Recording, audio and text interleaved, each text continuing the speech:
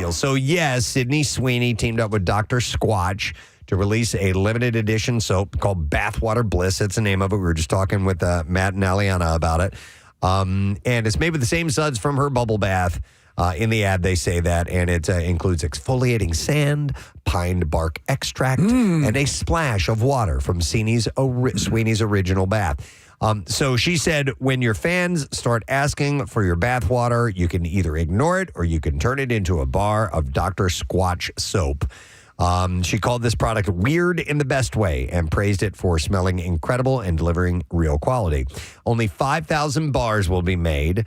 It's launching on June 6th, and the campaign has sparked a wave of reaction online, with one fan joking that people would, quote, spend their life savings to get as many as they can. I think she's pretty spectacular, but obviously, she's great looking, but she also gets it. Like, she's not, like the Rolling Stones video. Yeah. You know, she did a straight-up rock siren on a car thing, and yet I see, like, the horror movies that she's producing, the projects that she's taking, and I've seen her in interviews, and she seems pretty down to earth. Okay. So you know how the attitude, the nose up in the air, can really kill it? Right. She doesn't have that, at least by my reckoning. That's good, yeah, because some people would, some actors, or you know, somebody who has gone on the scene as being sexy and is kind of known for that can either shun that or they can play with it. And it seems like she's playing with it and having fun. When I first met you, I thought, oh, this is a pretty boy here. I know. I know what I'm dealing with.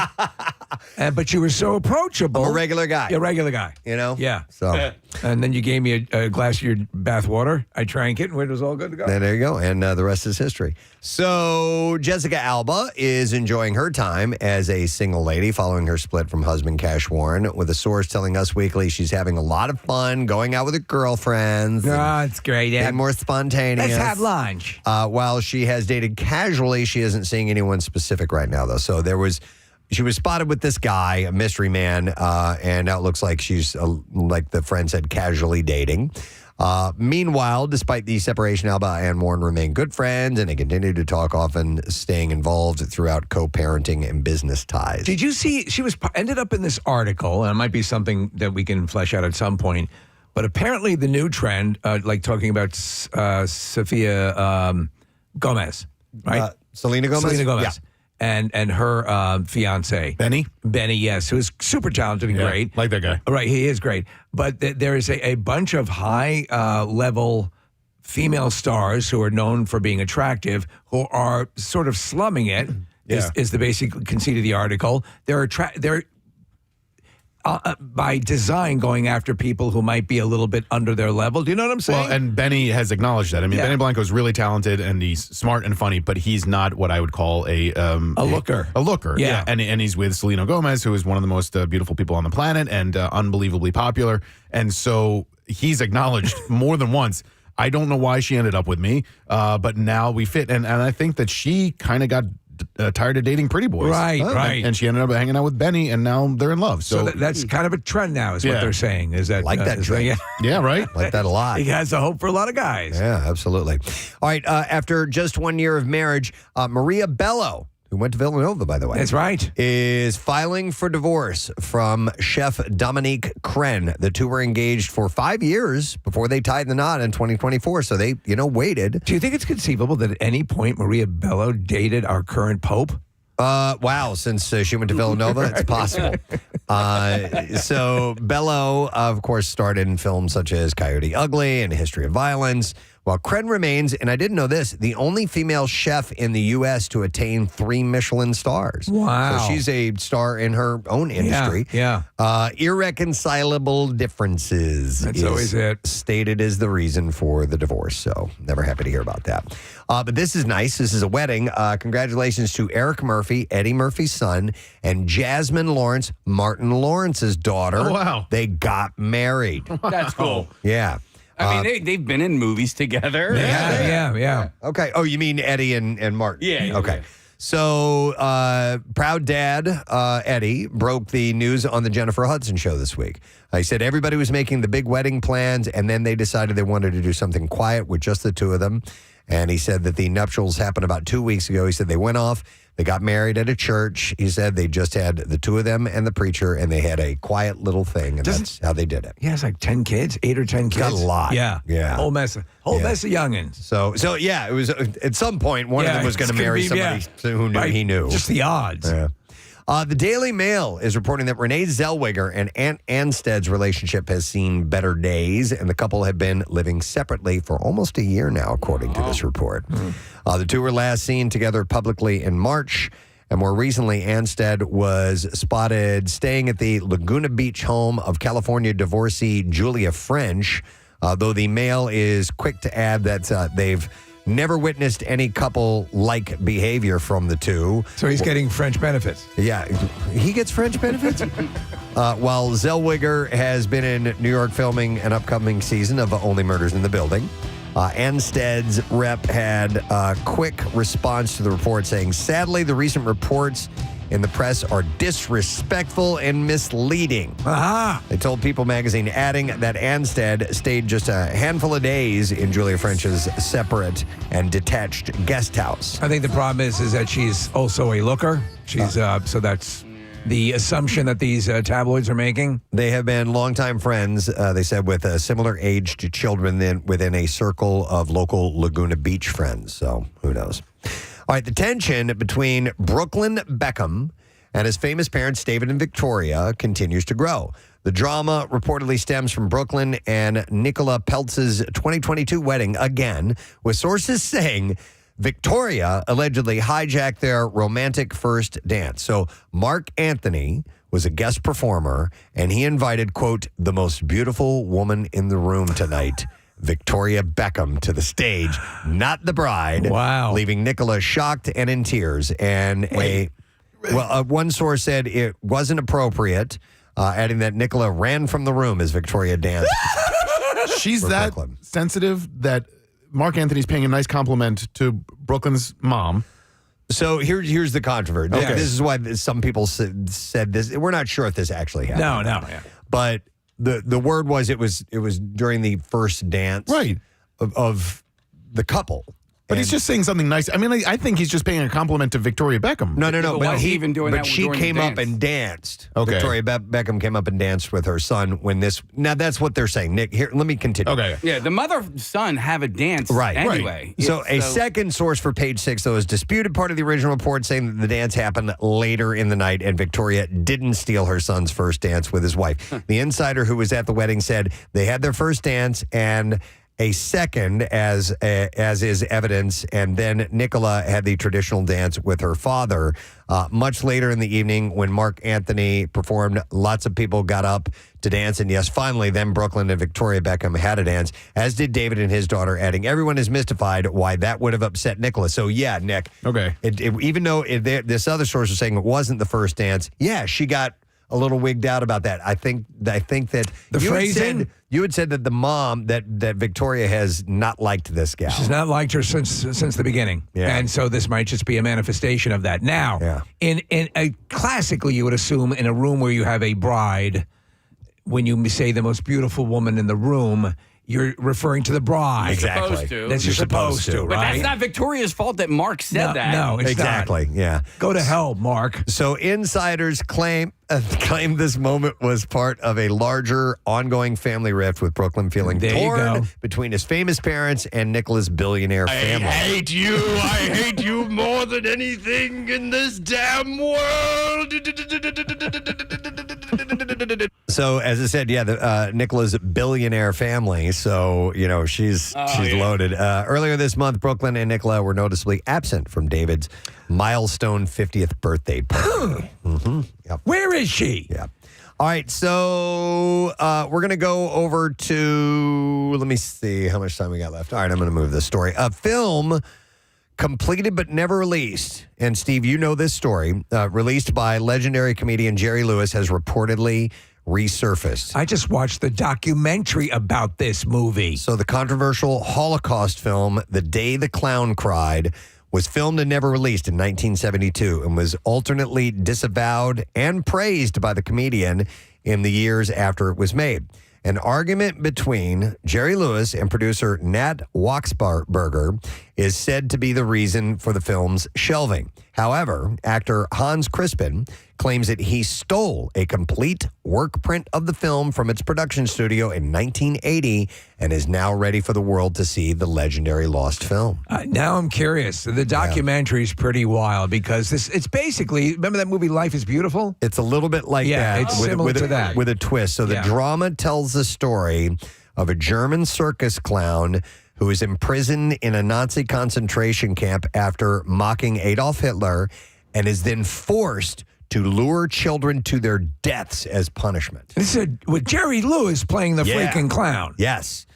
Crispin says of the film, I think I want to hand it over to the next generation. With today's technique, it can be restored.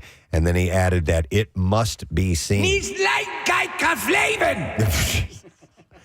I wonder, I mean, listen, it's going to be from the early 70s, so it's going to feel really, really dated, but that's a compelling sounding story right there. So man. I'm watching the footage, and they have little clips of the documentary, of the movie in the documentary, and you can see the stress and the strain and there are parts where they're interviewing Jerry Lewis and he's saying this is the right time to do this, and then there are other parts in the documentary where he's saying, maybe I'm making a mistake. Yeah. Yeah, so he's like, I mean, you could not do a bigger 180 from the kind of films Jerry Lewis was doing at that time to being a clown who lures children into a death camp. Yeah. I mean, he was just doing goofball, slapstick humor.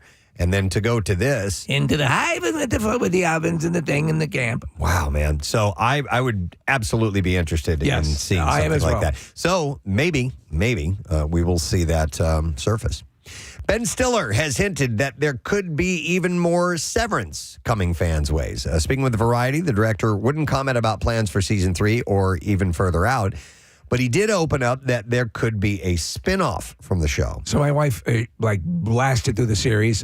Nick, I know you, Casey, you're not so much on it, right? No, I'm into season 2. I'm like 4 episodes into season 2, but it's not one of those things where I'm like, I have to finish this. I think Kathy made it like halfway through episode 1, season 1, so she bailed fast. But it's not Kathy's bag. But yeah, I loved it. Claire loved it. Good, and I want there to be less time in between season 2 and season 3. So whatever he comments on here, Preston, it was 3 years in between season 1 and season 2, and I needed too much. It was way too much. I needed to go back and rewatch season 1 because I had forgotten so much before season 3 or season 2. 3 years? Yeah, that's one of the biggest stretches I've ever heard. It was 2022 that season 1 came out, and then it was this past year that season 2. Yeah, it was way too long. So he said there are 2 specific ideas that I won't tell you that we've talked about internally as possible spinoff ideas, but he cautions that those talks are in the very early stages and said that he'd also love to see a Severance video game as well as merchandise like Lumen keyboards as well. So we're working on something.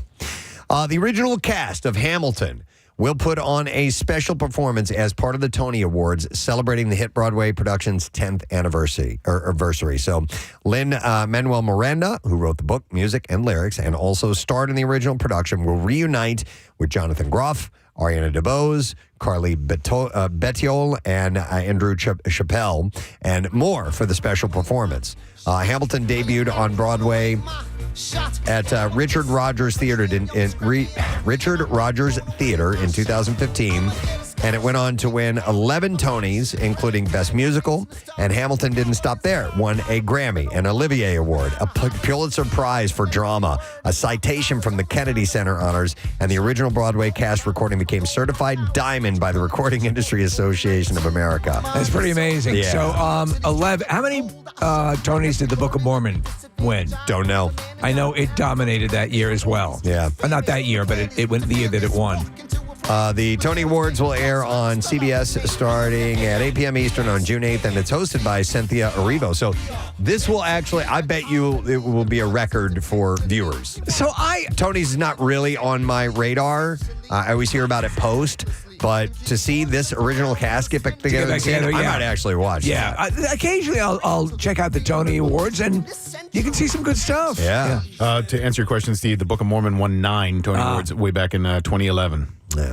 All right. So one more quick story. Benoit Blanc is on the case and things are looking grim. Director Ryan Johnson just dropped a creepy teaser for the third Knives Out mystery, Wake Up Dead Man, and it's giving major chills. No dialogue, just a graveyard, a church, and a bell toll that gets louder and louder. The teaser captioned with a cryptic Bible quote saying, "The wicked desire the stronghold of evildoers, but the root of the righteous endures." Netflix has been doing a good job at keeping plot details under wraps, but they're calling this Blanc's most dangerous case yet. Is this being released as a straight to Netflix, or is it going to get a theatrical run? I do not know, Steve. The all-star cast, of course, sees Daniel Craig return and includes big names like Josh O'Connor, Josh Brolin, Mila Kunis, Glenn Close, and Andrew Scott. So, yeah, there's a teaser trailer, but I don't know details of where that is going to play. We've had Ryan Johnson on a couple times. He's great. I would call him a friend of the show now at this point. Yeah. We asked him, and he said he was. What a talent. I mean. We literally flat out asked him, are you a friend of the... And he said yes. Yes, I'm a friend. Yeah. All right, there are movies opening this weekend.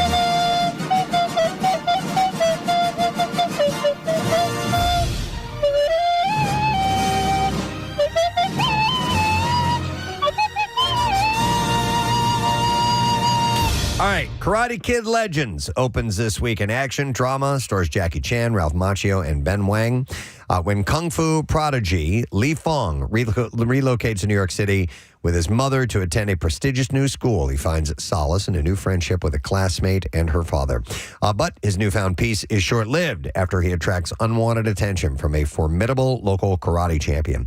Guided by the wisdom of his Kung Fu teacher, Mr. Han, and the legendary Karate Kid, Daniel LaRusso, Lee merges their unique styles to prepare for an epic martial arts showdown.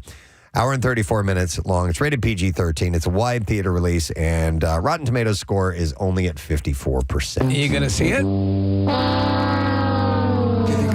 I don't know. Yeah. I'm not really sure. I mean, listen, I don't bank everything on Rotten Tomatoes, Bring Her Back is also opening. It's a horror and suspense film starring Billy Barrett, Sora Wong, Jonah Wren Phillips as well. A brother and sister uncover a terrifying ritual at the scheduled home of their new foster mother, secluded home of their foster mother.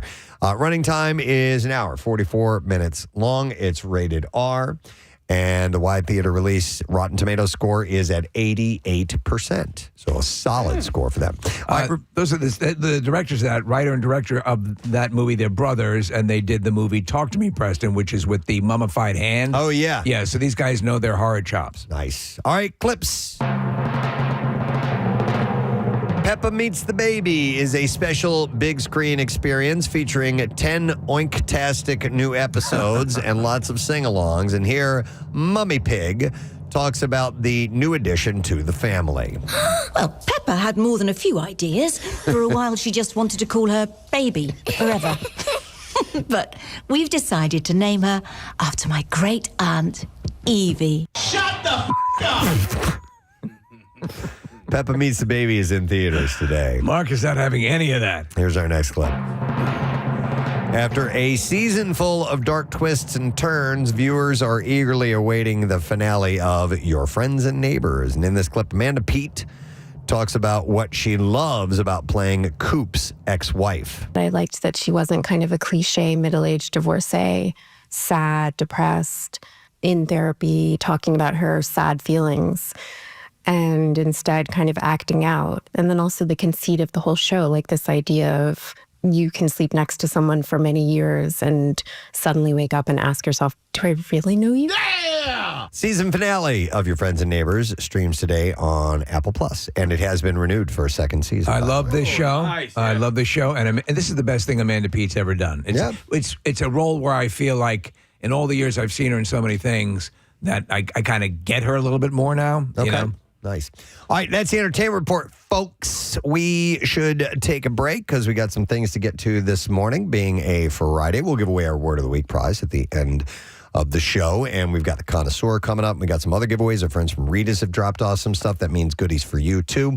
And a reminder that Interboro High School in Prospect Park, Delco, is our next school that is up for voting for Coolest Teacher of the Year. Marissa pulled it out of the jar, and Casey noted The kid that filmed the Delco pooper goes to Interboro. We had him on the show the day after.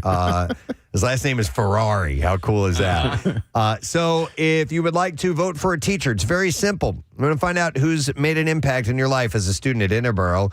Text the word teacher to 610-660-9333. We will send you the voting link, and you get the weekend to place your vote. So make sure that you do that, and we'll reveal the winner on Monday. We had mentioned earlier this morning, our current winner is Max Feldman from the Arts Academy at Benjamin Rush, so we congratulate him. We're going to take a quick break. We'll come back in just a moment or two, so make sure you stay with us.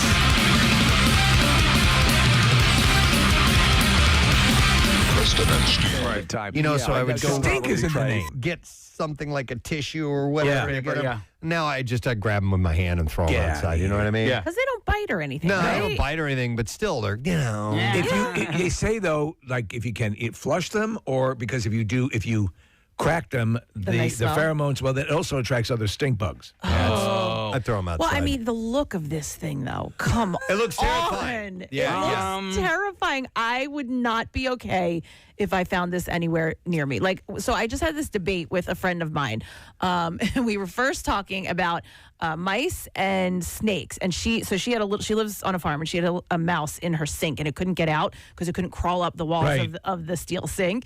And so she had to FaceTime her mom and dad because her husband was away to help her get it out and what to do. And she had to put the cup over it, slide the plate underneath it. And then, of course, she threw it literally right outside the door. Her mom was like, "It's gonna come back in." right. Like, It wants to be inside.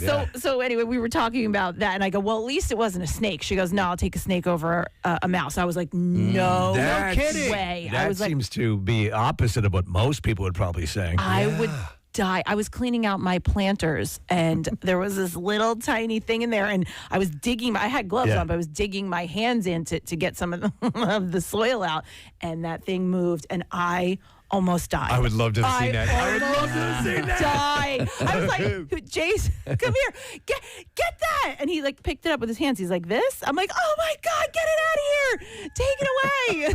Yeah, I was a snake? dying. It was a snake. And you let Chase go in and grab it with his bare hands? He was fine. He was like, "I'll get it." All right. Kids are good with the venom, Preston. Yeah. But anyway, then it went to spider. We both agreed. We were like, well, at least it's not a spider. And so if it had these colors, like it just It's to me that beautiful. looks deadly. Yeah. I don't know. I listen. I think it is a good-looking bug. Okay. Question with that. Are you the type that would allow a spider to crawl on you and have no problem with that? No. Okay. All right. Not 'Cause that good I'm looking. No way. No. No way. But I'm not bugged out by them. A lot of times I'll let spiders go in my house because Okay. they take care of the other bugs. No, I will as well, depending on because they will take care of the others, and that's fine. Like in the basement or something like that. But I see this thing crawling around. I'm moving. Still in my house.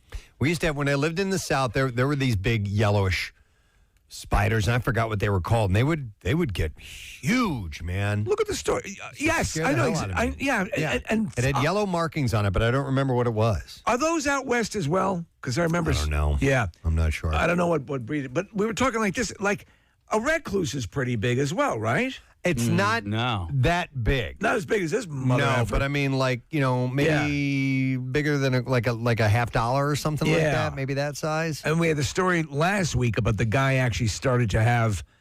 He had like flesh-eating disease because of it. Yeah, it'll necrotize. It'll actually kill the parts of your flesh, and it can be messed up. Hang on, Tom's got a spider story. Hey, Tom. Good morning. Hey, good morning. Hey, good morning, buddy. What's up? Hey, so I work in New Jersey. I'm a meter reader for a utility company. I'm actually doing the route today, but I have to go into utility rooms to read a meter, and we leave messages for each other on our little processors. They give us heads up about stuff. Okay. And I come up to this route, and the message says Spider Cave, and I am just like, Oh no. I'm just Spider cave. what am I getting into? So I find the utility room. I open the door. There is a ton of cobwebs and spider webs everywhere, which I'm used to. I start kind of cleaning up the webs to make my way to the meter, and no joke, about 5 or 6 spiders drop from the ceiling. Oh. And I was just like, nope. I got out of there, and the rest of the day I was like stripping my sweatshirt off, like just panicking that something's crawling on me. Dude, yes. No, so any idea, did you even have enough time to identify what type of spiders they might have been? It was so dark in there, I couldn't even see it. Yeah. And like, you know how they show those videos of people outside in the dark, and you see all those glowing little things in the grass, and it turns out they're spiders? Right. After they all fell, I shined it up into the ceiling, and I could see little specks. I'm like, yeah, I'm never going in there again. Go in with a flamethrower, man. That's. Oh, I wish. I wanted to go like alien Ripley. Right. Wow. Oh, no, That's I terrible, can't- Tom. yeah. All right, thanks, man. I can't no take problem. that. Nick pulled up a chart of spiders in the United States and their level of dangerousness, Right. or danger, however you want to put it. So, the brown there are 3 that are ranked as deadly and dangerous. Okay. Luce's, the Black Widow is another. I remember seeing those when I was a kid. Wait, so they're we easy to spot. We have all of these here? Yes. Yeah, Like in our Black house? widows Like they'll and come in red- our house? yeah, Yes, they're in you your can home have it, right yeah. It's now. like 6 underneath your chair right Yeah. now. I put some in your coffee. And Steve, one I've never heard of called the hobo spider. Yeah, they ride trains and eat stew. So here's a spider bite first aid for those are keep the patient calm, apply ice to decrease the pain and swelling, and use anti-inflammatories for pain relief, and contact your doctor. If you're working around, Take some Advil and you'll be okay. exactly. If you're working around in your garage or in your basement, and you need to wear gloves if you're moving stuff around. I always do. Yeah. All right, here are the and then the other levels. So those are the deadly and dangerous. Right. Then you have toxic, which is poisonous, painful bite. So maybe like a bee sting, or something like that. So you have the female mouse spider, which appears to be the biggest of all of these. How big? The largest body. I don't know. I'm just looking at, Like that- pictures of them. That thick black spider? Yes. Yeah. It's got wait. large pinchers and a big butt on it. So I like big butts. I can't deny. you can't deny that. Point to the mouse spider for This him, one Nick. here. Yeah, that one. Oh, all right. Then you have the male mouse spider, which is smaller than that. The black house spider and the wolf spider. So these they can sting you essentially with their bite. They've got a venom. It's not going to kill you. Probably won't make you sick, but it'll hurt you. And then you have the low risk spiders are the female trapdoor, the male trapdoor, the garden orb weaving, the St. Andrew's cross, and the huntsman spider. Huntsmans We are talked big. about that, yeah. And We don't have those here, do we? It says USA spider chart. Are you So kidding me? Maybe they're around somewhere. And by the way, the one I was talking about, and we had a picture of it here a second ago that I used to see when I was a kid, was a yellow garden spider. Okay. Those things got huge. And this is terrible. I used to grab crickets or grasshoppers and throw them in their web, and it would just fly right over, just wrap them up really fast. It's like that. Exactly. That's an actual audio of a spider. It's like that scene in Lord of the Rings when Dude, giant giant spiders scare the hell out of me. and we've talked I about them. hate that. There's no, hey, the line, hey, spider, are you feeling okay today? There's no feeling. There's no nothing. Yeah. So you take like a lion or something like that. Okay. There's eyes. There's some type of. There's a soul, maybe. There's something in there. You can pet it. Something. But a spider It's a machine. is yes, something It like that. won't stop Ever. until you're dead. Which call you want me to go to your case? I'm one. All right. Let me go to Paul. Hey, Paul. Good morning. Good morning. How are you? Good. What's up, Paul?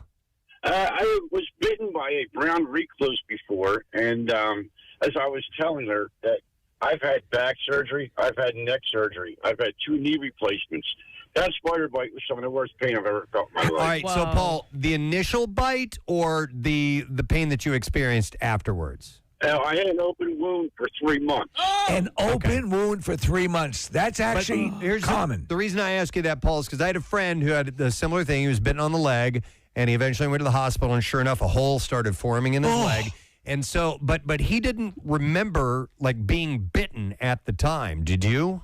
No, I did not. Okay. All right. So it was just It was the after it got aftermath. in there That and the seems to be- venom did its work, right? Like common doesn't because people that I know who've been bitten will notice a circle. I guess it is. Is that the It's like a target. right? A blood blister had formed. I went to the ER. They lanced it, and then they said When I went back, the skin was still hanging off, and they said, if it doesn't come off, you have to take it off surgically.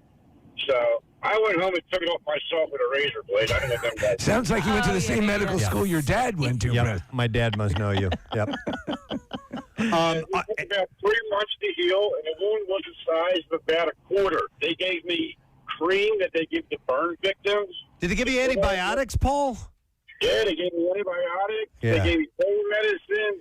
Jesus. And they said if it didn't heal by itself, they were going to have to close it surgically, but thank God it healed. Wow. Oh, from a little rat prick spider. And very painful. Just sore to the touch all around that area, I would assume. Extremely. It was on the top of my foot. I had a really hard time walking. All right. Well, glad you got through that. Thank you, Paul. That's the reason why I am not going to stand there and look at it and decide whether or not it's that or something else. Sorry, you're in my house. You're getting smushed. By the what you way, mean. there's a certain similarity to the way a lot of them look, and I don't know if I want to. No, I don't want to. I don't want to interview them. No. We're looking at a picture. It says, how to identify a brown recluse spider? And this guy's got it sitting on the palm of his hand. If it bites you and it hurts, it's a brown recluse spider. There you go. That's how you identify Good it. luck Ow. with the hole in your flesh. Let's go to Tom here. Tom, good morning.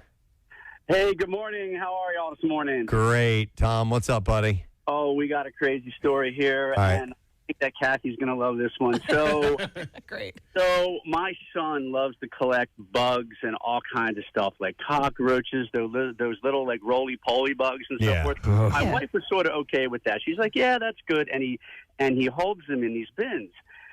So he came home one day. Now, my son's 15. He came home one day, no lie, he ordered 2 scorpions. What? Online. Black scorpions. My wife was, she went out for the day. She went shopping. I'm not coming back. She came back. My son said, okay, they're in bins. They won't get out. What do you think happened that Oh, are you kidding? Yep. one scorpion got out, and so they hide during the day. So you can't find them during the day. They'll tuck anywhere, under pillows, under beds, wherever. The only way to really find them is at night.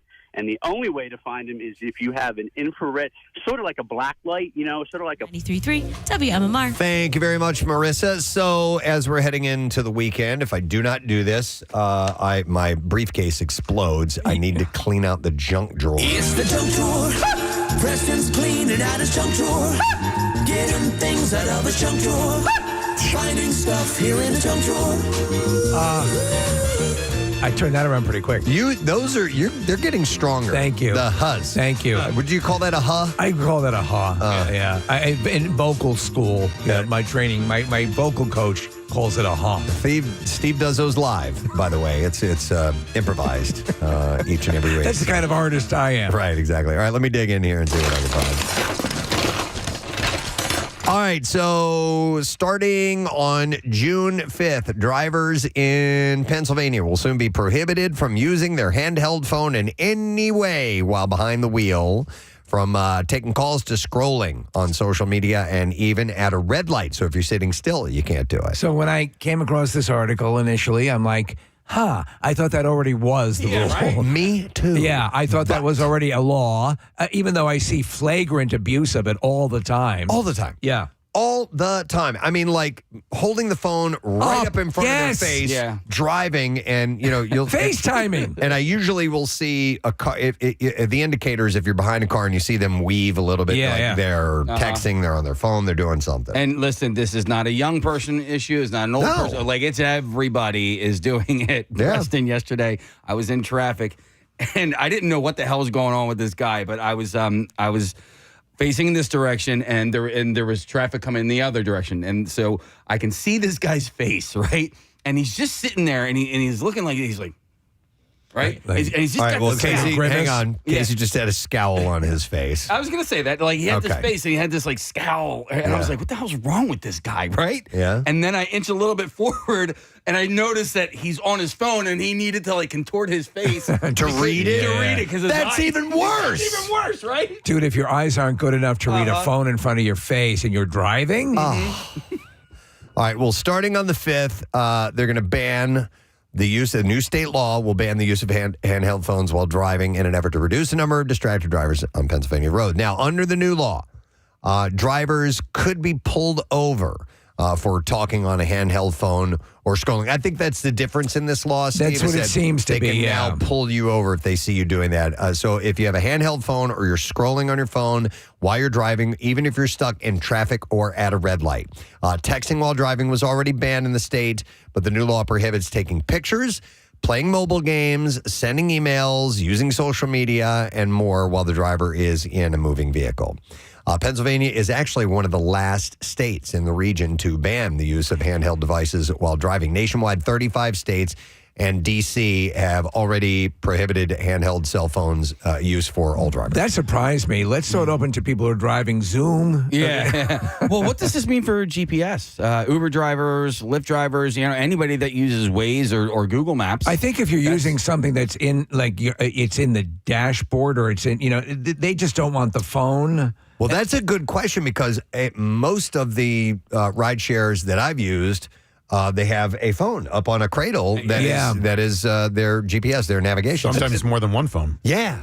Yeah. Well, So that's gonna have to be something that they're gonna allow because that's a gig industry necessity. Yeah, interesting. And while there's more and more interface with monitors on newer cars. Right. There's still people are driving vehicles that don't have that technology yet. That. So. And listen, I have the Apple CarPlay, but from time to time, you hit a bump and the phone's like, I'm not going to work on your dashboard anymore. You get that? For no Really? reason. Yeah. Yeah. It says, here's the question in the article. It says, can I still use hands-free phone options while driving? It says, yes, drivers are encouraged under the new law to use hands-free options such as Apple CarPlay or Android Auto. So drivers remain focused on the road while talking on the phone. Drivers are allowed under the law to use a handheld device while driving in emergency situations and can still utilize hands-free options available in most newer car models to make calls, use GPS, there you go, and listen to music. But you can't be holding it in your hand. Yeah, there's still nothing prohibiting you from eating a spaghetti dinner while you're driving, right? Or soup no. I think, Casey, Nick, look this up. Pennsylvania law. Eating while driving. Specifically spaghetti dinner. It's eating spaghetti with or without meatballs? We'll start without meatballs first, All right. or French We have a bolognese. meatball situation. I just pulled over a driver. Nick pulled this up. In Pennsylvania, there's no law explicitly prohibiting eating while driving. However, it's considered distracted driving, and if it leads to unsafe driving, a driver could receive a ticket for a moving violation like careless driving. So they can't pull you. Casey, Keep reading. While eating spaghetti might seem less dangerous than using a phone or texting, it can still distract you and increase the risk of an accident. Listen. Well, that's because Nick put in the search. Well, yeah. You guys asked me to. Just doing my job over here. I put spaghetti in We parentheses. were looking for spaghetti. We got to the bottom of it. It turns out it's the Spaghetti Act Nick, I of thought 2024. I thought maybe the AI heard us talking about spaghetti. I did PA, eating while driving, and then in parentheses, What is spaghetti. the most ridiculous thing you think you've eaten while driving? Me? Yeah. Not what? Salad. Who? Salad? Yeah, like you get a fork at the drive-through and you're hungry, and so you're like, now, obviously, if you're going to get a burger or whatever, you can keep it in the foil. You can eat a burger relatively easily while driving. Yeah. But I've been hungry, gotten a salad through the drive-through, eaten that. I have tried to eat, something with a fork while driving before, and I can't remember anything in particular. There was a time where, so on my drive-in, I need something to eat in the morning, and it saves me some time if I can eat in the car. So now I eat a banana. Yes. But there was a time where I was a regular cereal eater, and there was I tried eating cereal in one of those self-containers. You're drinking it, basically. And then there was a device that they came up with for eating cereal in the car, and it was dumb. Okay, I tried it.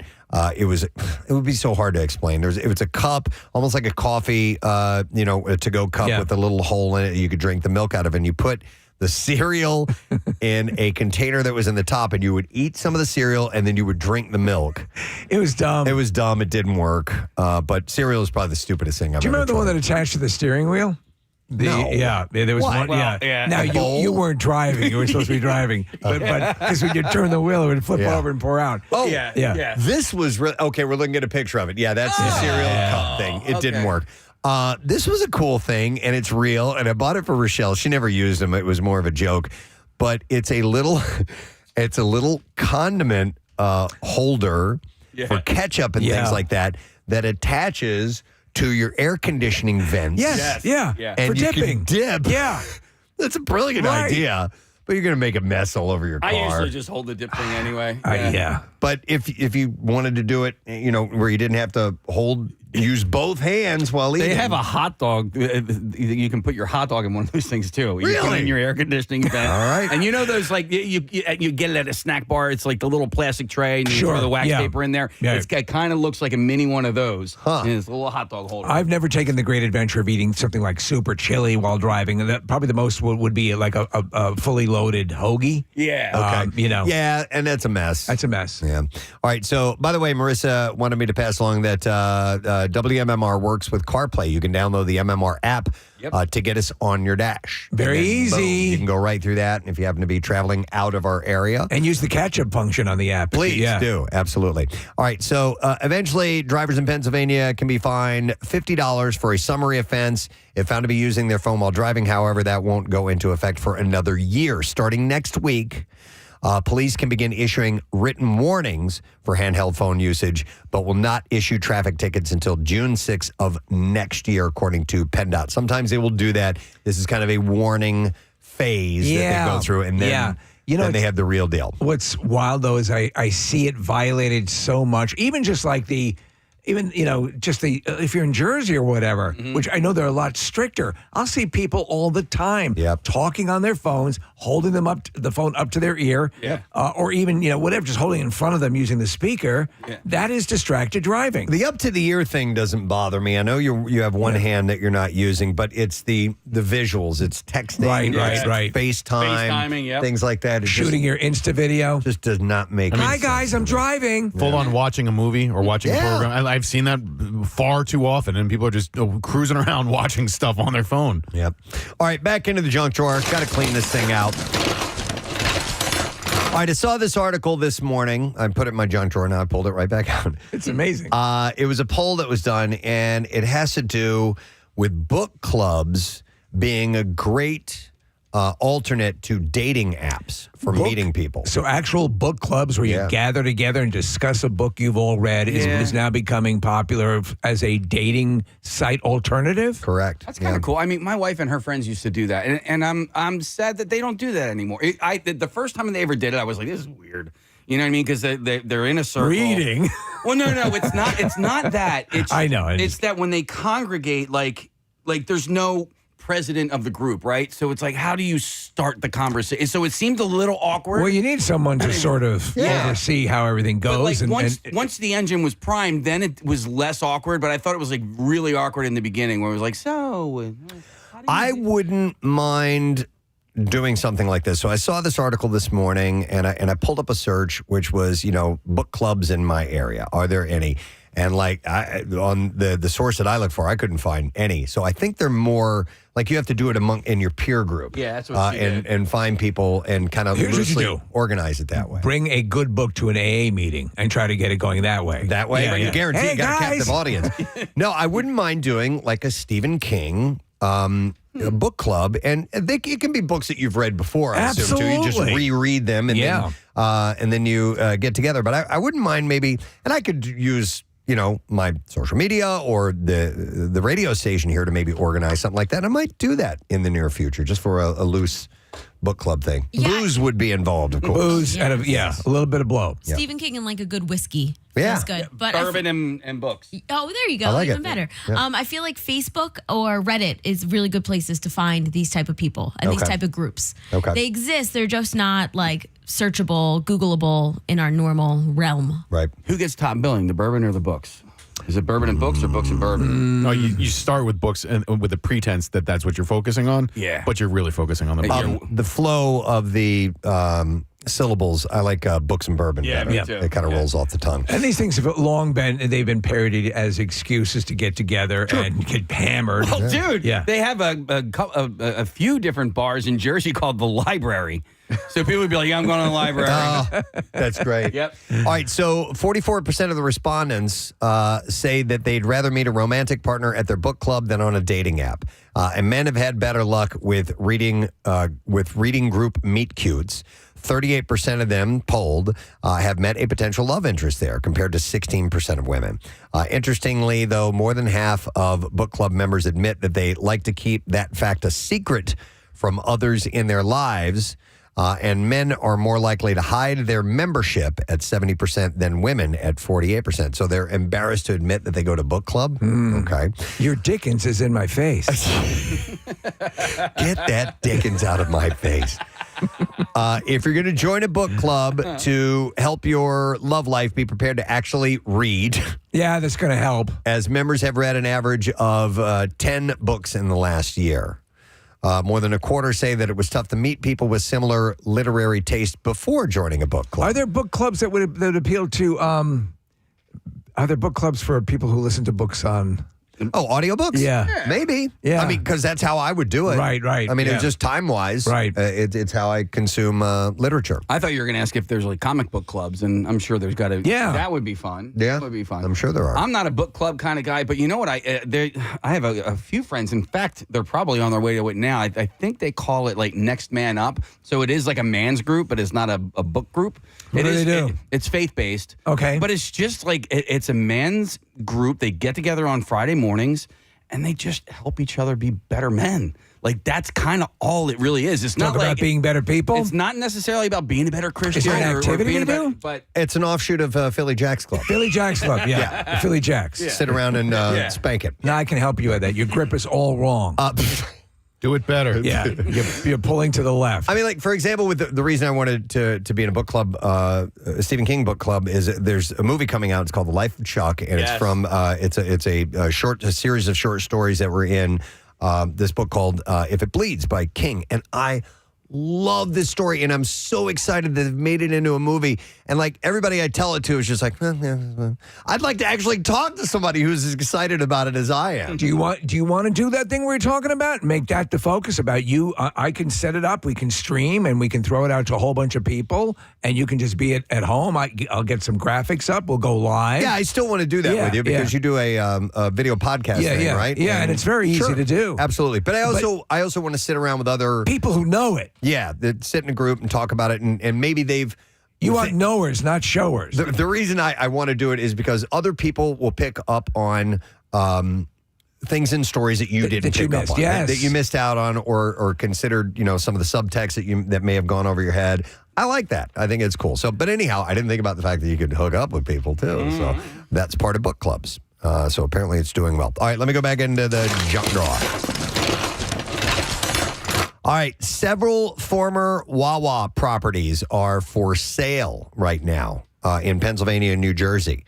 The 7 locations were listed for sale earlier this month for a total asking price of $4.125 million. The properties, 4 vacant 3,000 to 4,000 square foot buildings and 3 parcels of land, can be bought separately or you can buy them together. So these are old school Wawas that they no longer build. They are the smaller, older style Wawas. You see that happen fairly frequently, and you can't help but notice if a building is in something that used to be a Wawa. Totally. You see it and you're like, oh, whatever it becomes, you're like, yeah, that obviously that was a Wawa at some point. What's that place that's near Keenan's? And I think it's like a dive shop, but it's like a surf shop. I mean, there's it clearly used to be stuff. Yep. Right? Am I wrong? It's the Wawa that we used to go to before the broadcast. Right. But you can see the shape of the building and sometimes that kind of old stone, whatever facade they had on there. And now food pantries take over Wawas. In fact, there's a food pantry that just sold a $5 million scratch-off ticket in right near Interboro High School. But it used to be a Wawa. It was like tiny little Wawa. I always thought it'd be kind of cool to get, I don't know why, but to get like a place like that, an iconic design that you would know, and turn it into like a residential. Casey, speaking of signature designs, Are there any repurposed Swiss farms? Right now there is. On 252 yeah. in media, there is a Swiss Farms that is now a coffee shop. I don't know how they do the whole parking thing. Because Swiss coffee? You drive through it. Well, no, because, all right, so when you're looking at it from 252, the right bay is open, but the left bay has like seating. Okay. So I haven't pulled in just yet to see like if there's parking in the back, because there's like really no parking in the front. So I don't know how that necessarily works. But yeah, that's the only one that I'm aware of right now. Okay. All right. We're looking at one. Nick pulled up a picture of a pantry, one food mart. That looks like an old Wawa building. Yeah, that's exactly. Yeah, and so they've moved into several of them. I remember there was a Circuit City in Gateway Shopping Center, and Circuit City had very distinct building designs too. Yeah. And it closed at one point, and they put in some other store, and it just was like, it just threw me off. I was like, that can't not be a Circuit City. It's got the boombox out in front of it, or whatever the hell that was. Yeah, I forgot about that. There are some architectural styles that go in line with the business, and they keep it that way as kind of a signature. Yeah, and it's kind of cool. Do we have the locations of these Wawas? Yeah, I do, actually. So deed restrictions, by the way, and most of these are close to, within a mile or two of the larger super Wawas now with the gas pumps and everything. And in fact, the land for sale, the Egg Harbor Township location, is adjacent to the new Wawa. Here are the deed restrictions. The new owners of the old Wawas cannot use the space for convenience food store, coffee store, donut store, sandwich store, smoothie store, quick service restaurant, drugstore, fuel dispensing facility, or any combinations of such uses. Wow. So here are the locations, Case, and you will recognize a couple of these. 907 Whitehorse Pike in Absecon, 6678 Black Horse Pike in Egg Harbor, 6016 Bristol Emile Road in Levittown, 917 Ariel Road in Pine Hill, New Jersey. This one I know, and Nick, you'll know this too, 2706 Ridge Pike in Trooper. Oh, yeah. Yep, that one's up for sale. Oh, no kidding. Then this is my old Wawa when I lived in Upper Chi, 2236 Chichester Avenue. Yeah, we should take the McDowell's route and open up a woo-woo. I was thinking And then we could use the Ric Flair woo in commercials. Welcome to woo-woo. Yeah. But you can't sell anything. I know, that's the problem. They had that restriction about not selling anything that's similar in product line. You know, that one on Trooper, Preston, and I wonder if this is the case for some of the other ones on the list. It's not too far away from a Super Wawa. Yeah, so exactly. I'm sure they just started cannibalizing their own business. Stronger than the other Wawas. Steve, can you imagine? Is there a Wawa around here? No, but there's a woo-woo right down the street.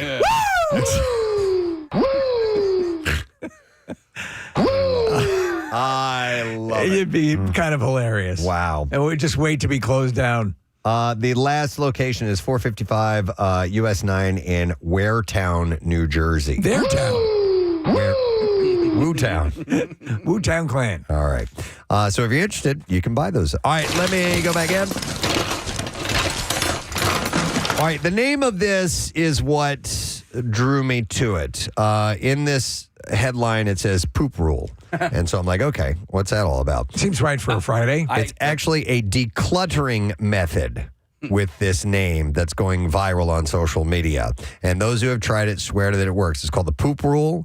And it has been, it has people purging unwanted and unused stuff in the trash like it's literally covered in crap. Mm-hmm. I talked about this on this show. Oh, you did? Yeah. He was like, well, then basically everything I will throw away because if I get poop on anything, I'm throwing it away. I don't remember this. Yeah, this is a few months ago. I will tell you this though. This comes at a pertinent time. You know, I'm a massive. You do the spots for the Bagster. I'm a massive fan of the Bagster, Preston. I find when I have something like that set open, it's easy for me to apply this. I haven't used it. I clearly haven't had a need to use it in a while. Yeah. It's out of here. So here's the deal. You ask yourself while decluttering, if something was covered in poop, would I still keep it? No, I would throw it. Yes, I would throw that away. I would throw out loved ones. If that baby had poop on it, you're out of here. She tried it at her house and was able to toss clothing, games, and home decor items with ease, noting that the technique is perfect for anyone who feels overwhelmed by clutter or struggles with decisions fatigue. This is from a content creator, Amanda Johnson. How ruthless are you? Throwing stuff away? Yeah. I'll go for it. I will as well. And once you learn to do that, it is liberating. Yeah, Rochelle, not so much. Yeah. And that's why when she goes out of town, where are my bras? I go to town. I'm terrible at it. I need to take lessons from you guys because I find stuff that's like in the garage. Get out of here. I'm bad at like keeping stuff for far too long. And Meaning you do keep stuff for far too long? Yes. Okay. See, I didn't peg you as that. I'm good at keeping those things neat. I keep them stuff organized. But Steve, I mean, when we'd clean out our office, every now and Kathy would just go in and toss stuff that was mine. Yes. And guess what? I didn't miss it. Yeah. I didn't even know. I can give you anecdotal support here about the thing is, how am I going to need that? And when I made that leap, when the switch was flipped about being ruthless, I found I seldom, if ever, encounter, oh my God, I can't believe I threw that out. It's not regret. It's not the needing, it's the wanting. It's the attachment to stuff. And so it's dumbass crap from college days or early 20s or whatever. See, right. And I see it in the garage. I was like, no, I remember this was a great time and whatever. It's just sentimental value. Again, complete opposite of Kathy, who had no sentimental attachment to anything. Nick, I think the older it is, the more likely I am to hang on to it. So like college things, like I have a whole duffel bag in my basement that is just old college notebooks. Yeah. And every time I pull it out and I read, I'm like, oh my God, I'm so embarrassed by this. And then I close it and I put it back. I should just throw it away, but I don't. I can sort of understand that, though. We're talking about you go into the garage and you have this stuff that you've never used. Or I've even now, mind you, I'll drop them to charity if I can. Yeah. But I got to get it out of the house. Yeah, I go to Green Drop a lot. But let me ask you if this happens to you, because this happens to me every time. So there's something that you've had around for 7-8 years, never been used or haven't used it in 7-8 years. Finally getting rid of it. Within 3 months, you need to use that thing. It just happened to me. So did it? we had a bunch of coolers, too many coolers. Right. All right. So I'm like, 2 ought to do it. All right. So I got rid of a couple of coolers. And I'm like, when's the last time we had a party and we needed coolers? We're having a graduation party tonight. Do you need a cooler? I have No, 3. I reached out to Carter. He had 2. I'm like, bring those coolers to the house. Here's the deal, though.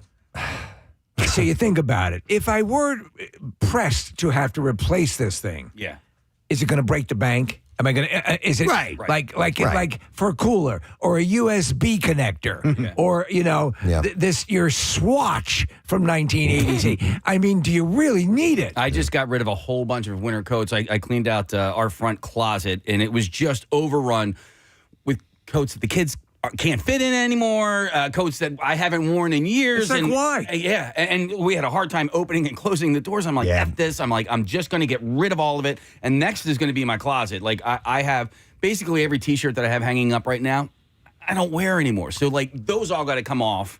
And then I can put, But I'm like, oh, what do we want to do? It's tough. It's contagious, though. I went into my neighbor's house, and they had all these urns on top of their mantle filled with ashes. I'm like, get rid of that. What are you doing? It got burned.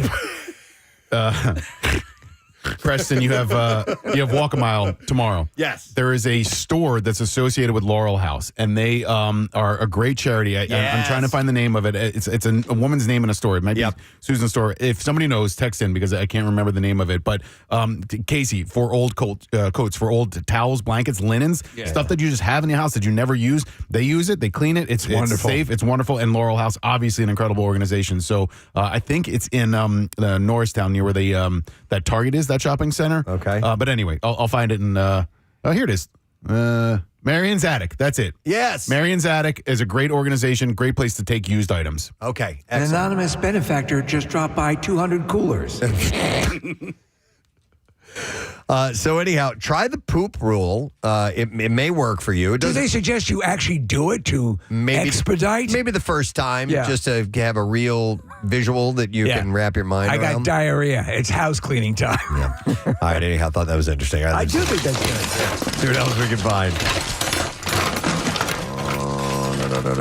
Okay. Yeah. Got it. Keep going. So research shows that only 38% of Americans ages 25 and over are college graduates. But it turns out there are still a lot of solid career opportunities available to them. And a new report from Resume Now, or is it resumed now? I'm not sure.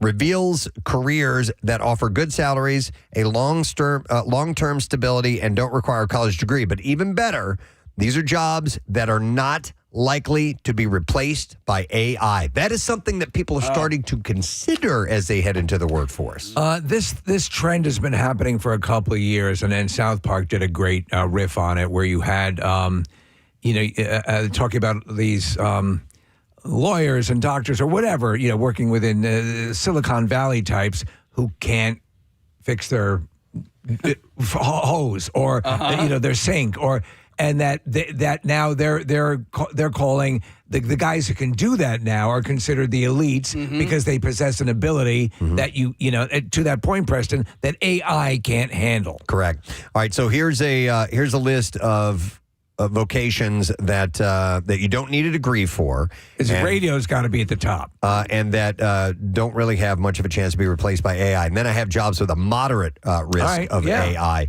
So jobs with relatively low AI risk include forest fire inspectors and prevention specialists. Like Smokey the Bear. And the median pay is $71,000 and change. That's good. Flight attendants. That median pay is around $68,000 a year. I always thought that'd be kind of fun. I mean, the idea of the travel or the more liberal travel possibilities always seemed cool. I just always. I have no discernible skills, so whenever this job is taken away from me, what can I do? I'm I think I might be able to be a flight attendant. But at that point, am I too old to be a brand new flight attendant? I don't know about that, but I think you'd be a great flight attendant, Casey. You're personable. You're a people person. Yes. And, the downside of flight attendants are the naked guy running up and down the aisle, taking a dump in someone's lap. Well, even not quite to that extent, but just the surly traveler and having to deal with people like that. I think you also get back what you put out, and your energy is so good, Case. I think you'd probably have less of an occurrence of that. Yeah. There was a story on CBS Sunday Morning this past weekend, Casey, about the golden age flight attendants, and it was celebrating these women that have worked for Delta for a long time. Oh. And you could do that. I could do that. You could be one of them. You could be an old lady. What did you say you wanted? Yeah.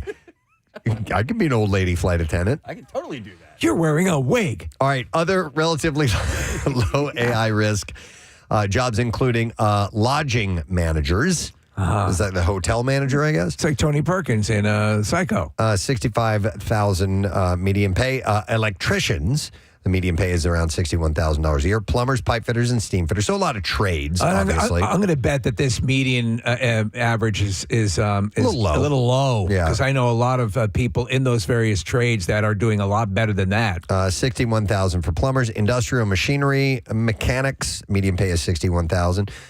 Chefs and head cooks. Oh, there you go. Median pay is $58,000 and change a year. Hearing aid specialists. What? Hearing aid specialists. Median pay is about $58,000 a year. And personal service managers at that roughly $58,000 a year. So those are relatively low AI risk jobs that you don't need a degree for. By the way, all legitimate, honorable life paths. I mean, where you can, we tend to think that college is the only way. It is not. And if you know something that you love early and you can get on it, go for it. All right, Go for it. Here is the jobs with moderate AI risk. These could eventually be automated, but for now they still require human judgment. Maintenance workers for machinery, $61,000 a year. Insurance sales agents, really? That has an AI risk to it. Interesting. There's a certain subtle art to being able to bore people that badly, and the machines haven't been able to mimic it yet. $59,000 a year is the median pay. Aircraft cargo handling supervisors. Now, I assume. Well. Okay, I assume machine. Yeah, I can see the moderate risk of AI and machinery replacing this. Well, I mean, to maybe move stuff around, but the supervisor manages people, you know? Yeah, so I don't know. Well, the bigger machine would handle the smaller one. Oh, is that how that works? Have a big cigar in its portal. And then finally, security and fire alarm system installers. Median pay is $56,000 a year. There are things that are just, I don't care how good AI or how good the ability to have things monitored gets. There are things that just are going to always require human eyes on it. Yeah. Here is a post that Marissa just brought in. It says, AI is coming for your jobs. I'd like to see AI take a Southwest flight with 3 layovers to open for Hoobastank at County Fair. Oh, that's from Eve 6. Oh, it's from the band Eve 6. That's funny. 3 layovers to open for Hoobastank at a county fair. Wow. All right. I like Hoobastank. So kind of interesting. All right, do we have to wrap up now, Case? All right, that's it. I got to close it up, gang. That was a junk drawer. Preston's closing up his junk drawer. There's nothing left here in the junk drawer. Until next time, that was the junk drawer. Diminishing huns. At the end, I wind it down like the I got it. Yeah, we're coming to a close. Yeah. Landing this baby. All right, as we get ready to take a break, I want to give something away from our friends at Rita's Water Ice. I have a $25 gift card for caller number 15. All right, 610-660-9333 is the number. And Rita's is making waves with new Kool-Aid Shuckleberry Fin Ice with a fun mix of tropical fruit flavor in every bite. It is the must-try treat of the summer. So don't wait. Try Kool-Aid Shuckleberry Fin Ice at Rita's today. Be cool, eat a Rita's. So did I say caller 18, I think I said? Yeah. All right, 610-660-9333. Someday I'm going to figure out how to remember the number I said just 10 seconds ago. AI will do it. I'll work it. Yeah, thank you, please. All right, we're going to take a break. Bizarre File stories are indeed on the way. We got the Connoisseur coming up and some guests. Hang out for a bit. Preston and Steve. Light that you could like point and shine. Yeah. So my wife went next door. She spent the night somewhere else. So yeah, damn right. We are hunting for these scorpions, and lo and behold, when you hit them at night, they will shine like a bluish, like a green, almost like neon. So my wife was about ready. We found it. We put it back in the bin, and my wife was about ready to put the house up for sale. Yep. So let me ask you: a black scorpion. What are the what's the data on these? Are they venomous or what's the story? They are, but they won't kill a human. Mm-hmm. I'm not sure because your wife didn't care. Yeah, it doesn't matter. I wouldn't care either. I think they, I think they kill like rabbits and mice and stuff like that. So we still have one. One of them died, so that's good. But just a side story on this, then I'll let you guys get back to your job here. But the one had babies. Oh my God. Oh really? And when they have babies, these things are like translucent white, and there was about 75 of them, and they stay on top of the mother. Uh-huh. But you got to separate them out. If you don't separate them out quick enough, the mother will start eating her. And that's the species we're talking about here, folks. So you wonder why? Right. When was the last time you went to a human maternity ward and saw a mom chowing down on her kid? All right, thanks, Tom. Talk about horror stories. This is what nightmares are made of. That's great. Thanks, man. Nick, if you want, I'll send over some photos of the baby. Yes, please. And it's neon, and you guys can post it. It is, dude, you won't sleep for days. All right, I want to see it. I'll be sure to show it to Kathy, too. By the way, for just a moment while we were talking to Tom, I felt like a little tingle on my leg. I reached make sure something wasn't A lot of people don't know that we keep a studio tarantula. Oh, my God. Tarantulas freak me out. They're too big. Yeah. They're too big. I was ever since the Brady Bunch. Yeah, in case I don't know what it is. It looks like fur. I mean, when you get up to that's one of those things, Steve, I don't think I could ever do. I can hold a snake, I can hold a python and have you wrap it around my neck and stuff like that, but I don't think that I would allow a tarantula to crawl on me. And I know that they won't do anything to me, but I just don't care. Preston, good rule of thumb, any bug whose hair you can comb is too big. This sounds weird. I'm going to go to Dave. Hey, Dave, good morning. Good morning. How are you? Good. What's up, Dave? Hey, just real quickly. I had a friend who was moving, and he had a 6-foot Arizona cactus in a potted plant. And what happened was it started to sway left and right. My thumb got pricked from the cactus, and I ended up with 6 weeks with a paralyzed hand. And ended up, we had to take a sample of the cactus to the doctor's office, and he sent it out to a lab, and found out that the base of the cactus had tarantula eggs, and the venom inside of the eggs and around the eggs went up through the roots of the cactus and in through the veins. So you get pricked by the... Tarantula venom was coursing through the cactus. Once you pricked yourself on the cactus, that venom was discharged into you. Yes. Holy hell. Oh, my God. F cactus. That's the most freak thing I've ever heard. Well, and your hand was paralyzed for 2 months? Yeah, almost 2 months. Yeah, and I had to go through rehab to get the fingers moving again. Oh, my God, you poor thing. And then I found out when birds fly into these kinds of cactus out in Arizona and stuff, that it's not really the pricks that kill the bird, it's the venom inside of the pricks that, you know. It's always the venom inside the prick. So these are tarantula cactus that... I mean, we need to do be these aware of? things drive? Oh, my God. Wow, Dave, I've never heard of that before. That's bizarre. All right, thank you. I appreciate Preston, that. Tarantula cactus. Man, okay. That's like flying tigers. Yeah. I don't quite buy that story. I've never heard of anything like that before. I haven't either. That's okay. We'll have to check the validity of What that. happened to him? What's Right? that? It wasn't a friend story, right? Yeah, No, it was no, him, no, too. I mean, like, I believe his story. I've never heard of anything like that before. It just seems too bizarre to be true. All right, let's go to somebody who's just terrified by spiders. I'm going to go to Andrea, or her ex-husband, and say, Andrea, good morning. Good morning. Hey, what's up, Andrea? Well, first of all, I'm really regretting tuning into this show because it's really creeping me out. Yeah, that's all right. I would have to rehome the child that ordered the scorpion. Enough of that nonsense. I had him calling in because my ex-husband is absolutely terrified of spiders. To the point where I don't even particularly care about spiders. I don't like them, but I had to pretty much get over it and just be able to crush a spider with my bare hand at all times because of his panic. Right. Okay. And he called me one day from work freaking out because he was just at work wearing a hoodie or whatever that he had there.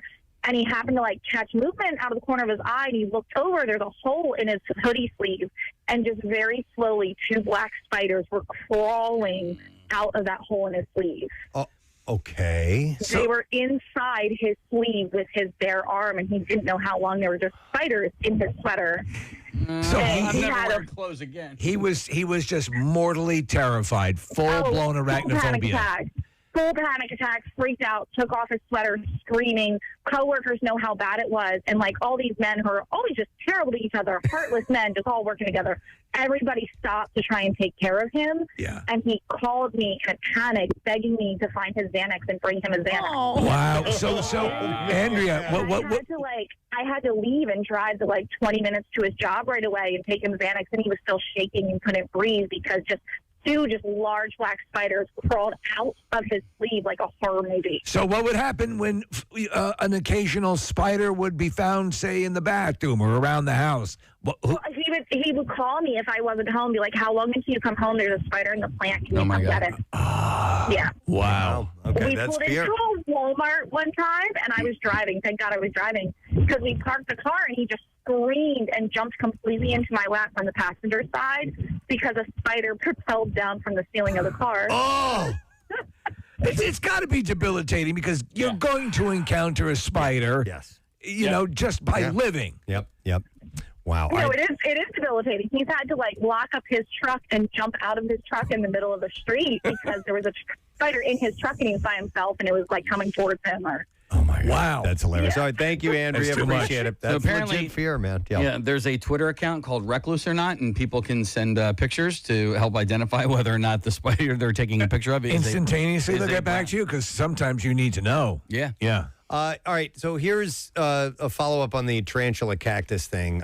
Connor found this posting. It said the tarantula might lay eggs on the cactus, but not in it. Even if the spider would happen to crawl in a cactus and lay eggs, the plant wouldn't explode when they hatched. They do not nest in plants. Tarantulas normally live in burrows in the ground, and they hatch their eggs there. So this is, I guess, maybe an urban legend that a cactus can explode. I don't with think I was ready to. tarantula babies. Shower you in tarantula babies. I mean, tarantulas aren't that venomous either, right? So it would be so diluted by the time that it got to the spine. I mean, that was an interesting story. There's something about it that didn't quite add up. I don't know. I'm staying away from those tarantula cactuses. So we said Cacti. tarantula babies in cacti story is false, according to Snopes. So All right. Well, anyhow, it sounded pretty interesting. We do need to take a break. I thank you for that. And watch out for the new Joro spider, fresh from Asia, taking over the southeastern United States, which means it'll head up to the south or northeastern states. They're planning on it, yeah. We'll see. All right. Well, listen, we're going to take a break. We're going to come back in a second. Ray is going to be performing at Punchline on Wednesday night, and we're going to talk to him when we return. Make sure you stay with us. Very much, Kathy. Coming up on the program a little bit later on this morning, we're going to have actress Ali Sheedy joining us to talk about Single Drunk Female. We'll do that in the 9 o'clock hour. Always wanted to talk to Ali Sheedy. Yeah. I mean, look at her run of movies at a certain point in her career, like starting back with War Games and going all through, all the Breakfast John Club Hughes stuff. St. Elmo's Fire. I mean, come on. So we'll talk to her, and we also have some Impact wrestlers that are coming in this morning. That'll be in the 8 o'clock hour because it's a big event in South Philly. It's South Philly Showdown, the 18th and 19th. So we'll get to all that in a little bit. I got an email from somebody yesterday, and I was like, oh, this would be great to talk about. And then I realized after looking a little bit further into this link that it's not exactly what I thought it was. Okay, so it's a teacher slang word. So people who work in the teaching industry, it says 30 words for educators only. And I thought that this was legitimate slang that was used, but upon further reading, it's actually things that should be used in slang or should be slang terms. Its very existence might cause that to happen. Because, we were kind of talking about this, and I think a lot of occupations have code speak for when they are in general public situations. Yes. So you may not know what you're hearing. It seems rather benign, but they're actually communicating in a way you don't understand. I think that's a standard. So you provide a good list for teachers, I'm sure they might use it. Yeah, so work terms are definitely, it's another language. Like if you went into somewhere that is not your field and you're sitting, you could be lost in conversation. You don't know what the hell they're talking about. I mean, we use our own terms here for, certain things like, commercials are called spots and there's the faders. We call those pots sometimes. Or a puker. A puker, which is somebody who talks like this on the radio. That's a puker. You can imagine what a prize pig is. Yep, somebody who's constantly winning everything all the time. Right. Those are prize pigs. It has been, we didn't make that up. That's what it's been forever. For a long time in the industry. Yeah. So there's all kinds of terms that are used. And feel free to share yours, those we may not be familiar with from whatever industry you work in. So here's a couple of examples. And at first I was like, okay, I didn't know they use these words. But apparently these are ones that they would hope they would use. So Crayola is a term. The definition is it's a riff on cray-cray.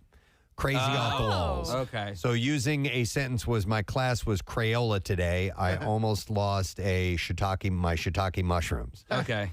I like that. So here's another one, which is, I like this one too. Shebay, which is is an acronym where you take the initials and okay, so should have been an email. SHBAE. Okay. That staff meeting was totally shebay this afternoon. I like that. I think there's a big application for that. We've used variations on that already. Yeah. When you're talking, that's again, I love code speak because a lot of times you don't want to, hurt someone's feelings, but you need to communicate and get the message across. So you have a shebay and probably a chubay.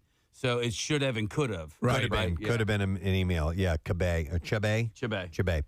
All right, how about this one? A chopper, which equals helicopter, meaning helicopter parents. Yes. Right. So using it in a sentence, Josh's parents are total choppers, and it all makes so much sense now. And helicopter parents is that's a slang term. Yes, absolutely. Well, so constantly hovering. All right, so for teachers, here's another potential slang term: gray. Definition is spending all night or all weekend grading papers. My weekend was totally gray. There's a big nod to Snoop Dogg with this. Right? Yeah. All right. Another slang term might be IBH, inappropriate but hilarious. One of my students said something so IBH today, I couldn't stop myself from laughing out loud in class. As a teacher, that's got to be tough, man. When a kid says something that's technically not supposed to be, is off board, and you find it hilarious. I used to get that all the time. I would be the deliverer of stuff that would fall into that realm, and if you could get the teacher to laugh, That was always a good sign. I didn't know what the word douche was when I was in school. Right. But I was using it like because I had heard it before. Right. And so I didn't get in trouble for it, but the teacher was like, dude. And I was like, what? I'm like, I didn't know what I was saying, but it was almost like Batman. Bam, pow. I was going like douche, and I had no clue. Douche. I know what you mean. Yeah. That's like a punch sound. It actually is. Douche. Yeah, that would work. I would believe you if you told me you had no idea. But I was purposely saying the word douche. I wasn't making a menstrual sound. Menstrual cup. Pad. Yeah, condom. Kotex. Diaphragm. Oh my God! Here's some text coming in. Somebody this says someone who is always in the ER is known as a frequent flyer. A frequent flyer. That's funny. I'd heard the term Gomer back in the day, which was short for "get out of my ER." Gomer. There's a Interesting. Gomer out there. Or it could literally be Jim Neighbors. Nick, there was one on here, and I can't say. Scroll down a little bit. Yeah. So Your traffic on 93.3 WMMR. All right, thank you, Miss Marissa. Before we dive in and officially create the weekend for you with our Froggy song, we're going to talk to somebody. And we've heard about this young man for years. We've never actually had a chance to meet him, and now we're meeting him via Zoom. And he is the namesake of Team Luke for LLS's Big Climb Philly. It's happening tomorrow at Subaru Park in Chester, which is a really cool building if you've never been there. And Nick, you're going to obviously be leading the charge there. Yeah, I'm the captain. I've done Big Climb for a number of years. Leukemia and Lymphoma Society is a fantastic organization. And my family got 2 diagnoses of leukemia and myeloma in 2017. My nephew Luke, for whom the team is named, was diagnosed with pre-B-ALL leukemia. Luke is doing fine now. He's in remission. The same year, my dad was diagnosed with multiple myeloma. And so it was a sort of a 1-2 punch for our family. And what we didn't realize is how incredible LLS is. Leukemia and Lymphoma Society just do amazing work. They have a bunch of different fundraisers throughout the year. But this Big Climb has become one that's been a lot of fun for me and my family. It used to be in a Center City Tower. And now we're doing it at Subaru Park. And for the first time in 7 or 8 years, Luke will actually be able to participate. I love it. And so he's joining us via Zoom. And our first look, I now realize he has the Mcillwain head. Please welcome Luke Mcillwain. Hey! What's up, Luke? How you doing, man? Good. Excellent. On your way to school? No, I'm going to a basketball camp. Oh, good for you, man. So in Southern Virginia, where Adam and my brother, who's on with Luke and Luke live, school's done. They wrap up before Memorial Day. So Luke's already into camps, and he's doing baseball camp and basketball camp. So what's on the agenda at the basketball camp today, Luke? I don't know. I think we're going to scrimmage, maybe some drills, something like that. Okay. All right. Well, listen, you're going to be a part of the Big Climb. And Nick, you said this is the first time he's doing it? So he came the first year that I did it, and but Luke was not well that year. He had just been diagnosed a few months prior, leukemia. And so, Luke, I don't know how much you remember. I believe you were only 4 or 5 years old at the time. What do you remember anything from the first Big Climb Philly that we did? I had farmer's boots. You had boots? Yeah, I had boots on. Farmer's boots. Oh, farmer's boots. I did one flight. All right. One flight and done. Yeah, so somebody who had been recently diagnosed by leukemia, one flight's pretty good. Yeah. Flash forward to this year, are you excited about coming to Subaru Park and joining Team Luke and sort of being there, in your honor, but you can participate now? Yeah, I'm excited. Hey, you sound like you're rip-roaring ready to go. Don't worry about it. Hey, Luke, what do you... Listen, we have an 11-year-old who just woke up about half an hour before this interview. You've been there, my man. Totally. But he wanted to come on the show, so this was his request. But Luke, do me a favor. Tell me how you feel about all these people getting together to help raise money for people like yourself. How does that make you feel? What do you think about when you see all these people? It makes me feel good, because it donates to a good cause. You donate it to a good cause, and it helps people out like me. That's awesome. Yeah.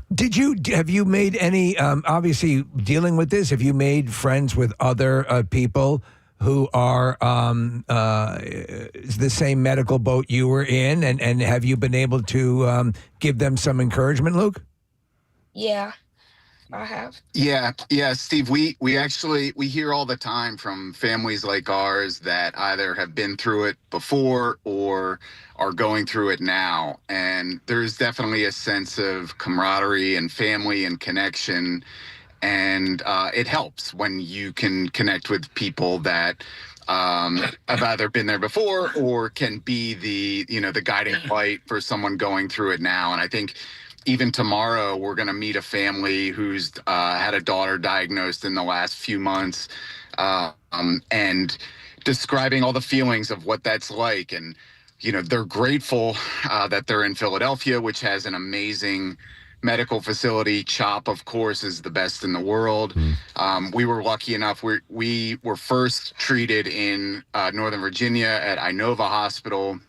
We transferred Luke's care to UVA, which is also a top-notch pediatric oncology center. So yes, long answer to your question, getting connected to people that are either in this boat now or have been through it before. Yeah, it's great. Community's a big part of what happens, Steve. You know that with your cancer diagnosis and helping people out, and Luke's doing well, so that's he can share his story. Luke, by the way, do you have any embarrassing stories about Uncle Nick that you'd like to share with us? Oh yeah. Sometimes we go to the Phillies games and we'll be doing really well, and then the Mets start, or like the other team starts hitting, and he starts cussing his brains out. And Uncle Nick is kind of loud, isn't he? He can be. Yeah. Mm-hmm. I'm just curious. You're wearing a Toronto's Raptors jersey. Whose jersey are you sporting right now? Tracy McGrady. Okay. Oh, you're going back old school. Excellent. Yeah. Listen, I know that you guys, Luke, you live in Virginia, but are you a Philly sports fan? Yeah, definitely. Okay. Is that hard for you down there in like Nationals and Commanders country? No, they suck. Yes. There you go. So one of the great things about this weekend is that we're going to do Big Climb Philly tomorrow morning at Subaru Park. I'm going to be there from 8 a.m. to 10 a.m. And Luke and Adam, my brother, are going to be there as well. And then in the afternoon, we're going to go to the Phils game. So Luke gets to come up, and we're going to go see the Phils play Reese Hoskins and the Brewers. Luke, you excited to see another Phillies game at Citizens Bank Park? Yeah, I heard the Phillies might try to trade for Reese Hoskins. Oh yeah, I heard that as well. And I apologize in advance if they start losing. I will not curse, and I will not curse loudly. Yes, he will. And Luke, take out your phone and film it for us, please. Luke, is there any particular curse you're looking forward to hearing tomorrow? Any what? Any curse, any bad words you're looking forward to hearing from him? All of them. All of them. I love it. All right, guys, thanks for checking in. Have fun at practice, and we'll see you tomorrow, Luke. And Adam, good talking to you, buddy, all right? Yeah, thank you, guys. All right, Appreciate it is the Big Climb. Yep. Ooh, baby. WMMR.com, PrestonandSteve.com. You can find all the information about it right there if you'd like to join in for that event. It's something. And again, Luke on the way to engage in a normal young man's, summer activities and basketball camp and things of that nature. And whenever I've done it or spoken to gentlemen who've gone through prostate cancer and anything, Preston, Crohn's and colitis, when you see somebody who is gone through it and they're up and standing in front of you and like, I'm living my life. It's like, oh, you expect to go to a medical facility and have the people there with the scrubs and the clipboard say, now things are going to be great. And you're like, yeah, I know you're kind of obliged to say that or whatever. But when you see real people who have gone on and are doing great, that's such a burst of energy and encouragement. Yeah, and somebody's going to get a diagnosis tomorrow, right? And somebody's dealing with this, and they don't know how to, and that's what LLS does. They provide this support mechanism for people who are going through it, and they're going to help you get through to get to a point now, like where Luke is, where he's playing baseball and going to basketball camp, and he's just living the normal kid life for a kid who's going to be 12 in a couple of weeks. So, love to have you be a part of Team Luke tomorrow morning. All right, before we get to tomorrow, we got to take care of today.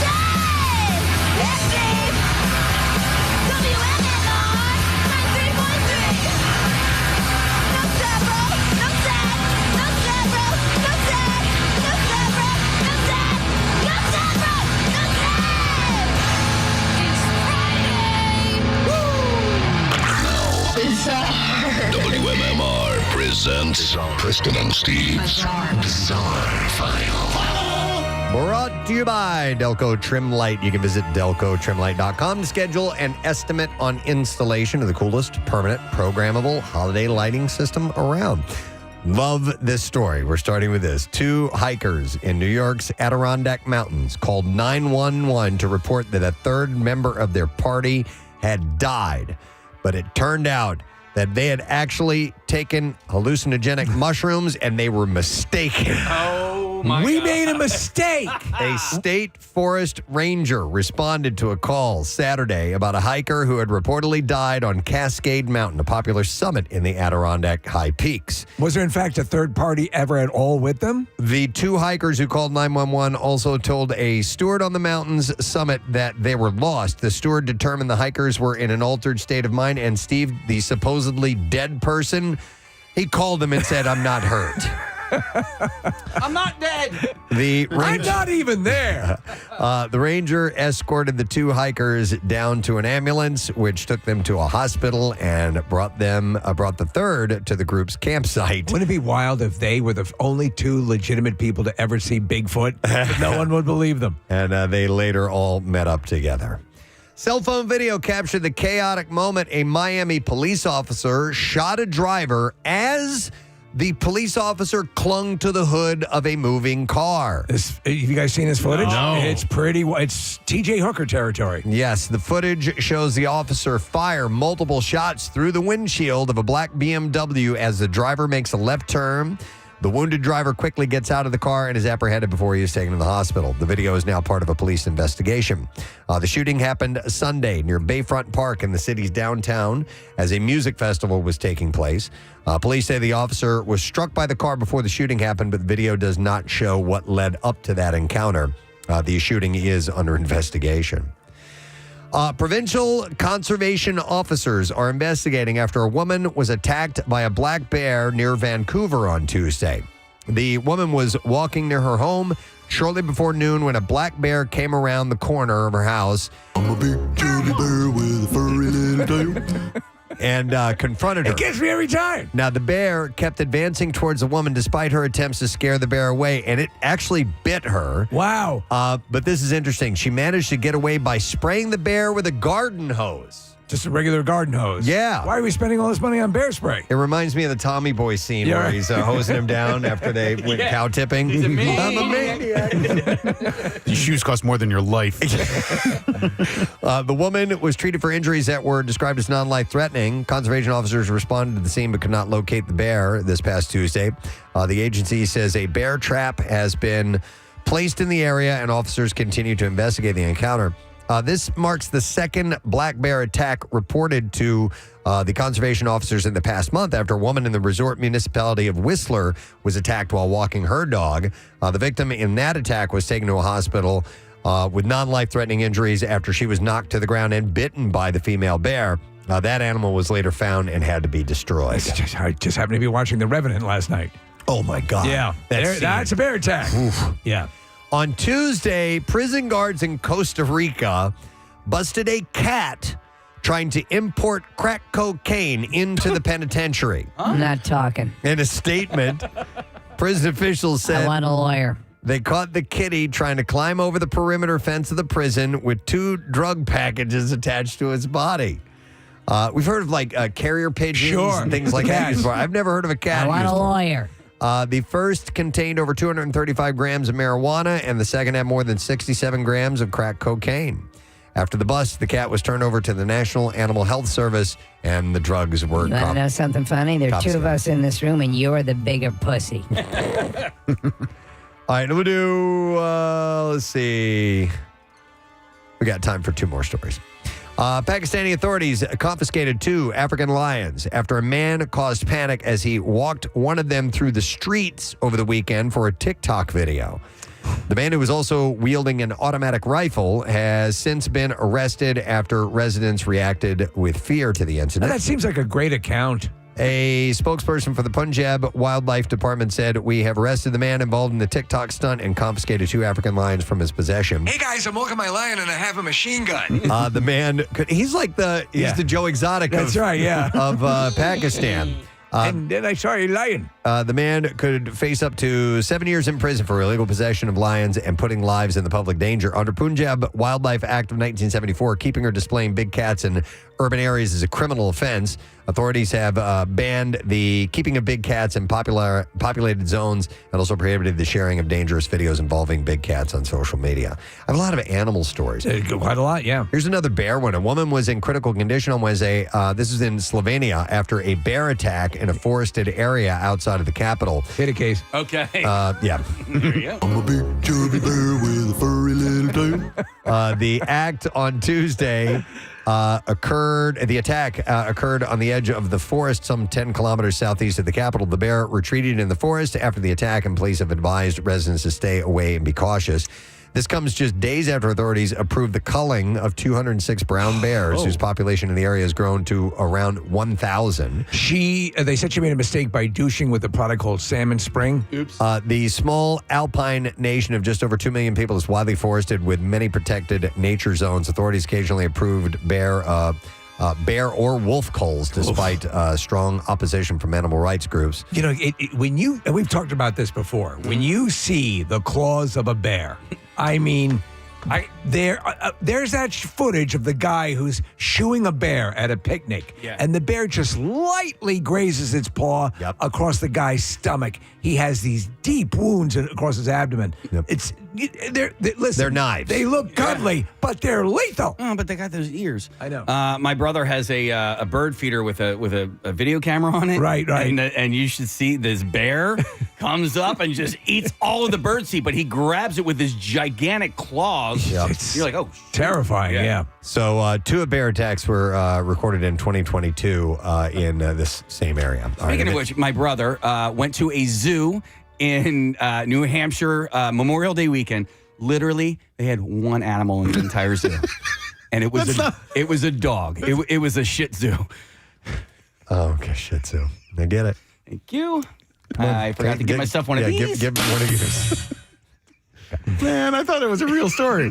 I totally fell for it. That was a Shih Tzu. I get the punchline. we understand. I know what the joke is. The actual fake story was better. All right, so look over there. It's a Rita's Water Ice gift card. What? I have a $25 gift card to give away for Rita's Water Ice. Caller number 12 at 610-660-9333. And new Kool-Aid Shuckleberry Fin Ice is now at Rita's. This refreshing blend of orange, strawberry, and banana is a blast on 90s nostalgia, and you can try it before it swims away. So we'll take caller number 12. We'll give you that gift card, and you will be good to go. Rita's. We'll be back in just a moment. We're going to get to the Connoisseur when we return. Preston and Steve. A carpenter or framer. All right, I can't say the word, but you can. I'll see you next Tuesday. Yeah, a see you next Tuesday hair is 1/32 of an inch. If you're a carpenter, I love that. You know that. It's just So a C hair is 1/32 of an inch. It's an actual measurement. Wow. I love that. What's a D hair then? What's the other one you were gonna highlight, Nick? HVAC. Yeah. All right, rotten cotton means insulation. Yeah. Okay, I can like see that. A pookie is a duct sealant, and that's from Tom from Sheridan P&H. I like so that. HVAC. Those are some of the terms that they use. Okay, like I say, I like the sea hair thing. Well, you know where you find a lot of these too? You'll find them in restaurants, Preston, or people who are working the counter at restaurants. They'll build up a second language, so they can assess pain-in-the-ass customers kind of in front of them. Here's one for you, Steve. Campers. This is exactly from a restaurant thing. Campers are people who will not leave the restaurant. They take up the table for hours and hours. So on this issue, I say go in, do your talking, do your whole thing, do your socializing. But when the meal is done and you're surrounded by the refuse of your meal, I want to leave. I don't want to sit there for another hour and a half. I know. Am I a lunatic? No, you're not. But also, like, what people also need to understand is, like, a lot of people are not aware of their surroundings. If you're at a restaurant and you notice that there's like a wait, for people to get in and sit down, and then you finish your meal and then you just hang out. And you don't have to be slamming everything. Finish it. No, I'm not trying to rush you or anything like that, but like, if you know that there's a half hour, like this happens down the shore all the time, right? So a lot of campers, as they would say. Yeah, but also they don't accept reservations at a lot of places down the shore. Right. And so there's a lot of waiting. So, for me personally, I'm like, okay, let's get out of here. We can go sit on the front porch somewhere. Right. All right, here's some other ones coming in.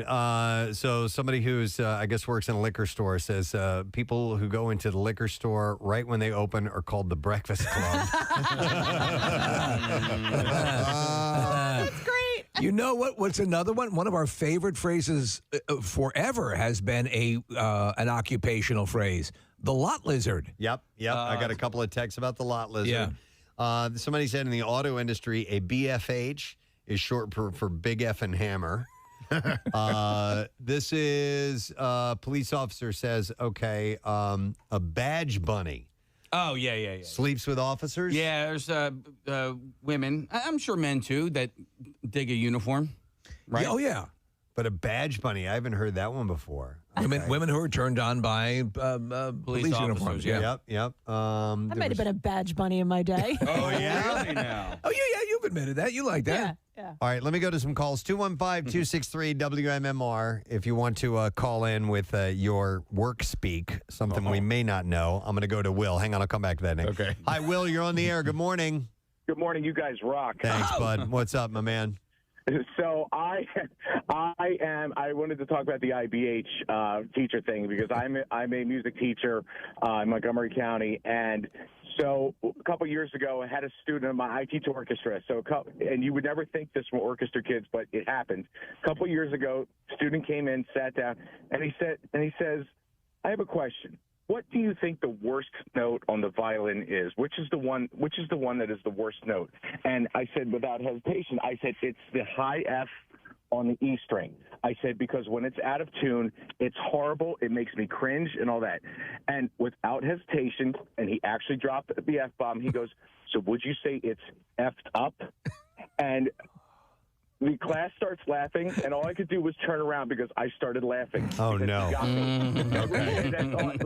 And I looked at the kid, and I said, "I'm supposed to be angry with you for dropping." I said, "But that's pretty. That's pretty funny." That's IBH. And cool. I mean, good for you for just kind of letting it slide. It was. I mean, it was like it wasn't kindergarten. They were. Yep. I just pulled the old major league. Great catch. Don't ever let that happen again. Nice. Yeah. All right, thanks, But you do it again, you're suspended. Appreciate it, man. All right, so Nick has this one, and this is these are guys working on a construction site, and they call out, and I've mentioned something like this before. They'll yell out, "Caulk gun," when a sexy woman walks by. Oh, okay. So that's just a phrase. That's just code. Code. Yeah. So my uncle was a chef, and it was like table 23. Okay. Was the code when a hot girl would come in. Table 23, because they didn't have a table 23. Oh, okay. So Table 23. And they would say that. And, So if you're- and they would look out into the restaurant. This is another one along those lines. This is for restaurant industry. Soup table 4, which means hot chick table 4. Soup table. So you do these things. Table. This is replaced, of course, the much and rightfully maligned wolf whistle. Right, exactly. And it's not for them to know. The wolf whistle would be whistling at the person and get a reaction. This is just amongst the workers there, just to take note. A discreet assessment. So what is the what was your like table 23? Table 23. There was whatever table didn't exist. It was like one number above the actual amount of tables they had there. And that would cause the cooking staff to all look up and see an attractive woman walking in. All right, let me go to Dan. Hey, Dan, good morning. Hey, good morning, guys. How are you? Good, buddy. What's up, man? Hey, so I worked on golf courses my whole life, and used to be a summertime disease called brown patch that would really destroy the grass. So we would have whenever there was a hot girl playing, we'd name it Pink Patch. So we don't have radios. We say Pink Patch. Pink Patch. On number 2 fairway. You might want to go check it out. Wow. All right. Well, there you look, this seems to be a common topic here. Having a code. Yeah. Yep. Pink patch. All right. Thanks. And I wonder if ladies have that for a hot guy that walks in, if there's a code phrase that they will use as well. What does this one say? Do they have one at Floral and Hardy, Kathy? All right, here's one in the military. Somebody who screws everyone over is known as a blue falcon in the military, which means buddy effer. Oh. So he screws your pal over. All right. We'll go over to Jen. Hi, Jen. Good morning. Hi, Jen. You're on the air. Good morning. Is your name Jen? Are you a special ed teacher? This one is a little. All right. This one is a little. Okay. Yeah, you're reading the description there. Okay, we're skipping that one? Yeah, I would skip that one. Oh, my God. Okay, yeah, we don't want to do that. Maybe it was better. Spanking it in school. I will go next to, let's see, I have Dan on the line. Hi, Dan. Good morning. Dan R? Yes. Dan R. What's up, buddy? We have a whole list of terminology we use at work. And if you got to take a notch out of something, I'm a carpenter. It needs Ralph Macchio. That's great. Back to the sea hare thing. We had a guy on site that didn't realize it was a sea hare and thought it was a sea hare like the ocean. We laughed for like a day. And every time somebody needed a sea hare off, we'd all just start talking like pirates. Well, Dan, you have a couple others that are listed up here. Give us some more in the Ralph Macchio vein. If you got to move it a little bit, it's a smidge Pinciotti. A little shout to that 70s show. All right. You got Flib Tyler, John Travolta, if you got a bolt. Oh, my John God. Travolta. I love John Travolta. That is great. I love it. You need a pack out. It's a Manny Pacquiao. The list goes on. It makes it fun. Yeah. And do they come up, just off the cuff a lot of times? Oh, all the time. All the time. I love it. All right. Thanks, Dan. Appreciate it, man. You guys rock. Have a great day. You too, man. There's a lot of code for hot women walking into certain places. Apparently. All right. So here's one for this person works at Primo's Hoagies. It says, we used to say, can you check the chicken? When a good-looking woman would walk in. I wonder how many times people actually checked the chicken before they realized what was going on. There's no chicken. Let's see. I will go to, let's go to Rob next. Hey, Rob, good morning. Good morning, bitches. Good morning, bitch. What's up, man? Hey, so I do tree work. Just Rob from Bucks County, do tree work. And if, climbing the tree, if you need to get out on the limb, so you got to walk away from the trunk. So you're tied in. You got to walk all the way out on the limb to prune something. But somebody's too scared to walk out on the limb or inexperienced. They stay really close to the trunk, and we call them a crotch cricket. A crotch cricket. So Yeah, explain. crotch cricket. Because the union of the branch that comes off of the tree is called a crotch. Or a union, so we call it a crotch a lot of times. Okay. So if you're too scared, your knees are shaking, a guy that don't have experience, I can't walk out the limb. Like, get out on the limb, you crotch cricket. I'd laugh so much. I think I would go out just because it was so pleasant. Yeah, that's great. Crotch cricket. Awesome, I love it. Thanks, Rob. That's hilarious. Come on, you crotch cricket, move it. All right, we need to go to Sharon because here's when a hot guy comes in. We have something at a restaurant. Hi, Sharon. Good morning. Hi. Hi, Sharon. Okay, what type of work do you do? Well, this is when I was working at a deli, and me and my friends, when a hot guy would walk in, we would say, "That's a Bob." That's a Bob. And then one guy would come in all the time, and my girlfriend would say, "That's a Bob," and I would be like, "No way." Well, she ended up marrying him. Wow. And she always said, "I never had to worry about you, like you're my husband, because you didn't like him from the beginning." That's fun. Yeah, That's a Bob. and it's Yep, it's that's fun a having that second language. I'm sure you share a language with your wife, Preston, Oh, yeah, correct? Yep. Yeah. I'm trying It's to. the same thing. And I can't think of any terminology right now, but we definitely have some things that we will say that are, some sort of code speak. We back in my pot smoking days, and my kids are listening. Whatever. I don't smoke pot anymore. We would Just to be clear. But when we were like on the phone, we'd be like, "Yo, is Bob coming over?" And Bob was the hey, you hanging out with Bob tonight? Are you bringing Bob with you? Oh, yeah. So, but pot you probably shouldn't smoke, right? Yeah. The more you know. The more. I know. See, I stepped in with that PSA. But dude, I did have a friend who was like totally not even discreet about it. He'd be like, because you would just try and use it and hey, is Bob coming over? Hey, bring Bob with you. Like, hey. But he'd be like, hey, is Bob going to be you're there? making it sound suspicious anyway. And when I say Bob, I mean Pod. Yeah. If you're young, best to stay away from that stuff. I was an adult. All right, here's text says, at summer camp, we'd call hot sisters or moms Stanley, and hot brothers or dads were Stacy's. Wow, that's complex. Yeah, it says, yo, did you see that Stanley at archery as an example? So I think, wouldn't it be the other way around? The hot Yeah, maybe they meant. moms and sisters they were would being- be Stacy's. Maybe they're being sneaky. Or maybe they were being sneaky. Yeah. Do you know what's funny? And it hasn't aged well, Preston. In the movie Clueless, they refer to hot guys as a Baldwin.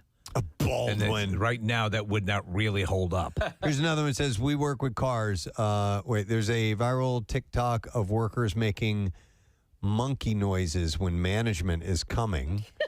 That's not discreet. We work with cars. Explorers are exploders. Toyotas are Toy Yoda. Well, it's the same. Tacomas are tacos, and Ford Escapes are escapee. Dory from Finding Nemo. Okay, so they use little phrases for different products. I'm going to go to Matt. We're talking about at work jargon. Yo, Matt, good morning. 93.3 WMMR. Thank you, Marissa. All right, before we move on, Steve, I just want to say I don't know what you did, but your hair looks awesome today. Thank you, man. Yeah, it is some kind of magic you're working over there. I just polished. I used a turtle wax.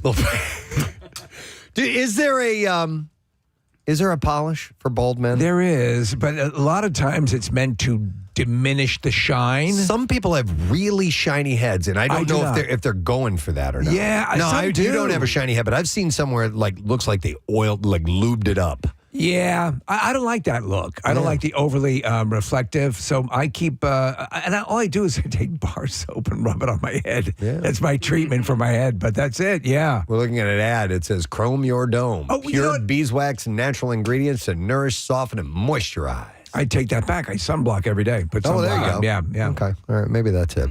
All right. You know what it's time for? What?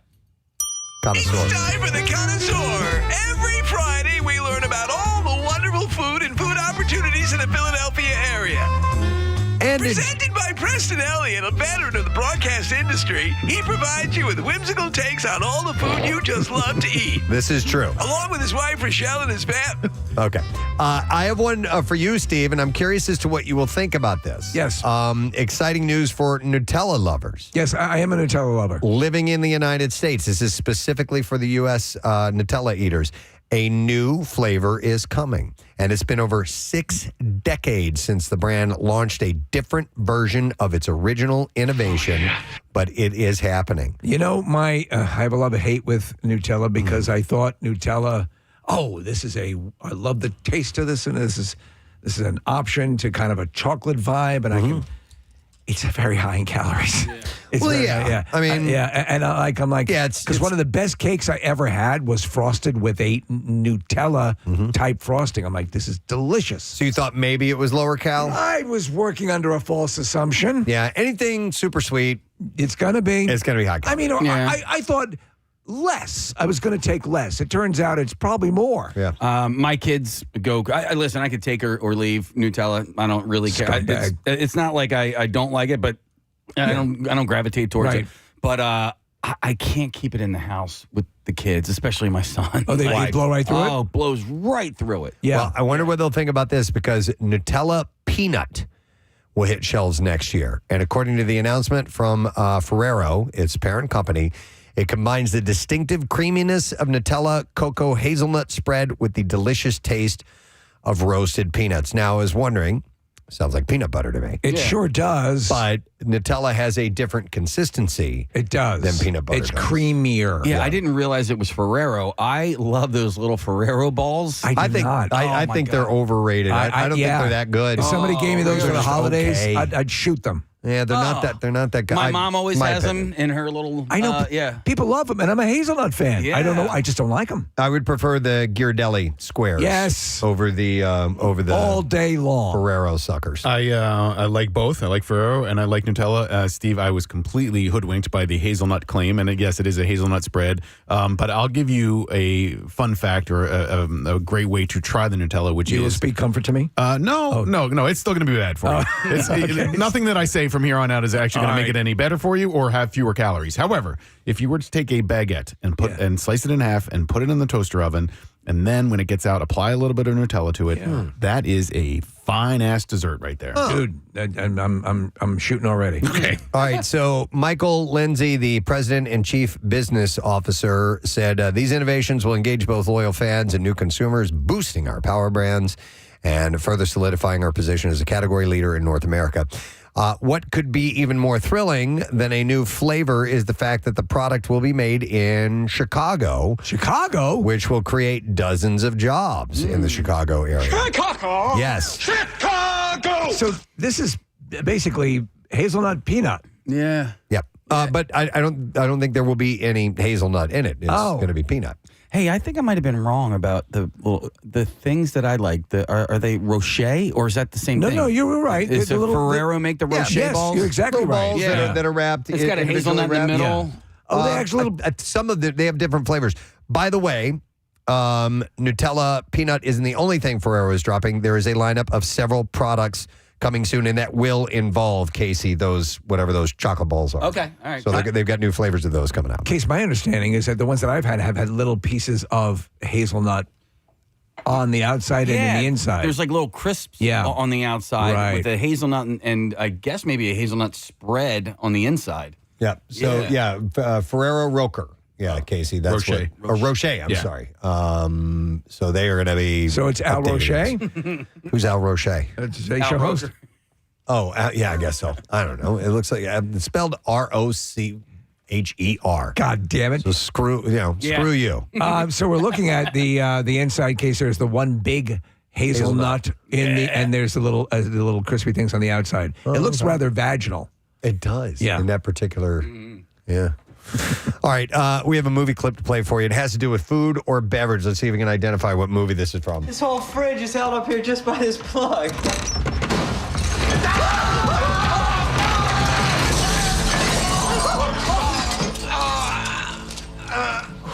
You okay? I'm just dandy.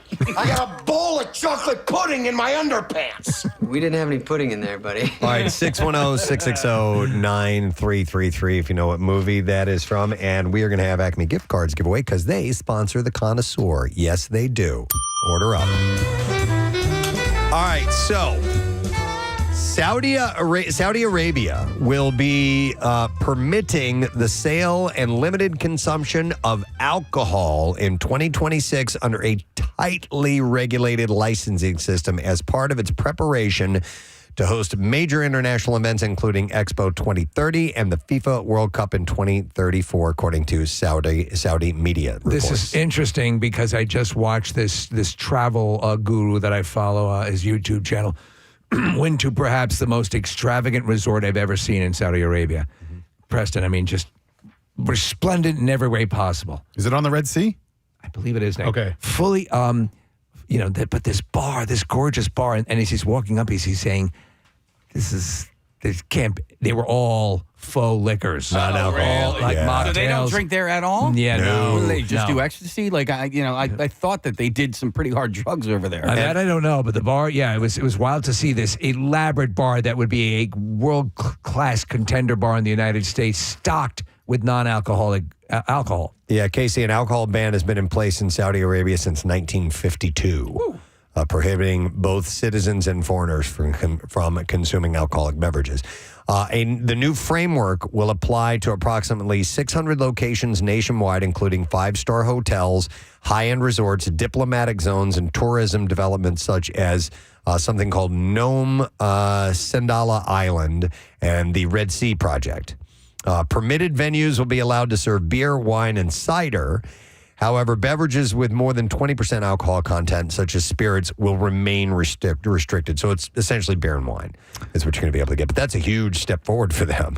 Alcohol will not be available in homes, public spaces, retail outlets, or for personal production, as the policy is limited to areas primarily serving international visitors and expatriates. So Dubai doesn't allow alcohol either, Preston, but the Abu Dhabi do. They do. I mean, what kind of trouble do you get into if you get caught with a... You can get in, if I recall, you can get in a fair amount of trouble. You'll be decapitated. Yeah, I mean, like... But you can talk that down. Will they cane you or? They're not screwing around. Yeah. I don't know, Nick. Would you see what the charges are for alcohol consumption in Saudi Arabia? It says a stern talking to. So sales will occur only in authorized settings, like I said, and with licensed service personnel and defined operational procedures. Officials emphasize that these regulations are designed to ensure responsible handling and maintain public order in line with local norms. Do you think we'll see a point in a Saudi Arabian bar where somebody will walk in and everyone will go, Fahid? Maybe it'll turn into that.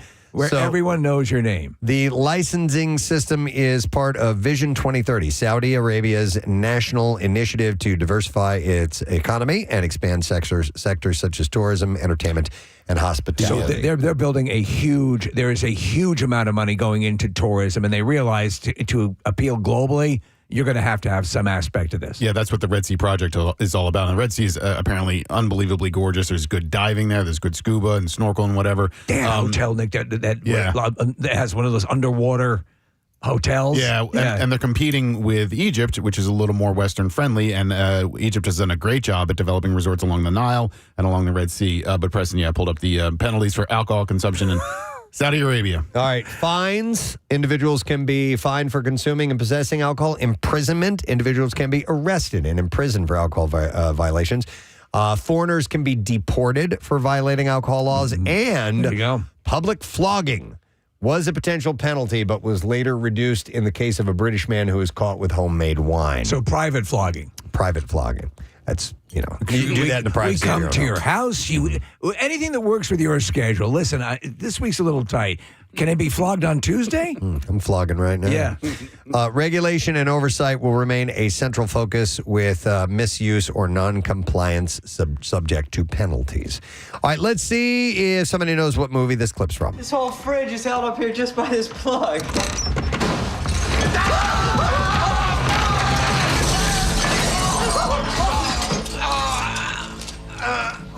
You okay? I'm just dandy. I got a bowl of chocolate pudding in my underpants. We didn't have any pudding in there, buddy. All right, we will go to our first caller in, and it is Nick that we are going to talk to. Nick, good morning. Good morning. Carson Daly is a tool. Oh, wow. Old school. Yeah. All right, Nick, what movie? That would be Black Sheep. Yes, it is Black Sheep. Absolutely correct. I know Black Sheep has been dumped on for many years. I'm a fan. Yeah. All right, Nick, hang on the line. We'll get your information, and we're going to set you up with a $50 Acme Markets gift card. Hungry and in a hurry, Acme's Flash Grocery Delivery or Pickup gets you fresh groceries in 30 minutes or less. Fast, fresh, right to your door. Acme Fresh Foods, local flavors. All right, let's set up another clip. What movie is this one from? Yeah, homeboy had a meltdown or something. I just wanted to be the first to tell you that I was talking to Doritos about you, and they're very interested in you. Hold on, talk to Rick, okay? All right, 610-660-9333 is the number, and we'll see if you can get an answer. It is time for... the Fast Food Roundup. I got a few stories that have to do with fast food, and we'll begin with this. So Hamburger Day was just a couple of days ago. Yes, I saw that. So Wendy's and a few other places have gotten together, or they're not getting together, but they have some offers. So these are special offers in conjunction with National Hamburger Day. So for 5 days only, customers at Wendy's will have an opportunity to order a hamburger for 1 penny at the chain between now and June 1st, so you don't have much time left. Registered Wendy's customers can order a 1 cent junior bacon cheeseburger with any purchase. Well, that's a pretty decent sized burger. And that's the one I usually get. We like the Whopper Junior. Yes. Are you a registered user?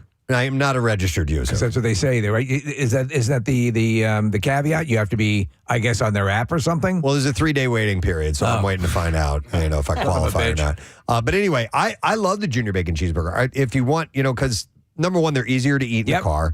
And number two, sometimes you don't want the whole giant burger, and it's perfect size. So it comes with bacon, lettuce, tomato, mayo, and American cheese. The digital offer can be redeemed in the Wendy's app or on the chain's website. There you go. Customers take advantage of 100 days of savings this summer, starting June 7th. Each week, the chain will roll out a new offer in its app. And to kick it off, customers can order a $1 Dave's single with any purchase each Saturday between June 7th and July 26th. Now, Burger King's rewards members can score a free hamburger with a $1 purchase at participating restaurants. Dairy Queen customers, if you go to ones that serve food, besides desserts, right? Who order a signature stack burger will get a second one for 99 cents between now and the 1st. Red Robin is hosting a Burgers for a Year sweepstakes. Rewards members will be entered when they buy a burger and beverage, and new members who join the program in May, so late today and tomorrow, last day, will also be entered. They have the same offer at Urgent Care, I heard, Preston. What? Burgers for a Year. Oh, wow. At Urgent Care. Shake Shack, customers can score a free Shack burger with any $10 purchase using the code Burger Month through June 1st. At Smash Burger, single burgers will sell for $5.28 on May 28th. So I'm sorry, I'm late with that one. And then Wayback Burger. I like Wayback Burgers. I have not had. Yeah, there's one near us. The chain is selling a $5 classic burger on May 28th. And then, if you missed it, you missed it. They're running exclusive deals for rewards members throughout the end of the month. So check your local burger joint for specials on burgers. Do you know anybody who is, and I bring this up because my wife is kind of staunchly anti-smash burger. Oh. But enjoys a good regular burger. Okay.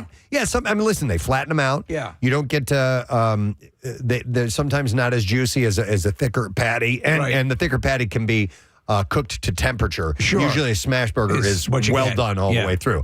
I like them both. I like them both. Yeah. I think they're great. There are times when a smash burger is exactly what I want. I grew up on that because Steak and Shake was the chain where I grew up in St. Louis, and they would smash them down flat like that. They call them steak burgers. Steak burgers. And I loved them. I like speaking of smashing, Scrapple. If you like your Scrapple well done, ask for them to smash it and then go well done. So honestly, that's the only Scrapple spam for me. The way I would always eat, especially spam, would be fried and crushed down.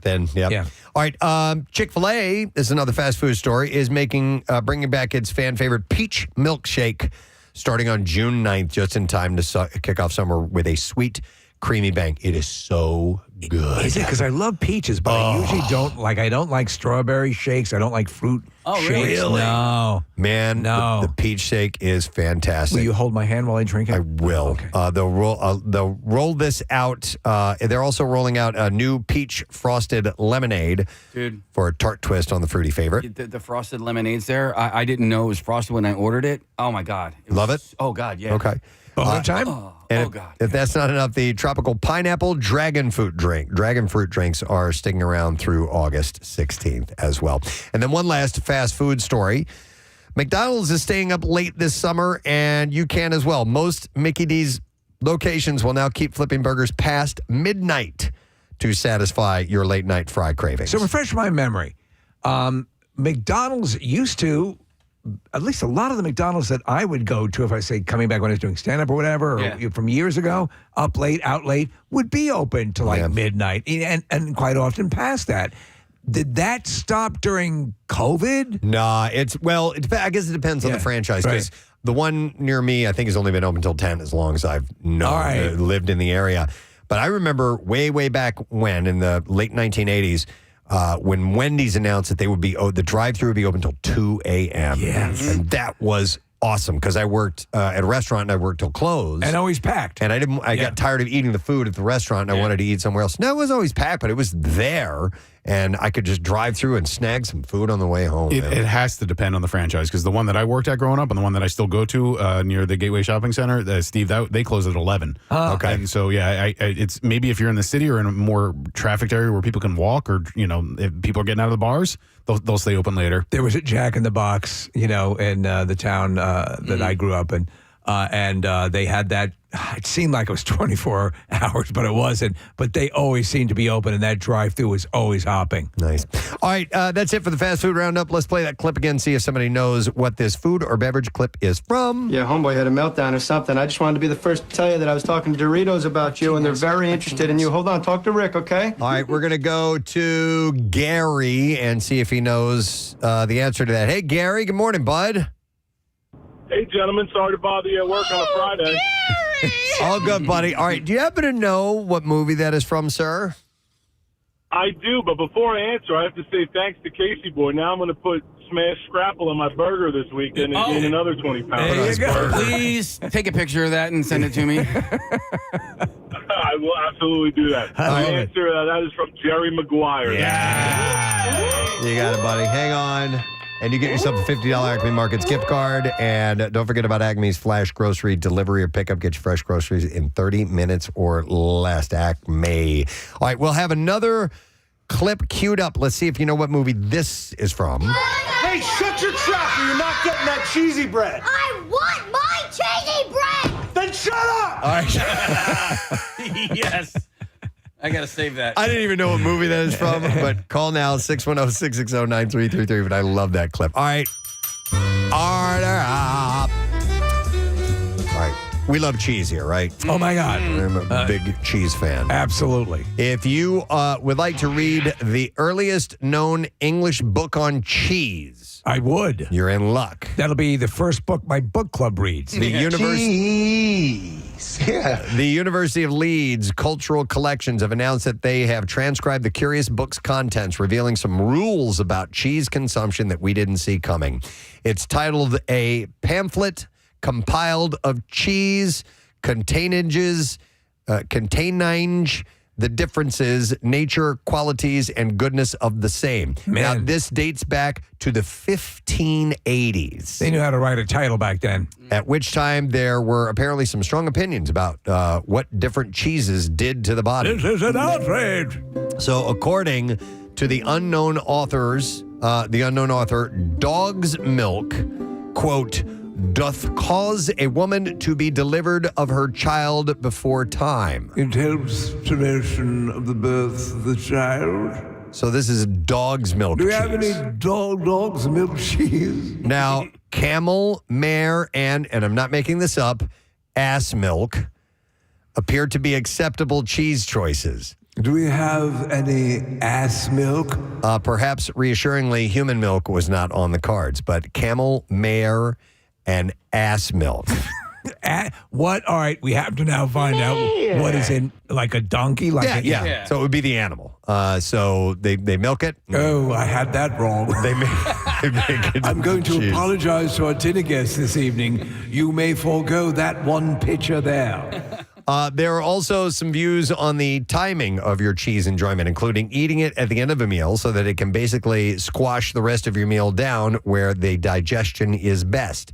It also considers whether eating during religious events is appropriate or not because of the use of animal rennet in its creation, something that we still use in cheeses like Parmesan to this day. For a young lady approaching her period, she may partake of Famunda cheese. So the fact that animal rennet is used to this day, it explains why Parmesan isn't considered vegetarian. True, yeah. There's still a bunch of countries that drink ass milk or donkey milk, including Italy, France, China, Bolivia, and Chile. And so, it's not uncommon for people around the world to drink donkey milk. Ass milk. I wonder if there is listen, between the various animals that do generate milk and then where milk people consume, I have not really had a lot of them. I wonder if there is a marked difference. Like, would I say, oh, I'm an ass man now, maybe after my ass milk, or because I do 2%, 1%, or fat-free milk. Cow milk. But I wonder, cow milk. I wonder which animals are the easiest to milk. Not necessarily in the amount, but the ones with the biggest jugs. No, the ones that actually let you do it. Yeah, you know, that want you to do it. That get off on. Yeah. I mean, do you think pretty easy to milk a sheep? So there's sheep's milk, goat's milk, obviously cow milk, camel milk. But when you had mentioned dog, I was like, you think a dog is going to let you? Well, maybe, I guess. Depends on how they're trained. Yeah.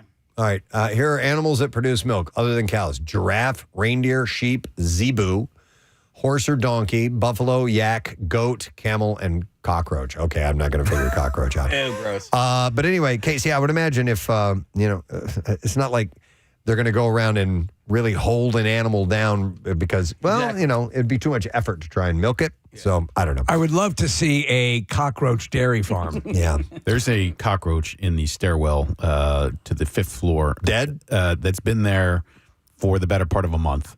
And Hi, Nick. I'm at the point now where it's become an experiment for me. Okay. Because I could pick it up. I could throw it away. To see how long it'll take. Wait, there was, I kid you not, for a couple of months, there was a backwoods smoked cigar sitting in one of the stairwells. In one of the And stairwells? Nick, I left it there. Yeah. It was a cigar in a package, still just laying on the ground. And I did the same thing. I left it. I'm like, I'm going to wait and see. And either nobody is walking up and down the stairs, right, or people just don't want to help clean up. Or I guess maybe maintenance doesn't clean up the stairs. I'll bring this up now. For about 3 weeks, there's been a gutted bonobo in Chuck D'Amico's office. Oh, my God. I don't know what that's about. That's weird, man.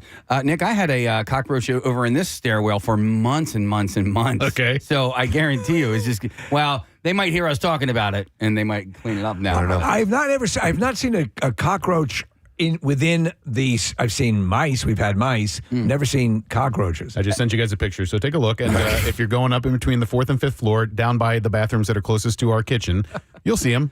I use a locker number 116 at the gym, and I had to move over to 117 because it just kept getting more and more trash in it. It started with there was a thing of chapstick in the base. Right. And then it was chapstick and then something else. And then there was bottles. And it just kept accruing more and more. I'm like, isn't somebody supposed to clean this out? You know Is that what you pay your membership for? Under the assumption that they occasionally clean out the lockers? Yeah. But it basically... It got to the point where I was like, okay, so this is basically just a trash can right now, so I'm going to say something to somebody. Okay. Let us know how that plays out for you. It's a book about cheese. All right. Cheese. Then we're going to wrap it up there. All right, here's the clip. We're going to see if somebody knows what this is from. Hey, shut your trap or you're not getting that cheesy bread. I want my cheesy bread! Then shut up! All right, we go to Stephanie for the answer. Hi, Stephanie. Hey, Gadzooks. Gadzooks. What movie is that from? Mr. Woodcock. Yes, Mr. Woodcock. Yep. There's Billy Bob Thornton in that movie, right? Yes. All right, hang on, Steph. We're going to give you that $50 Acme Markets gift card. Hungry and in a hurry, you got to try Acme's Flash Grocery Delivery or Pickup. Gets you fresh groceries in 30 minutes or less. Here is another clip that we will play that has to do with food or drink. Let's see if you know what it is from. Here we go. What a way to start my new life. With the perfect egg sandwich. All right. 610-660-9333. I've never heard of this movie. Me neither. All right. Let's see if somebody out there knows. All right. 610-660-9333. What is that from? Order up. All right. I'm doing this as a public service. All right. I saw this article, and it makes perfect sense in my assessment on how to choose a ripe avocado. Avocados are tricky. So you had actually, we talked a while ago about an actual device that you could bring that would help facilitate the judgment process. Yes. And I don't remember if that's become widespread enough. I haven't seen it. You talked about it, and I haven't seen much more about it. So this is according to 8 culinary pros. They agreed that you should analyze the following features as you shop for avocados. Number 1 is the color. The first detail is the peel. A ripe avocado usually has a darker, thinner, almost black-green skin. Avoid avocados with light green skin. Those are too firm, and black skin is too mushy. Now, it also depends on when you're going to be using it. If you're going to be using this in 3 or 4 days, you get the lighter colored one. If you need it today or tomorrow, get the darker colored. An emergency avocado. But instead, you need to look for skin that is rich, very dark green, and that's the just right. Now, the skin texture.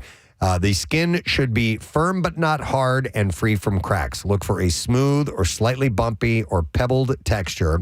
Avoid ones with large indentations, which can be a sign of bruising inside. And it has to have an amount of give to it. This is what I mainly use. I use the color, and then I use this. If you're aiming to use your avocados within the next couple of days, It should give slightly under pressure. When you squeeze it, you should feel a little give. Especially near the stem, just a little bit. If it has a little bit of give but isn't mushy, that's the sweet spot. If it's too firm, it's not ready yet. If it's too soft or sunken in, you got to pass and move on. Just be sure to handle it with care. You want to give a little squeeze, but not a full-on smash, as you don't want to potentially damage another shopper's fruit. Do you use the mallet test at all? I don't use the mallet Put it on a test. table and smash it with the mallet? I have not tried that yet. That might be a good method. I don't know. I'm surprised more supermarkets don't provide a complimentary mallet. Do you refrigerate your avocados at any point? Yes, you can, and it says this in this article. Once they're ripe, you can throw them in the fridge and you'll get a day or two out of it. Sometimes if I buy them ripe, I will just put them in the fridge, and you usually get them a day or two before you got to toss them. They're similar to bananas. Like the mushier and softer the banana gets, the closer you are to it being overripe. You know, it brings it right back, though, a little bit of cockroach milk. Oh, yeah. It's delicious. So also the weight. A heavier avocado is usually a good indication that the flesh is creamier than its hollow feeling or light pears. Light avocados often err on the dry or stringy side. Now, here's the deal. If you're going to be eating avocados regularly, they say you should use a rotation in them. Unless you're throwing a party or making a week's worth of guacamole, you want to skip the large pre-filled bags of avocados. Oh. And don't stock up on avocados that are all the same level of ripeness. I mean, Rochelle buys the bag thing, and we always end up throwing a bunch of them away. When you said rotation, I thought the eater had to rotate in place. No. If you do risk that full bag that they all ripen at the same time and then go bad, it's wasteful. To steer clear of the issue, they suggest a mix of avocados at different stages of the ripeness range. 4 days before, snag avocados that are slightly lighter skin and that are firm all over. Around day 2 or 3, they'll be ripe. At that point, they can be stored in the fridge, Nick. Yeah. You just bring them to room temperature before using. I didn't know that part.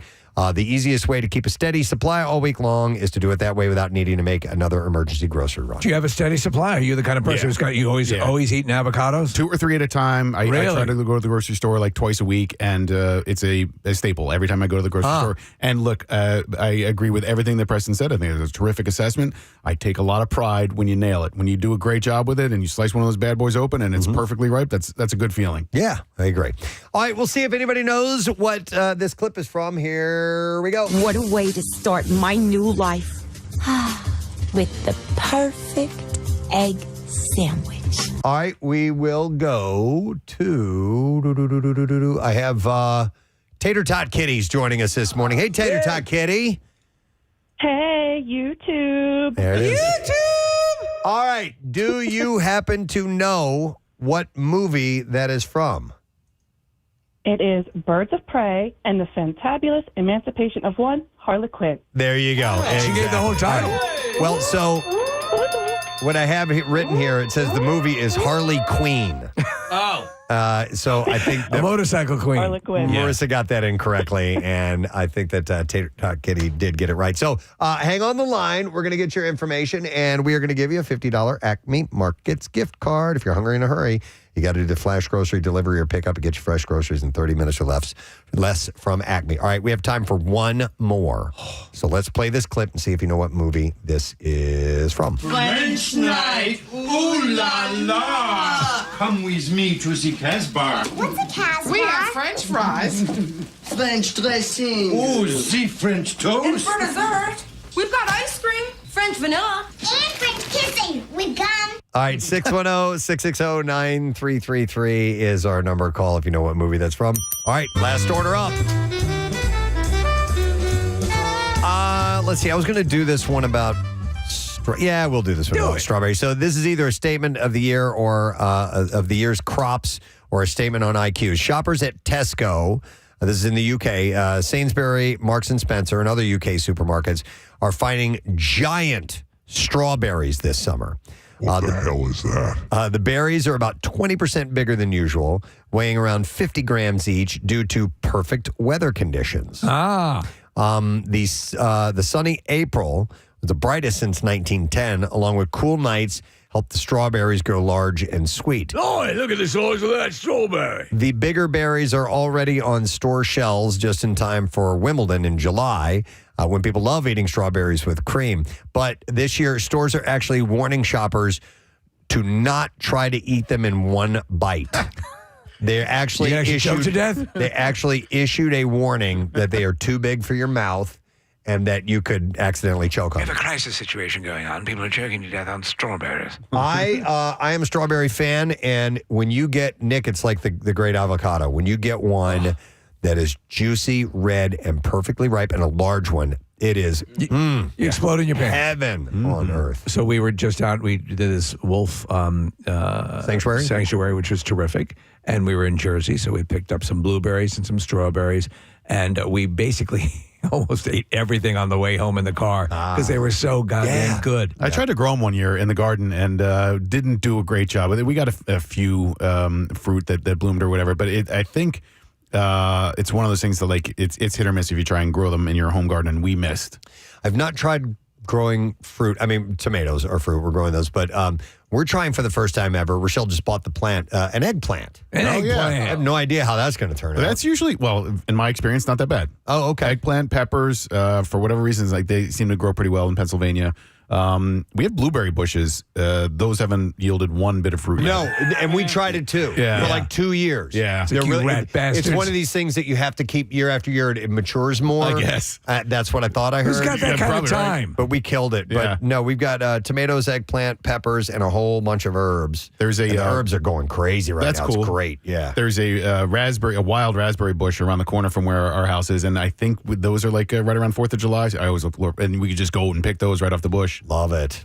All right, we'll see if we can find out what movie this is from. French night, ooh la la! Come with me to the Casbah. What's a Casbah? We have French fries. French dressing. Oh, the French And toast. for dessert, we've got ice cream, French vanilla. And French kissing with gum. All right, we are going to go to, I'm trying here. Oh, my God. All right, I got Joe. Hi, Joe, you're on the air. Good morning. How you doing? Awesome, Joe. You have any idea what movie that's from? Four Keeps. Four Keeps. Does that disconnect? Hang on just a second. For you, my friend, Joe, we're going to give you a $50 Acme Markets gift card. Hungry and in a hurry, Acme's flash grocery delivery or pickup. Get you fresh groceries in 30 minutes or less. Fast, fresh, and right to your door. Acme, fresh foods, local flavors. And that's all the time we have for today. You hit it all. We covered a lot of ground. Everything food. You got it all. Cheese and fast food and strawberries and all kinds of stuff. Avocados and blueberries. All right, we are wrapping up the Connoisseur segment, but we do have some friends are going to be joining us when we return. We'll get back with our buddy Kyle Pagan and Matt Peoples. They have an event coming up, and we will do some other things. We still have more stuff to give away. In fact, you know what? Rita's stopped by this morning, and Rita's gave us $25 gift cards, and I want to give one to caller number 7 right now. And you can download the Rita's app, and you can start to earn sweet rewards. And you can now order ahead from select locations. Check the app for availability, and you can also get Rita's delivered right to your door through the favorite for your favorite delivery platform. 610-660-9333. Caller number 7. You get that gift card. Coming back in a moment. Stay with us. Preston and Steve on 93.3. 9 times. Yes. 9 times? 9 Wow. times. 9 times. 9 times. Man, what's up, man? All right, so I'm a union electrician, right? And when we're on a job, if we got a foreman that'll spend like every second of every work day just staring at you while we work, we call him a bird dog. A bird dog. Bird dog, yeah. That's great. Yep. And would a bird dog know what that means, or is that just your own your group of guys' language? Oh, no, they know what it means. They know what it means. All right, They gotcha. absolutely know. It's a standard industry term. All right, thanks, Matt. Matter of fact, a lot of us have stickers on our hard hats that have like a pointer hound with the circle and the line through it. With a line. No bird through it. dogs. All right. Yeah. Thanks, Matt. Appreciate it. Let me go over to I don't know who this is. Hi, you're on the air. I have no name for you. You work in a restaurant? Good morning. Good morning. Yes, that's you. Hi, what is your... I'm sorry. sorry, I said Amanda, but it's fine. There we go. Yeah, so I used to work in a restaurant, as most young kids did before my big girl job, and we used to track mullets that walked in. Okay, and how would you indicate that? So if you make like an L with your hand, an upside down L was a man mullet, because it's got your fingers pointing down like the back of the mullet. Right. But a regular L was a lady mullet. Okay. And so we would put it up on our chest and say 23. And you'd walk by and be like, oh, that's a good, so whenever we saw a mullet, it was like. So to explain what you're talking about, if you were to do like a hand pistol and point the barrel to the ground, that would be a man mullet. That's a man mullet. Okay. I love it. And then the number was almost like a loser symbol. Right. Gotcha. And so you would do that and then give a number, and would that coincide with a table? With the table. There you go. I love that. I love that. Thank you, Amanda. And frankly, I'm always happy not knowing, obviously this is being carried on away from your knowledge, and that's probably best. Okay, let me go to Michelle. Hi, Michelle. Good morning. Gadzooks, Michelle. I worked overnight at a CVS, and my supervisor and I, we would, I'd be in the front and he'd be in the back, and I would announce a code Q when a hot guy came in, and we would have a game. He would have to go around the store and find who I was talking about. Find the code Q. Oh, that's great. Especially in overnight. So you would do that on the intercom in the store? Yeah. That's great. My supervisor was, gay, and he was always looking for people, and I would just announce, code Q. That was for cutie, and he would have to walk around and find who I was talking about. Love it. That's excellent. I love it. That's great. All right, thank you, Michelle. All right, Casey, which line? 2, David. All right, let me go to him. Hi, David, good morning. Good morning, folks. Hey, what's up, buddy? I'm a juvenile probation officer, and I work in the house arrest with the devices on the ankles. Okay. And we get a lot of recidivists. That's the terminology. But usually they like you, and they're being very friendly because they like that somebody's treating them with respect and talking to them and paying attention. Right. Or they really hate you and they're angry at you. So we'll call them your boyfriend or your girlfriend or your son or your daughter. Like if it's a female probation officer going out there, oh, your boyfriend's here. Repeat offender. That's they keep coming back. Okay. That's the standard, yeah. So I've boyfriend actually or heard that, girlfriend would be a term for a repeat offender. I gotcha. Makes sense. Nice. All right. Thanks, David. Appreciate it. Let's go to Kenny. Hey, Kenny. Good morning.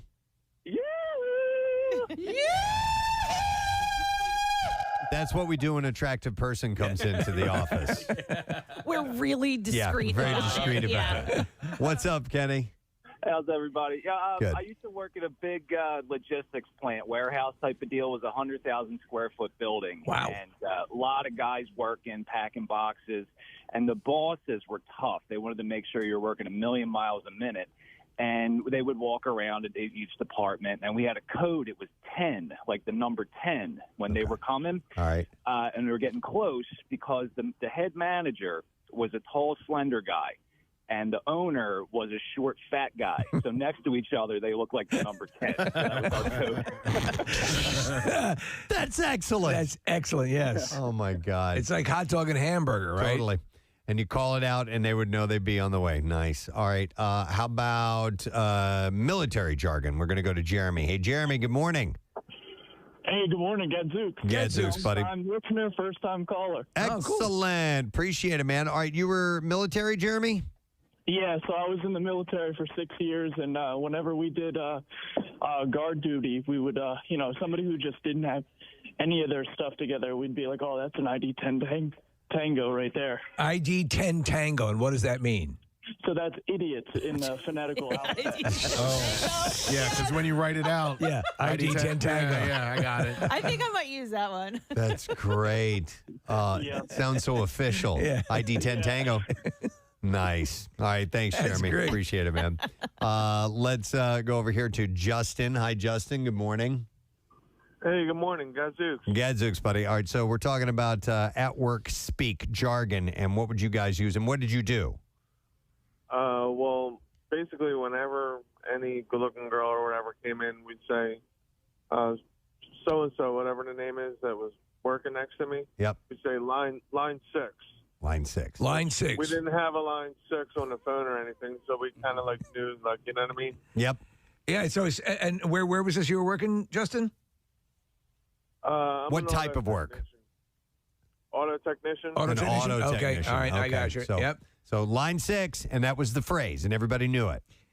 Yes, sir. That seems to generate, obviously, identifying attractive people is definitely a large part of code speak. Yep. We'll go over to Don next. Hey, Don, good morning. Good morning. What's up, buddy? Hey, so I used to work at Victoria's Secret, and around the holiday time, we would have a lot of people trying to steal stuff. So the code word, if someone was trying to steal something, was, I think we got a Susie. A Susie. A Susie. Now, what was that based on? Just a random selection of a name, or does it have any meaning beyond that?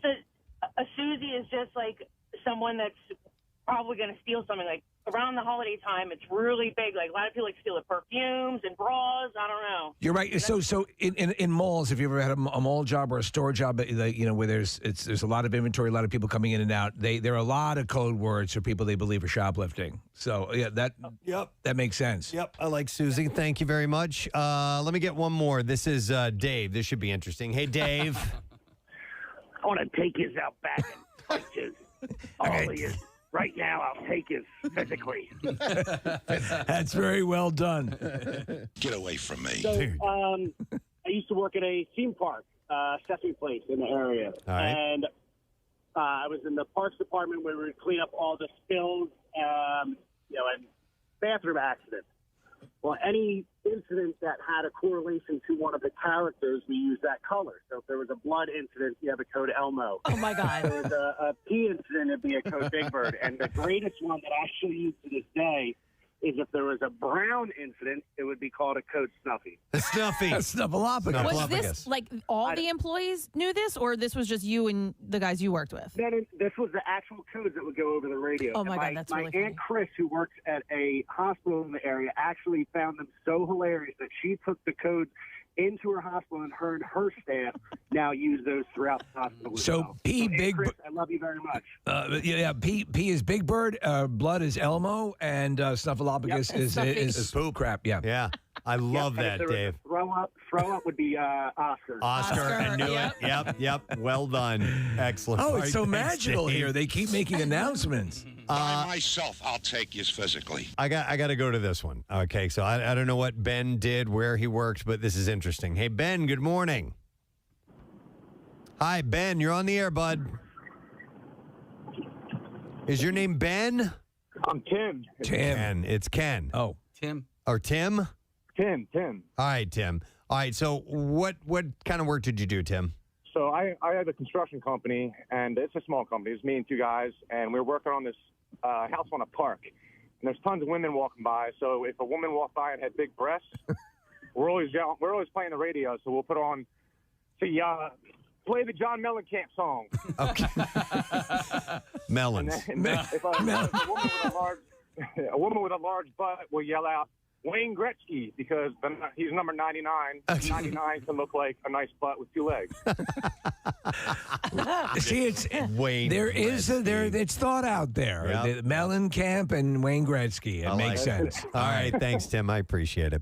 All right, so if you're in an establishment and you're a customer and you hear something that doesn't make any sense at all to you, right? They might be talking about you for all you know. You It's never possible. know. There's a secret language. All right, thank you for sharing, gang. We appreciate that. All the calls, all the texts, but we got to take a break. We'll come back in a second. We have Bizarre File stories, and after that, we have Impact Wrestlers stopping in. We have Ali Sheedy on the show as well. Hang in there. Be back shortly.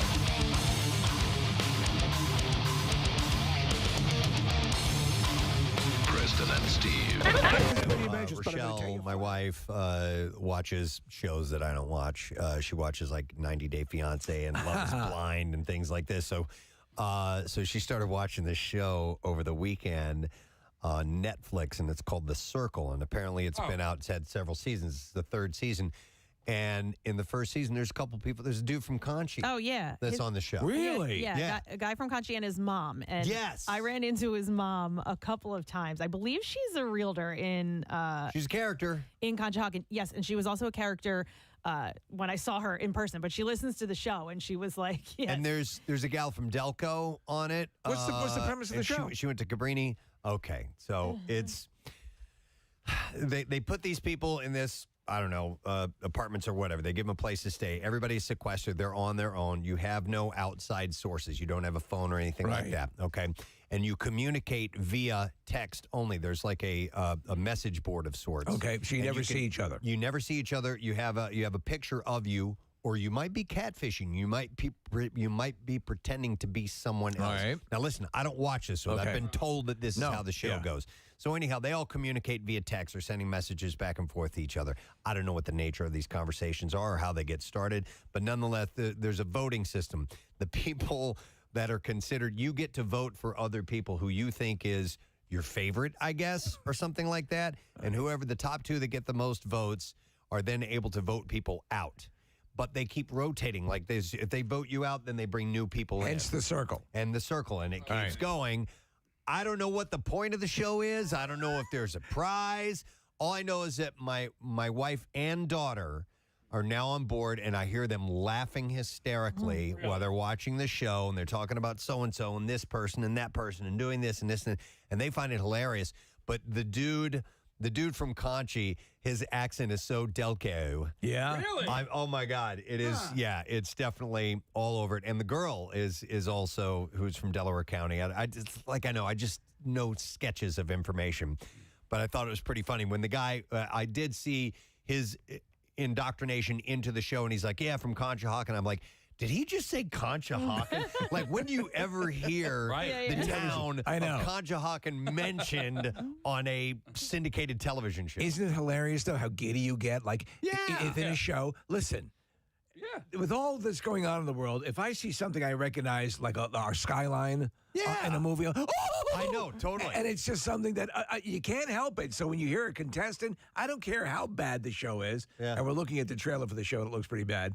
But, hey, it's cool. I can't help but think, though, people who know nothing about this area who actually just hear the word Conshohocken and say, what in the hell is that? Well, I told you, I've bemoaned the fact for years that anytime someone is from Long Island, New York, which is where I spent most of my earlier formative years, they're a raving moron. And that's the way it's constantly the way it is. Yeah, this kind of guy. And so there's a lot more people on Long Island, but that's the impression you would get all the time. Okay, so the guy's name is Ed. Somebody's texting in about him, and he was on The Challenge, I guess, which was on MTV. It used to be the Road Rules versus Real World Challenge, and now it's just called The Challenge. Oh, really? So does this have a vibe like that, like an MTV Real World? Not. I didn't get Real World from you're not watching it. But it's definitely got that MTV sensibility. And they're really playing it up for the camera and everything. But all I know is Rochelle and Caroline are laughing their asses off while watching the show. So good for them. I'm glad they found the show. Sure. Now, there's another show on Netflix, and I have not seen this. Steve has, though, that has a tie to our area. And it's on Netflix, and it's The Worst Roommate Ever. Yeah. Casey had mentioned it last week as well. You watched one of the episodes. I think this might have been the premiere. I watched that one as well with an older woman. So this is, as you would imagine, these are sociopaths who end up being, living in proximity to you or whatever. And then this story arose, Preston, that you're going to talk about. Yeah, some dude who ended up... the people ended up dead in this particular story. That's kind of an underlying theme to all of these, Preston? Yeah, the first two episodes I watched, and people were dead. So this was in Montco. So in 2017, it's the saga of a serial squatter, and it ended in 2 shocking deaths in Montgomery County. The story's available for... On 93.3 WMMR. All right, thanks, Marissa. And real quick, before we welcome our next guest, we were just talking off air about how many charity events are coming up that we're doing. Like Nick's got the Big Climb tomorrow. I have the Walk a Mile in Her Shoes event tomorrow as well. But there's one we want you to participate in outside of those and see I Bleed for Preston Steve Blood Drive. It's our 20th annual event. Jesus. Yeah. Unbelievable, man. It's coming up June 12th. So it's going to be here before you know it. Thursday, June 12th, Live Casino and Hotel Philadelphia. And then we're doing a 2-dayer Friday where we will be broadcasting live June 13th at the Greater Philadelphia Expo Center at Oak. So you can go to WMMR.com and get all the information there because we want to have as many people as possible. Oh, and by the way, all donors get the newest Preston and Steve t-shirt. This was designed by a listener named Kristen Kimball, and we met her at the live broadcast from Coco's in Clearwater. She brought out this shirt she made of the Philly skyline, all with our names in it, and we fell in love with it. And we asked her if it was cool if we turned this into our promotional shirt to give away for that, and she said yes, so we're excited to debut that and get it to you. And also you get a Preston and Steve Show tote bag from Window Nation. They always offer up some cool things. Yeah, I love that. So that is coming up. Details, like I said, WMMR.com. Make sure you come and join us if you can. All right, 2 guests in the studio. One we know very well. Second one we're meeting for the first time. We would like to welcome first and foremost, welcome our friend from Crossing Broad, Mr. Kyle Pagan. Is here. Good to see you, Kyle. How you doing? Always a pleasure. Thanks for having me, guys. You got it. And next to you, your partner on the microphone, and we'll talk about your live podcast event for Men at Work. This is Matt Peoples. Peoples is peoples. Peoples is peoples. How you doing, Matt? I'm great. Thanks for having me, guys. I appreciate it. Absolutely. Very nice. All right. How long you guys been doing this show, Men at Work? About a year and a half now. All right. 55 episodes in. Okay. It's wild because you got in just at the beginning of podcasting. Yeah. Just what we need. 2 more white guys doing a podcast. It's funny though because we talk about this all the time about algorithms and who's making it work and who's not, and it's all show business. It's all the same things and all the same foibles and all the same issues occur. But if you love it and you're passionate about it, and you guys are driven by your passion for sports and everything else as well. Very creative content creators.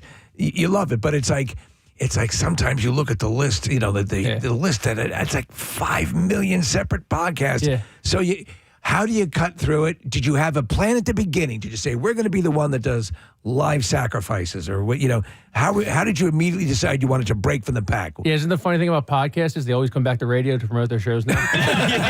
Great, we need you guys. Yeah, thank you so much for having us on. But cutting through it, dude, there's no cutting through it. We're just a clip farm until that's all it is. I don't know, one of your buddies makes it in comedy and starts selling out arenas and just brings everybody with them. I think that's what we're hoping for. I'll tell you what though, you guys at least you're operating on a known umbrella like Crossing Broad, right? And so and Kyle, we've been friendly with you for a couple of years. And what caught my eye initially, and I love what you guys do. I think it's really well done. But it was the most bare bones podcast I've ever seen in my life. It was like a table that you found probably in a dumpster somewhere. Maybe. And you had nice microphones and good headphones. Yeah. Beyond that, I don't think you spent very much money. No. It's just got good conversation. You guys would set up outside the ballpark and just interact with people like fans. But there is direction to it. It's not just talking to talk. You guys are doing a good job at like having a direction as to where you're actually going to take it. Yeah. I mean, direction. I don't know. Not really much. No. But we're waiting for those chairs to break, dude. You're not even wrong. You guys spend a lot on that? Not many. What'd you get? I think we're borrowing literally everything we're using. My aunt gave us the table. It's huge for us, dude. This makes it unique, right? There's 4 missing chairs from the Memorial Day barbecue. Wow. Well, there you go. But it doesn't matter if the content is good, and I think your content is really good. Thank you. I think you're leading the wrong way. Who cares if it sucks? Who cares? Man? It's good he went that way. Next in line will still book you. All right, for those who have not heard it, how would you describe the Men at Work podcast? We did it. I came to Matt with the idea. We met actually through another podcast. We're doing it because I think people associate themselves with their jobs a lot. For good or for worse. Right. You guys have been doing this for 30 years now, 40 years now. Like, I'm sure the first time you meet new people, they're like, what do you do for a living? Right? Yeah. That's always like the first couple of questions and everything. Yep. And people have interesting jobs. Sometimes they're an accountants and we just kick them off the podcast because they're the most boring people in the world. But sometimes we go to a furry convention and we talk to them and they're EMTs or they're, NASA scientists or something like that. It's crazy the amount of furries that run the world. So it is true. So you basically, you grab people off the street, you grab people and you just sit them down and talk to them.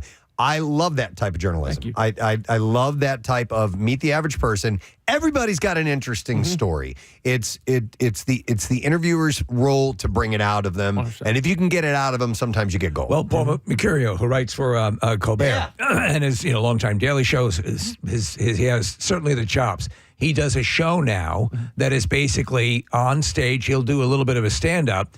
But his conceit has always been there are many more interesting stories in that audience than he's going to bring, and that's how he conducts the show, and it's been a big hit. So Frank Oz is producing it, so that's you got some credit there. Yeah. So have you two now entered the world of the furries yourselves, or we are in? They are a tempting crowd. Dude. They are. When you see a 7-foot fox that's wearing like lingerie, you get some thoughts. It's something, yeah. What would be the most Philadelphia furry? I mean, could you be a fanatic furry or a gritty furry? I would say gritty and fanatic are furries. Yeah. I think so, Yes. Would that work though? Because they're so. Do they transcend furrydom in their, or is everything up for grabs? There's a lot up for grabs at these conventions. You can grab just about anything. There's a lot going on. It's mostly generic animals and not mascots, though, is it? Well, I think it's like for the most part, it's like dogs and foxes. We saw a lot. And a lot of foxes. We had a lot of comments on the video that we did where they were like, they're kind of sexualizing us. We don't appreciate that. And it's like, well, you are wearing assless chaps. There's only really one way I can head. Do they demur from the because there clearly is a fetish. That's part of it. Yeah. But do they try to demur from that, or do they embrace it at all? Oh, they embrace it. Yeah. Okay. And it's funny because like the costumes are so expensive that like it's kind of like a transformer in a way where they might start with like just the hands and just the tail, right, and maybe the head, and then when they go full bodysuit, it's like they're Optimus Prime. Yeah. Do a lot of them make their own costumes? No. Oh, really? No, a lot of them are bought. These are like $5,000-$10,000 costumes. Yeah. Like that's probably like that's one that actually we didn't know this at the time, but that's one of the most famous furries of all time. That guy's name's Nice. All right, we're looking at a video of a guy who is a fox of sorts, and he's green and white, and you guys are interviewing him in this clip, and so.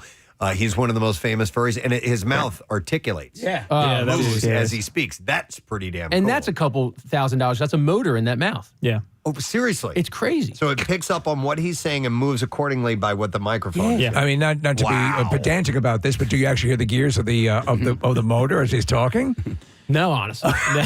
Then that's a high quality costume. Got a silencer. He's like, wow. This is pretty wild. And I know how expensive these things are because years ago we had looked into creating a Preston and Steve mascot. It was the worst. And it was just, I was like, oh, yeah, we don't have thousands of dollars for this. You know? It was, and so we had a guy who tried to make us a costume. It was supposed, I don't know what, it ended up looking like a pepperoni slice. It was supposed to be I thought it was like a tag. It's like a skin tag. It was supposed to be a scab.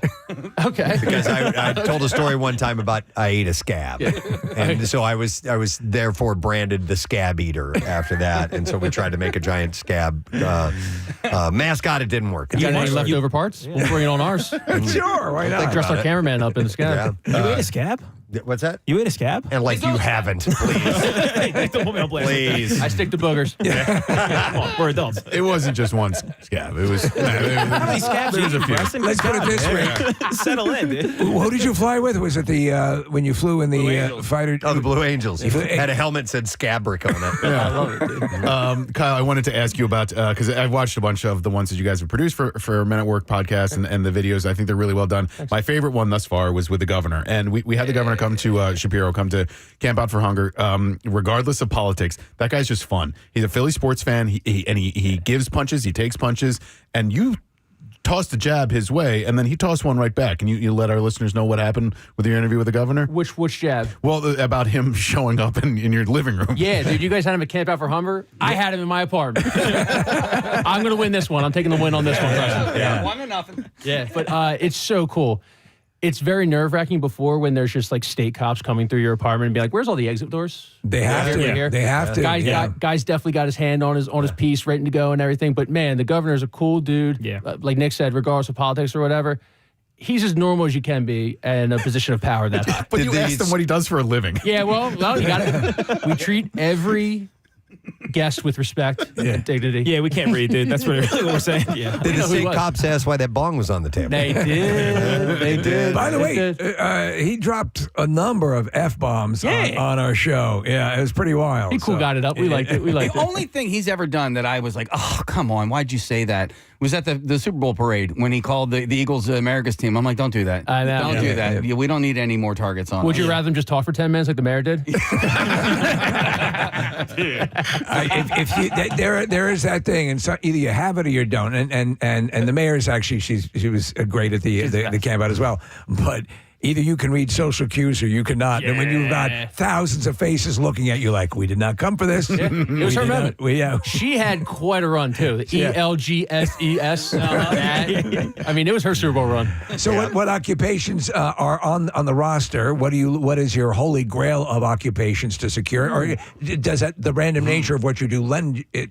I mean, can you create a list, a bucket list, or just get what you get? We had an airline attendant who was very firm that the airline, what are they called? Stewardess? Stewardess? Yeah, flight attendant. Ladies of the air, whatever they're called. You know? Flight attendant. Flight attendants. There, good call. Yeah. Aerial Scab eater, we had an airline attendant who was like very firm that they're being mistreated very often, like how they deal with people flying all the time. They have no clue how people can be that rude to somebody that's like in a service industry. Right. So she was great. She did like 35 minutes of the podcast for us. It was very nice. I agree with that, Did too. you know they don't get paid while you board the plane? Really? That's crazy. They only get paid during the actual flight. During the actual flight. There's no clock that they're on? No, it's crazy. It is per flight? You'd think by the time they wake up to the time they go back to the hotel, I would assume that's when flight attendants get paid. But no, as long as the doors are closed, the flight's going on, then they get paid. And that's the kind of stuff we learn. So it's an hourly wage? It's not a... I would assume so. I think it's what they probably do. They probably restrict it to the parameters of the flight itself, like from departure to landing. So when they land and the people are leaving the plane, are they then off the clock? They're off the clock. Why are they standing at the front of the... I'd beat a hasty retreat. I'm out of here. I wouldn't do anything. Like, I'm not getting you a pillow. I'm not getting you a blanket. I'm not doing anything. Eat me. Hot towel. I'm not on the clock. That's the two worst things, too, about flying. Yeah. If it was a flight attendant. Getting on, telling people, sir, we're about to leave. Can you put up your little seat or whatever? Yeah, and with the stories that we have, and they're constant now about people having their meth hit just at the worst time, and they're running up and down the aisle naked. Preston has them all the time in the bizarre file. And they're not even getting paid for running after that guy naked. No. By the way, so tonight you guys this is the live podcast you're doing. Where are you going to be? Right behind Union Transfer. Okay, cool. 10th and Spring Garden, I believe Just it is. outside? Yeah, no. We're going to be at the place called The Coop, 1025 Hamilton at 8 p.m. Okay, and at this, are you going to be talking to audience members? Yeah, so people are going to come by. We're going to have a little bowl out there. Tell us what you do. We'll go back in the green room, pick kind of our favorite 5 and stuff, and then we'll bring you up on stage. And just like we're doing a podcast, but we're doing it live in front of a studio audience. You guys are really good at it, and obviously that's the whole crux of everything that you're doing stage-wise. It translates well. I mean, you've done this before, I assume, in a live stage presentation. Like, or is this the first time? First time. Really? Technically, we do it in front of an audience. You do it all the every single time. episode. Yeah. So it's just the These venue. ones are paying. Yeah. You're getting paid now, which is the thing. Yeah. They can't kick us out of this one. That's Steve. right. So tonight is a test, and if it goes very well, yes, this is the beginning of a new entertainment dynasty. Exactly. There we go. What they're saying. And if it doesn't go well, you guys got any Yeah, we need help. You guys were talking about a mascot. We need jobs. Who would look good in a scab costume? While we have you guys here, it's been a pretty good month for the Phils. May treated them really well. Reese Hoskins and the Brewers coming to town this weekend. I'm going to the game tomorrow, which I'm excited about. I think it's all 3 games this weekend are national TV broadcasts. Oh, yeah. I think we get to Apple TV tonight and then maybe ESPN on Sunday. Anyway, what are your thoughts of where the team's going? Kyle, start with you. And, what are you thinking about the Phils thus far? No, I really, really like this team. I knew they were kind of falling in like the Sixers mode a little bit, being like regular season doesn't matter, prove to me in the playoffs that you can do something. But these guys are really good, and they're winning. They're beating up on teams that stink right now. But the alternative could be they lose to these teams that stink, and then everyone would say the sky is falling and everything. So just enjoy it. We're in the middle of May.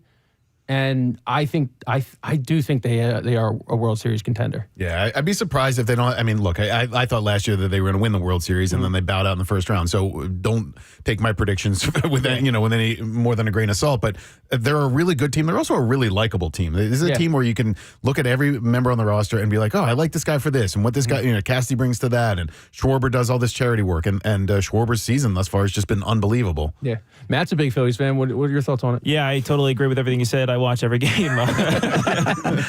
I'm not thinking that's true. I love those guys. Bryce Harper, he's hot. Whatever it takes. Matt's lasered in on the NBA draft. I am. Yeah, I'm a big Sixers guy. He's Unfortunately, back to the process era. He's feeling right at home. When are we free to not trust the process? Well, I made a mistake a couple years ago. Oh my God! Look, guys, I'm not He just rolled up his sleeve on his left forearm. It says, "Trust the process." That was one that before I got it, I explained it to the girl. I was like 20 years old, and I explained it to the girl, and she's like, "What do you actually want to get?" And I was like, "That's pretty hurtful, lady." Yeah. Here's a picture of my dong. And it's weird to say that I thought the process was working. I really did, and then Colangelo ruined it. Like they should have just left Hinkie where he was, and like we were doing well. And then Colangelo came in and he collapsed the whole thing. Our team was poised to be what the Oklahoma City Thunder is right now. Nailed it, Casey. And we're not. And we barely have any assets. So thankfully, we have the number 3 pick. Yeah.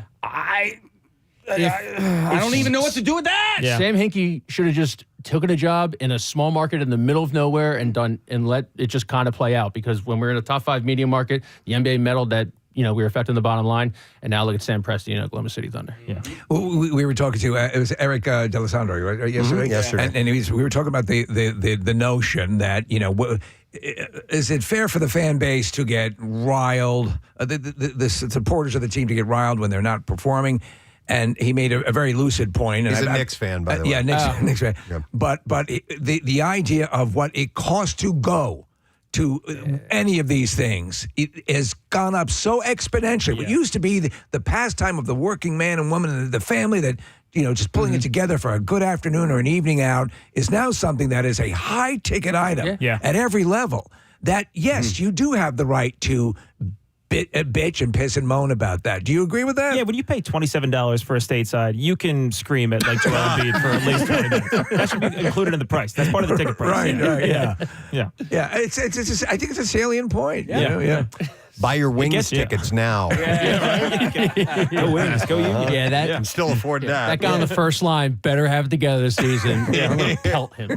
Although the $2 Sixers tickets were nice for a little while there. I'm telling you, you hate to see it. But man, being able to buy a row for $20 kind of sick. Yeah. That was big. Yeah, for my dad back in 2012, he would take me to Sixers games all the time, and he's like, "This is the height of luxury, big dog." And I was like, "You paid $8." Like, watch you do. What are you talking about? Could you imagine, like, you're throwing like a bar mitzvah or whatever, and you just buy it out? A whole section. Yeah. Everybody in the Delaware Valley. My second grade birthday. You know how many Phantoms and Kicks games I went to? Yeah. Crazy. Yeah. They were, and that was great. Yeah. I mean, we would do a lot. We do a lot of stuff. We were thinking back about the lingerie football. For a while. The elephant. All that stuff was fun. Philadelphia Soul. Soul.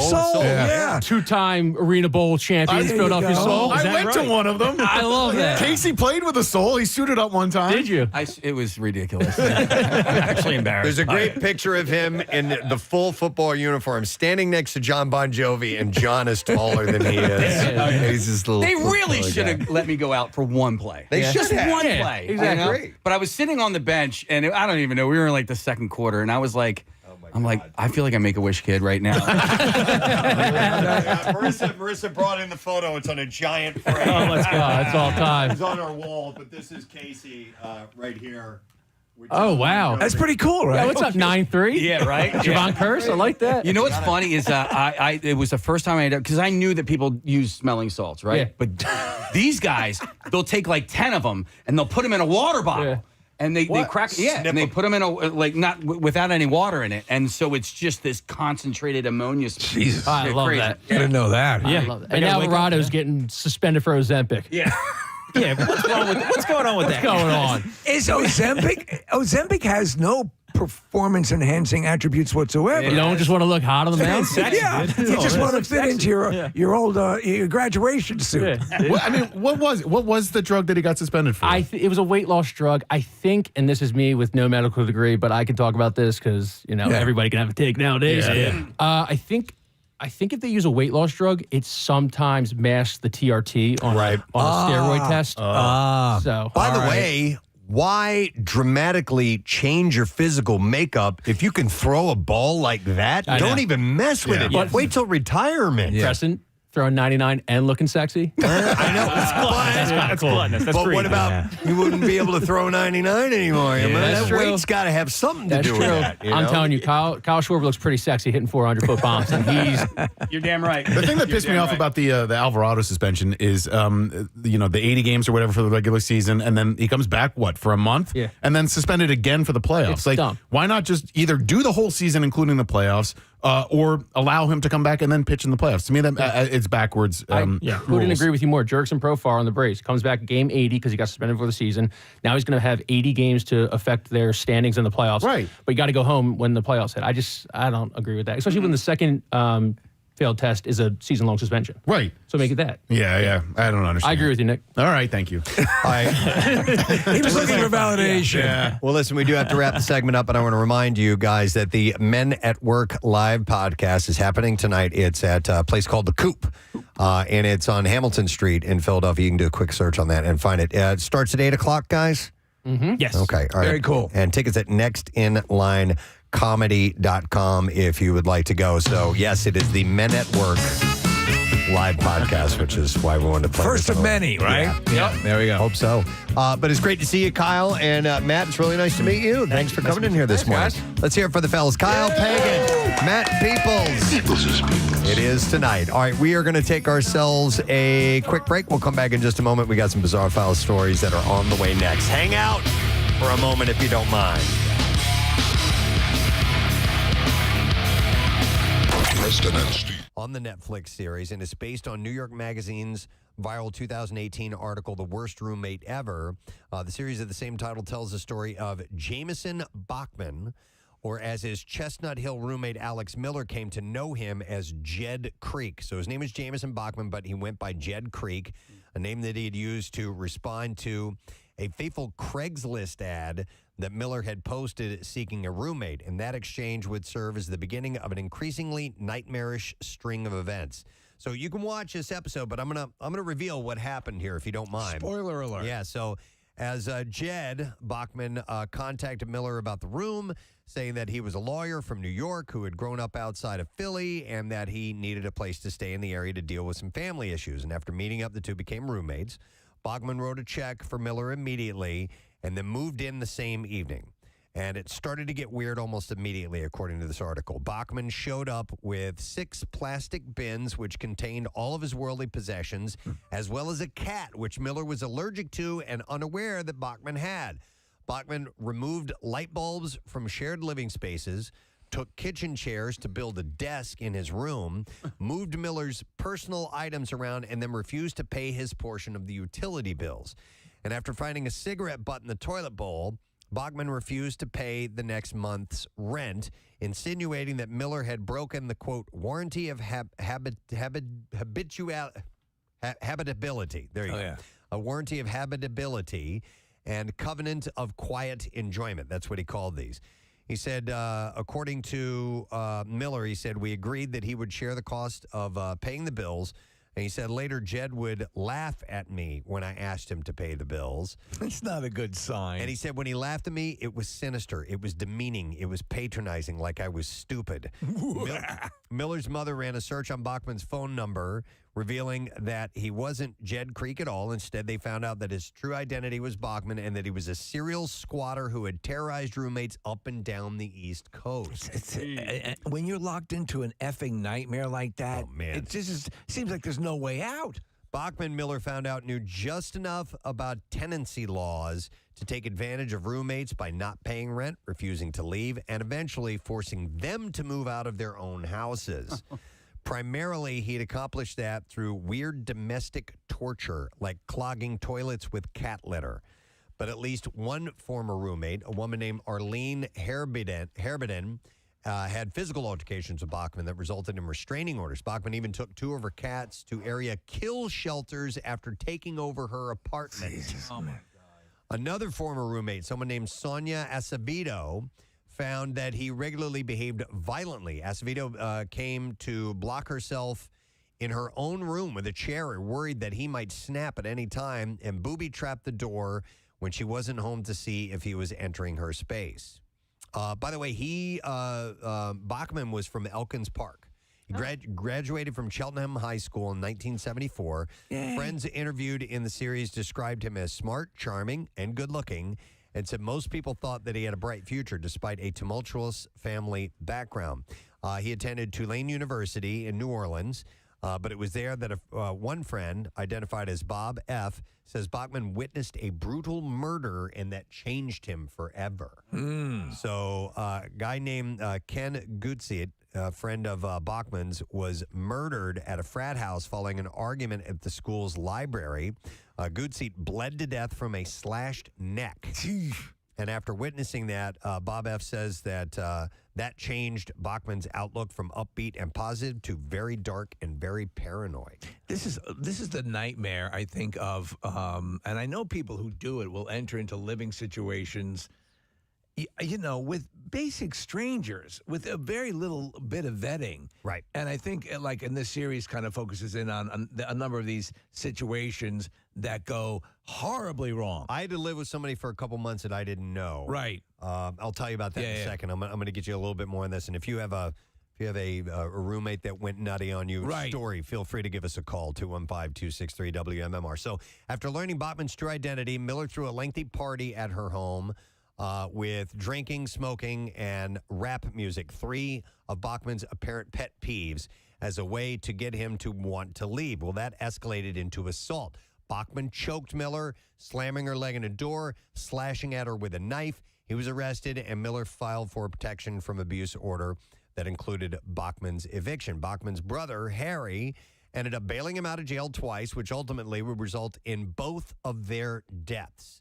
So in November 2017, and I don't remember seeing this story, but Bachman killed Harry in his brother's Elkins Park home. Killed his own brother. Killed his own brother. In his home. Yes.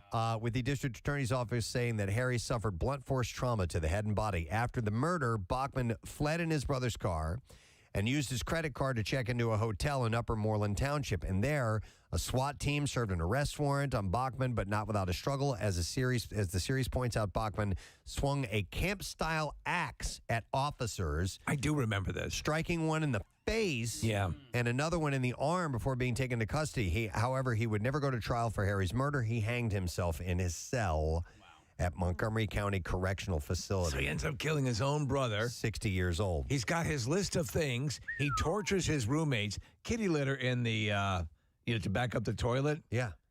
And he was doing that regularly. Yeah, He would live with people and drive them crazy. And then chase them out. And what are you getting out of that? That's the question. Is it because you just feel this need to exert control over people? Is that it? Is that the big thing? I don't know. But you talked about people not knowing each other, having to cohabitate, and it happens regularly. They do it all the time. Yeah, happens at college. You get a dorm roommate, and you don't know who they are. I had when I first started getting into radio, I entered into this internship program that was kind of a move away and live there type of thing. And the guy who owned the radio station owned an apartment complex, so he would put you together with the other intern that was being a part of this program. Right. And so I lived with this other dude for a couple of months, and after, it was fine. The first few weeks are always fine, right? Yeah. And then after a while, he started getting a little weird. Nothing, I don't have any really good stories for you, but I just know that after a while, I was like, yeah, this is why you don't just join up with people and start living together, because after a while, you're going to find out something about them. If you know somebody for a series of months, at least you got a pretty good idea at who they are and what their quirks are. And it's not so unexpected if they are acting strange. You're exactly right. That's why it always caught me as incredibly bizarre when you'd see, like it used to be years ago, classified ads looking for a roommate. I'm like, really? Right. Yeah. Really? Yeah. No, I'll live alone. Yeah. I'll work harder. I'll work around the clock to pay my rent, but there's no way I'm just out of the blue going to live with someone? See, in Canada, a lot of times people will turn their basements into apartments that they will rent out to people. And I know this from HGTV shows. There is no way I could possibly ever rent out my apartment living above. My parents I had have two done basement it. apartments. Yeah, my parents have done it. My dad has always put something either in the basement or off of the side of the house, and they've always had a rental. No kidding. On their house, yeah. Ever have any crazies? Yeah. Hey, people go a little loopy? No, not real. No, I don't think so. I mean, they my mom was always trying to help people. So it was always like, you knew the person through, 3 lines down. It was like a friend of a friend of a friend or whatever. Okay. So they didn't really I don't think they ever put it out there to say room for rent and just random people came in. It was sort of word of mouth. Word of mouth, but a lot of times is the case. I told you guys some of this story. In fact, one of those basement apartments was in Brentwood, Long Island, and then the people who lived upstairs rented the top part of the house to this jackass. And so this guy was on the run from all sorts of bill collectors. Oh, wow. So I was constantly dealing with people who would come around to the door in the basement, the other apartment, looking for him, all the time. And I'm like, come on. And then eventually he was supposed to be the one who was making sure the bills, good call on the landlord, paying for the water and all that stuff. That all got shut off. So eventually I told you one night I switched all the locks in the house so that they face my direction. And I'm like, no, this is not going to happen. I had to put my foot down. And then after a while, you're like, why am I fighting for this turf? There are other apartments. Let me get out of here. Right. Why is this my battle? Yeah. Let me go to some calls. I have Laura standing by. Hey, Laura, good morning. Hi, good morning. Hey, what's up, Laura? Hi. So my neighbor and I were just talking about this because we were just talking about the show. When I was 19, I made a very bad decision to go on Craigslist and try to rent a room from a stranger. Yeah. I went to Temple and I didn't like my dorm situation. So, very long story short, I met somebody who I was renting his basement from him. He was a little older. He seemed like he had everything together. We signed like an unofficial agreement, I guess, for me to live in his basement. And just like you were describing, like things were just a little off. Like things were weird. The basement apartment also was not a real apartment. It was just a finished basement. So we shared laundry, we shared bathroom, we shared kitchen. Yeah, no. So, Laura, that sucks. So things were getting weird, really weird.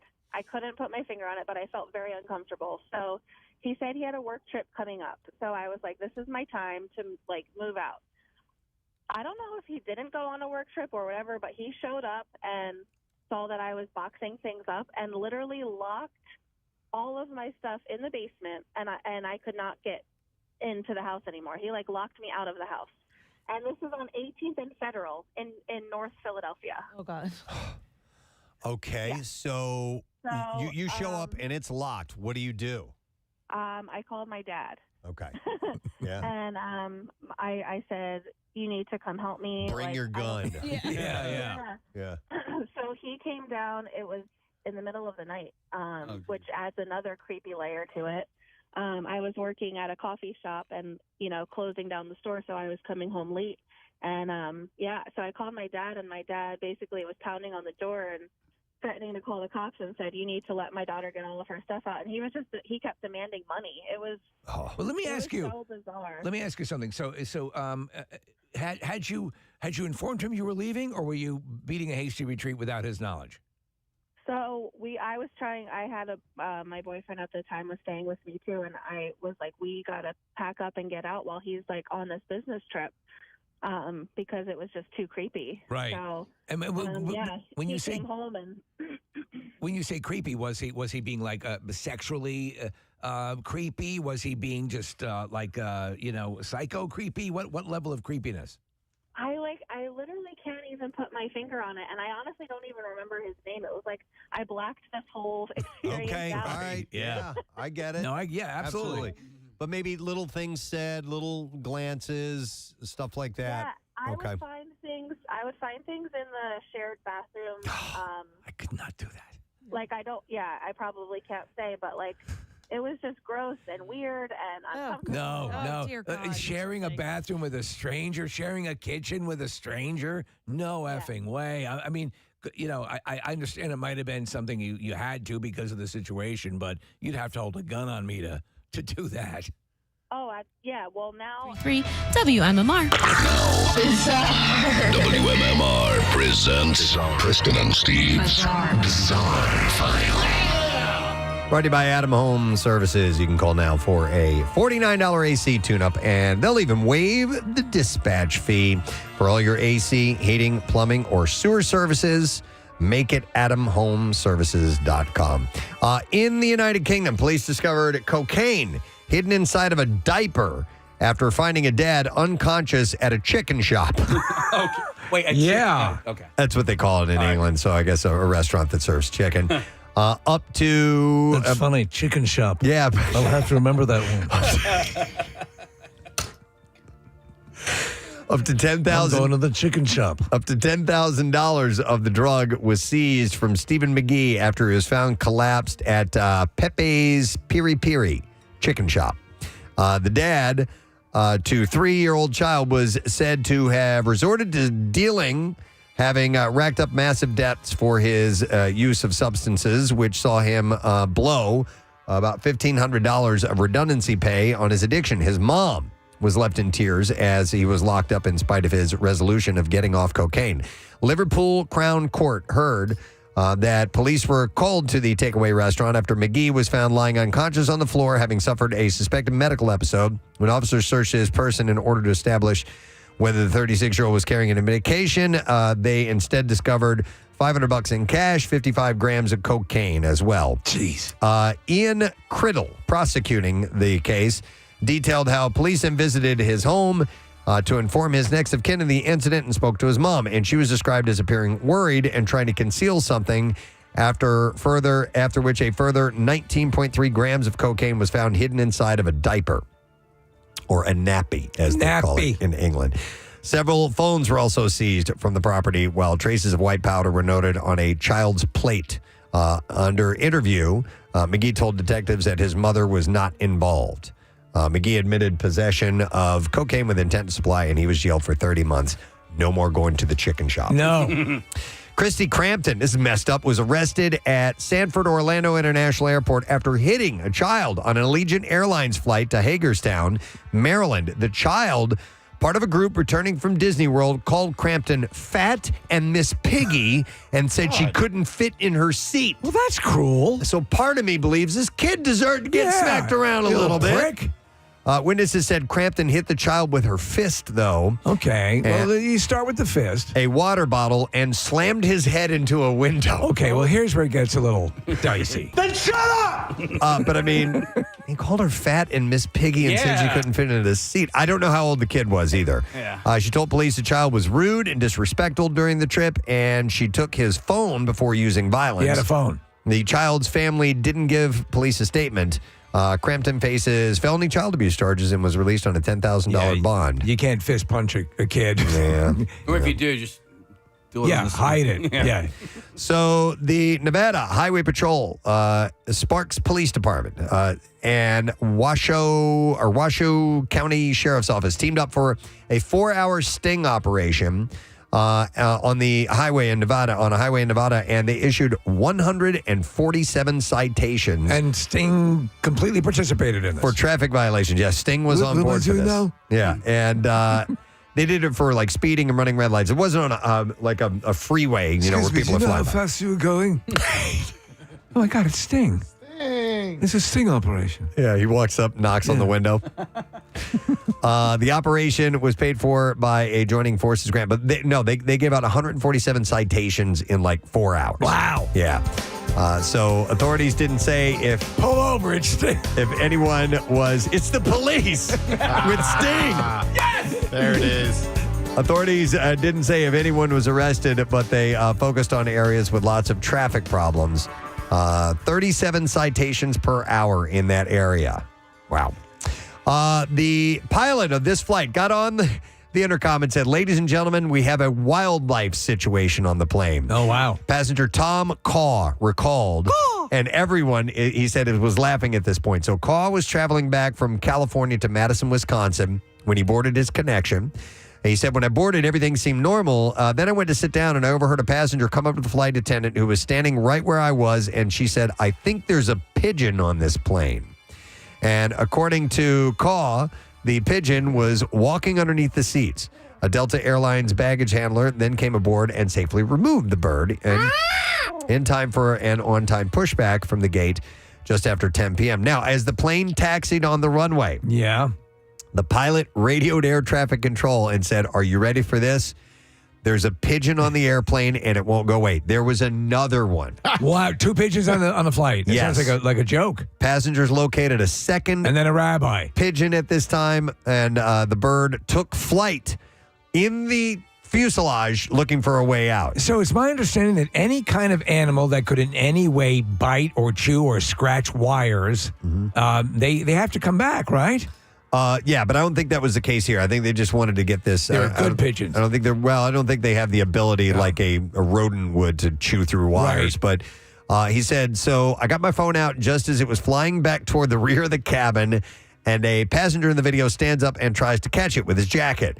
The woman next to me was quite panicky about it, and she said to me, I'm going to need a free wine after this. The flight returned to the gate, and Caw said that the same baggage handler returned to take the second bird off of the plane. That's hilarious. I love it. All right, and one last story. I've had a lot of animal stories, and I'm going to wrap with one. I'm not going to do like a rap performance or it'd be anything great. like that. The name is Preston, and I'm here to sing. All right, so a really... I'm not going to do it. Not doing it? All right, I'll take the music. A really muscly kangaroo tried to drown a man in Australia after the two got into a kerfuffle. Have you ever seen some of those jacked kangaroos? Yeah. So Don James is said to have found himself fighting for his life as the marsupial held him down in floodwaters, which had pooled on the side of the road, only escaping after the animal appeared to become spooked. Christy Lees, who watched the battle unfold in her rearview mirror, told the BBC, it's not every day that a big male kangaroo decides to take you on. Even in Australia, you do not expect to see it. She suspects the very distressed kangaroo had become trapped in the area following the record flooding that happened around there. Ms. Lees was the first alerted to the kangaroo's presence as she drove down to check the water level. She said 2 men, one of whom later was identified as Don James, warned them that there was a really big kangaroo just around the next parked car. And sure enough, there was the kangaroo. She said as big as a car. It was standing next to. That's overestimating. The next thing Ms. Lee knew, as big as a skyscraper. The kangaroo had launched towards her car, which she had slowed to a crawl as not to startle the animal, but it startled her back. As he moved around to the side of her car, the kangaroo appeared to spot another target, Mr. James, who was still walking away up the road, and it gave chase. She said they literally got into a boxing match. Wow. And I'm looking in the rearview mirror, and they're throwing punches. Mr. James then ran backwards before tripping and falling in a patch of floodwater by the side of the road. The next thing Chrissy knew, the kangaroo was holding him down and tried to drown the man. She said, I realized what was happening and told my husband, who couldn't see the fight from his seat, to get out of the car and help. But the kangaroo appeared to have been spooked, perhaps by the approaching car driven by Mr. James's friend. This might be something that they do because there's footage of a guy whose dog, the kangaroo was attempting to drown his dog. Yeah, that's right. Kangaroos have been known to appear to attempt to drown their foes. Yeah. Although these are usually animals that are the size of dogs, like you're saying. Yeah. So there's a very strong instinct. An expert said kangaroos will go to water if they're threatened by a predator. Isn't that wild? Yeah, so it's part of their instinct. Sort of evil. Yep, and that is what I have in the bizarre file for you. All right, let's take a break. When we come back, we shall see if you've been paying attention. Lesson questions up. We'll get trash. We'll get some music news as well. So stay put. We'll be back in a moment. Preston and Steve. And I'm an adult, and I'm like, my kids can never, ever, ever do what I did. Yeah. And it was like, it was so, I felt like it was out of desperation almost because I couldn't afford rent by myself. So I really wanted to be on my own, living in Philadelphia. Like I just wanted that life.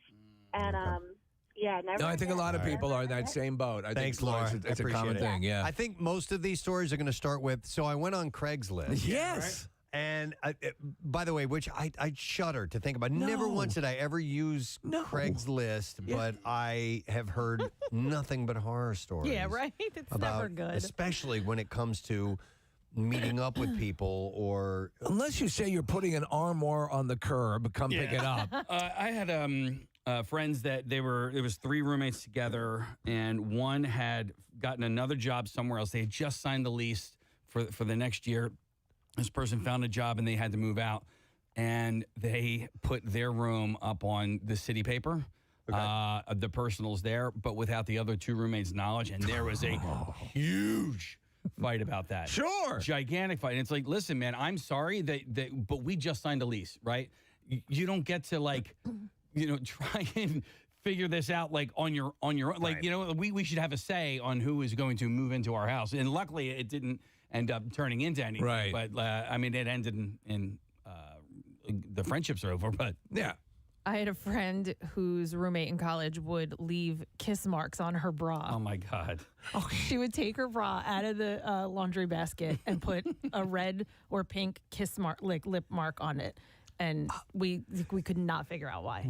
Was it a little love letter of sorts? No, the girl was nuts, and she was nuts all through college. We didn't really stay friends with her, but she I knew people that lived with her later. Senior year, junior and senior year, and she didn't do that, but she would always do bizarre things. That would be chilling. So just weird. find kiss marks on your underwear. I just have to kiss it. I just have to kiss it. I made out with your bra last night. Yeah. Okay, this I got to hear. We're going to go to Joe. Hey, Joe, good morning. Good morning. What's up, Did Joe? not start on Craigslist. Okay, it did not start on Craigslist. All right, go ahead. So this was really early days of the internet, like 1995 or 6, something like that. I was about 8 years old. My sister, who was much older than me, met a random guy through a chat room, and he lived several states away.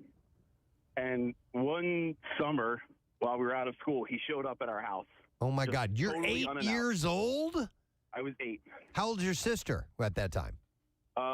She was just graduated high school. All right, so 18. Okay, so dude shows up at your house? Yeah, so he shows up at our house with another girl. Okay. And it was really random, and we didn't, I was 8, so I'm sure I didn't get the whole story, but I didn't really figure out why at first. But the intention was my sister wanted to date this guy, which was probably obvious. And then he ended up living with us for the entire summer, him and the other girl. No. Wait, what? And Where were your parents in all this? Yeah, seriously. He moved in? He and his girlfriend moved in? He lived in our basement on the couch. Okay, we had hold a on. pull-out couch that they just lived on. Joe, hang on. Several questions. Okay. Yeah. He was a full-grown adult? Yes. Okay. Yeah, I think he was probably early 20s. Your parents? What happened there? I have no idea. Why would they let this guy, this complete stranger, come in and live at your house? This is my boyfriend and my boyfriend's girlfriend. Right. My parents are way too nice most of the time. That's almost negligent. Naive. So Yeah. All right, so we're going to glance over that. yeah, we'll glance over the parent thing. They're living there. What happens? So at the end of the summer, they just randomly disappeared, and they left a whole bunch of stuff at our house. Okay. And when they left, the girl that had left her ID at our house. Yeah. And when we found the ID, we noticed that she was using a false name the entire time she was living with us. Okay. The old false name. Yeah. Yeah.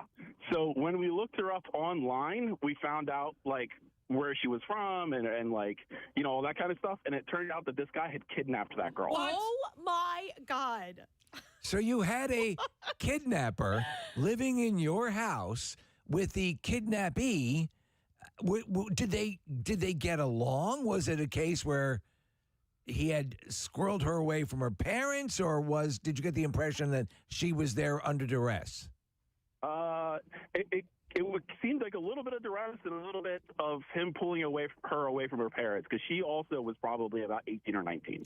That is effed up. By the way, I gave you permission today, and they may be perfectly wonderful people, but go slap your parents for us if you wouldn't mind. That makes no sense at all. Yeah. Oh my God. I'd love to hear from your parents. Yeah, it's great. They're having they're playing their records in the basement. Joe, do you and your sister ever talk about it? Reminisce about this little interesting time in our lives? Funnily enough, I rarely talk to her because of other boy decisions that she had in her life. Okay, so it started early. You got out just in time, Joe, or you'd be dating one of these guys. All right. Thank you, Joe. Yeah, that's a weird one. Yeah. So weird. I had a lot of layers there. Well, if you think you're this girl and you're going to get this guy, hey, I like this guy, I want to date him. Yeah, is it okay if I bring a girl? What? And you still follow through with it? We're talking about It's okay. She was kidnapped. Netflix's worst roommate ever, and there was a story of this crazy serial squatter that ended up and driving people nuts that he moved in with. So that's where we got started here. Taking some calls. I'm going to go to Lou next. Hey, Lou, good morning. Hey! It is Lou. Hey, Lou, what's up, bud? Hey, what's up, Brett? What's up, Casey boy? How are you, Lou? Marissa. Hey, now, of course, you're going to have a story about all this. Oh, yeah. All right. All right. Now, listen to this. I was living out in California, and a guy that I knew growing up that I lost contact with got my phone number from another friend and said he wanted to move to California. So I said, yeah, sure, come on. I didn't know him that well, but I'm like, there's no problem. Somebody from back home. It'd be nice to have a familiar face. So he moves into my house. He's been there a couple days. I get up one morning, and my living room is full of computers. This guy must be very studious. Yes. So what happened? And the company that he robbed from they were friends of mine. And that's how he knew how he could get into the place, because it was an old car dealership that I used to work for. So Lou, he came out with the intent of using your connection to rob the business that you worked for? Yes. Correct. Okay. Wow. I got up. I was pissed. I called them up. I went over there, and I said, listen, I told them the whole story. They came back with a truck. We got all the stuff. I told him he better get out of the house while my buddy and his buddy came in and bring all the stuff back. And then I made him leave. Yeah. He met up with a girl and moved in with her. And then eventually he came back. And him and I got in a fight. And we had this big fish tank. And he kicked the fish tank, smashed it, and everything went all over the floor. And we wound up rolling around in the in the fish, in the fish, in the glass and fish, glass and fish. Yes, sir. And it was a salt water tank. Oh man, Lou, that's a hell of a story. So you were giving the guy finally left. I assume. I'm going to guess you won that fight, and he had to leave, right? Right. Oh yeah, he left. He since passed away too. He's dead. He went back. I love how you go to bed and wake up and your living room is full of computer equipment. full of computers, and he's sitting there saying, "Hey, where can we sell these?" Oh my God. The balls on this guy, Lou. Did he know your past connections? Yeah. Oh yeah. He knew my past. But he thought, hey, maybe Lou would be down this. But he was stealing from your friend, which is I think stupid. A gentleman says, "Do you mind if I steal from your friends?" At least open it that way, right? And then we can fence it together. Oh my God. Right. Oh yeah. We can go spend the money while my buddy has all his information from all the cars he sold and everything, and all out there for someone else. I felt bad. It just broke my heart. Sure. Wow. That's hilarious. Right. Lou, you never let us down. Great to talk to you, man. All right, yeah, you too. You guys have a great day. All right. Who's Lou?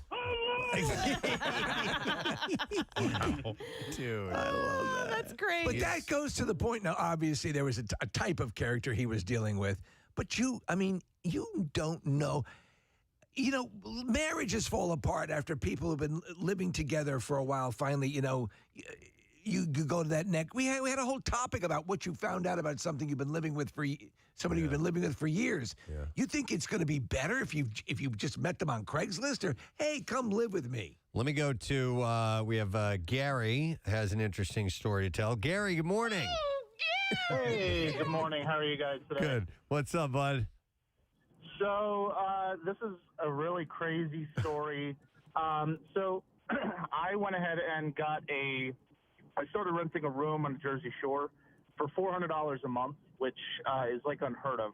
Right. And I was super happy about it. The person who I found out was renting it was a friend of a friend, so I didn't think anything of it. And while I stayed there, it really wasn't a big deal. It was like a shared kitchen. About now. So I'll share that information in just a little while. It is Friday morning. Our Word of the Week prize is going to somebody, maybe you. We'll have that in a couple of moments. And your chance to get this overnight concert thing in AC, which I'll tell you about a little later on. We have something else to give away right now because we're doing the lesson question. And today's prize is a pair of tickets to see Ace Frehley. And he's going to be playing at the Event Center at Rivers Casino Friday, June 6th, so a week from today. And if you can answer this question correctly, we will give you those tickets. So the question is, if we were to ever purchase an old Wawa and take it over, what would we call it? It wouldn't be Wawa. It would be something else, all right? If we were to purchase an old Wawa and take it over, what would we call it? 610-660-9333. If you heard that, call now. And if you get through, we get you on the line, we go to you, you just might win. So let's see if you know the answer. We'll do the trash now. The trash business is a gold mine. 93.3 WMMR with Preston and Steve's Hollywood Trash. All right, this morning is brought to you by Sequoia Outback. Score major savings with their annual Memorial Day sale, Route 309 in Hatfield, or decksupplies.com. What's going on this morning, Steve? Well, Hannah Gutierrez Reed, whose screw-up caused the shooting death of cinematographer Helena Hutchins while filming the movie Rust, was released from prison after 11 months. Gutierrez Reed says even though the man who actually pulled the trigger, Alec Baldwin, did no time, she got the better deal because she didn't have to shoot a reality show with Hilaria Baldwin. Oh, my God. 82-year-old David Geffen's estranged husband, 32-year-old Donovan Michaels, filing documents suggesting he's going to go after some of Geffen's fortune. Michael says before you think he doesn't deserve the money, you should suck on a rotting banana for a few hours and see how you like it. Wow. Oh, my God. And finally, Britney Spears is close to debuting her first ever jewelry line now that it has been cleared by the U.S. Patent and Trademark Office. Britney says her jewelry will be the first to be microchipped in case you go running off after the ice cream man and forget where you live. All right, we shall see if somebody knows the answer to this. If we were to ever purchase an old Wawa and take it over, what would we call it? And our caller that we will go to is Matt. He is joining us now. Matt, morning, bud. All right, Matt, if we were to buy an old Wawa and take it over, what would we call it? Woo-woo. Woo-woo. Not Wawa, but woo-woo. All right. Matt, hang on a second. We are going to give you that pair of tickets to see Ace Frehley at the Event Center at Rivers Casino Friday, June 6th. The only thing more recognizable than Ace's spaceman makeup is his signature guitar playing. KISS fans can see the legend in person at the Event Center at Rivers Casino on June 6th. Tickets start at just $39 at riverscasino.com. Must be 21. All right, let's get into music news. Now, Preston and Steve's Music News on 93.3 WMMR. Brought to you by Adam Home Services. You can call now for a $49 AC tune-up, and they'll even waive the dispatch fee for all of your AC heating, plumbing, or sewer services. You can make it AdamHomeservices.com. All right, we'll begin with this story. Kings of Leon canceled a series of summer European tour dates after lead singer Caleb Followill broke his foot in a freak accident. He was playing with his children when it happened. In a video posted on Instagram this week, Followill told his fans that he shattered his heel and had to have emergency surgery in Nashville. Doctors advised him not to stand or travel for 8 weeks, forcing the band to cancel 10 shows starting in Paris and on June 10th and then ending in Portugal. Did they specify how he shattered his heel? It just said playing with his kid. Yeah. I got to believe he was kicking him. A shattered heel would hurt. Yes. Bad, man. Yeah. I mean, that's if you've ever, just even stepped on something and it digs into your heel, that's painful. I slammed down onto my left leg, and I felt it in my knee. I was good, But I'm like, yeah, I could see how that could happen. I showed you guys a couple of summers ago. I was trying to do this rope swing in Wildwood. Yes, yeah. And my upper body strength was not as strong as I thought it was, and I just came crashing down, and I went heel first into nothing but seashells. Father Will expressed disappointment, noting the band, which includes his brothers Nathan and Jared and cousin Matthew, was excited to perform new songs that they had been recording, but no, they're going to have to cancel that stuff for a little while. All right, former Red Hot Chili Peppers guitarist Josh Klinghoffer has accepted a no-jail plea deal for a vehicular manslaughter charge. He was sentenced to 1 year of informal probation and 60 days of community labor. He must also complete a driver safety class and pay restitution to be determined at a later date. He was allegedly distracted driving when he struck and killed Israel Sanchez, who was walking to the grocery store. This was in California last year. Hearing for the case in civil court is set for July 1st, so he's probably going to face some hefty restitution on that. Josh follows us on Instagram. I just pulled up his account. Yeah. It's probably because we've talked about him a few times. He played with Eddie Vedder's solo band, and he's a touring member of the Pearl Jam's band when they hit the road. So I wonder if this is going to impact his future tour plans. Yeah, it's a good question. All right, one last story. John Fogerty, it was his birthday the other day. It was his 80 or 81st birthday the other day. Is issuing a new album, and in many ways has Taylor Swift to thank. The collection, titled Legacy, The Creedence Clearwater Revival Years, is Fogerty's re-recording of classic CCR songs. The Taylor Swift connection? Fogerty felt empathy for Taylor losing her music catalog to Scooter Braun, only to re-record her songs to reclaim ownership. He said, I wanted to call it Taylor's version. I lobbied very much to the record company. I understood her plight. I really felt for her at the time. Because the guy was selling it to somebody else. And that sort of thing has certainly happened to me. He said it's very much like what Saul Zaentz, who's a former record label exec, might do, he said. While the title of Taylor's version was turned down, Fogerty instead settled on John's version, a parentheses that appears on all of the newly re-recorded songs. The album comes out on August 22nd. So he certainly waited a long time to do that. A long time, and I wonder, he re-recorded them with his current... I mean, his voice is pretty good, but... Yeah, but it's not going to sound nearly as youthful as the original recording. So we'll see how they sound. But, I mean, he can still play and sing. So, but we'll see how those recordings are. All right, and there you go. That's what I got in music news for you today. I'm going to give away my last $25 gift card to Rita's. And we'll take caller number 16 at 610-660-9333. You get a $25 gift card, and you can try the fantastic new Rita's flavor, which is Kool-Aid Sharkleberry Fin Ice. And this fruity, refreshing flavor is great to enjoy blended in an ice blender drink or stacked with creamy frozen custard in a 5-layer gelati. So get to Rita's quick. Kool-Aid Sharkleberry Fin Ice is here for a limited time only. So caller number 16, it's yours. When we get back, giving away our Word of the Week prize. We'll be right back. Stay with us. Preston and Steve. Shared living room, and I had my own bedroom upstairs, and she lived in the basement.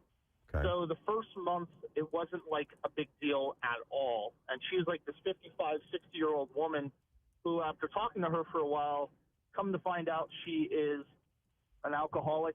She like drinks regularly every day. Okay. And she's anorexic.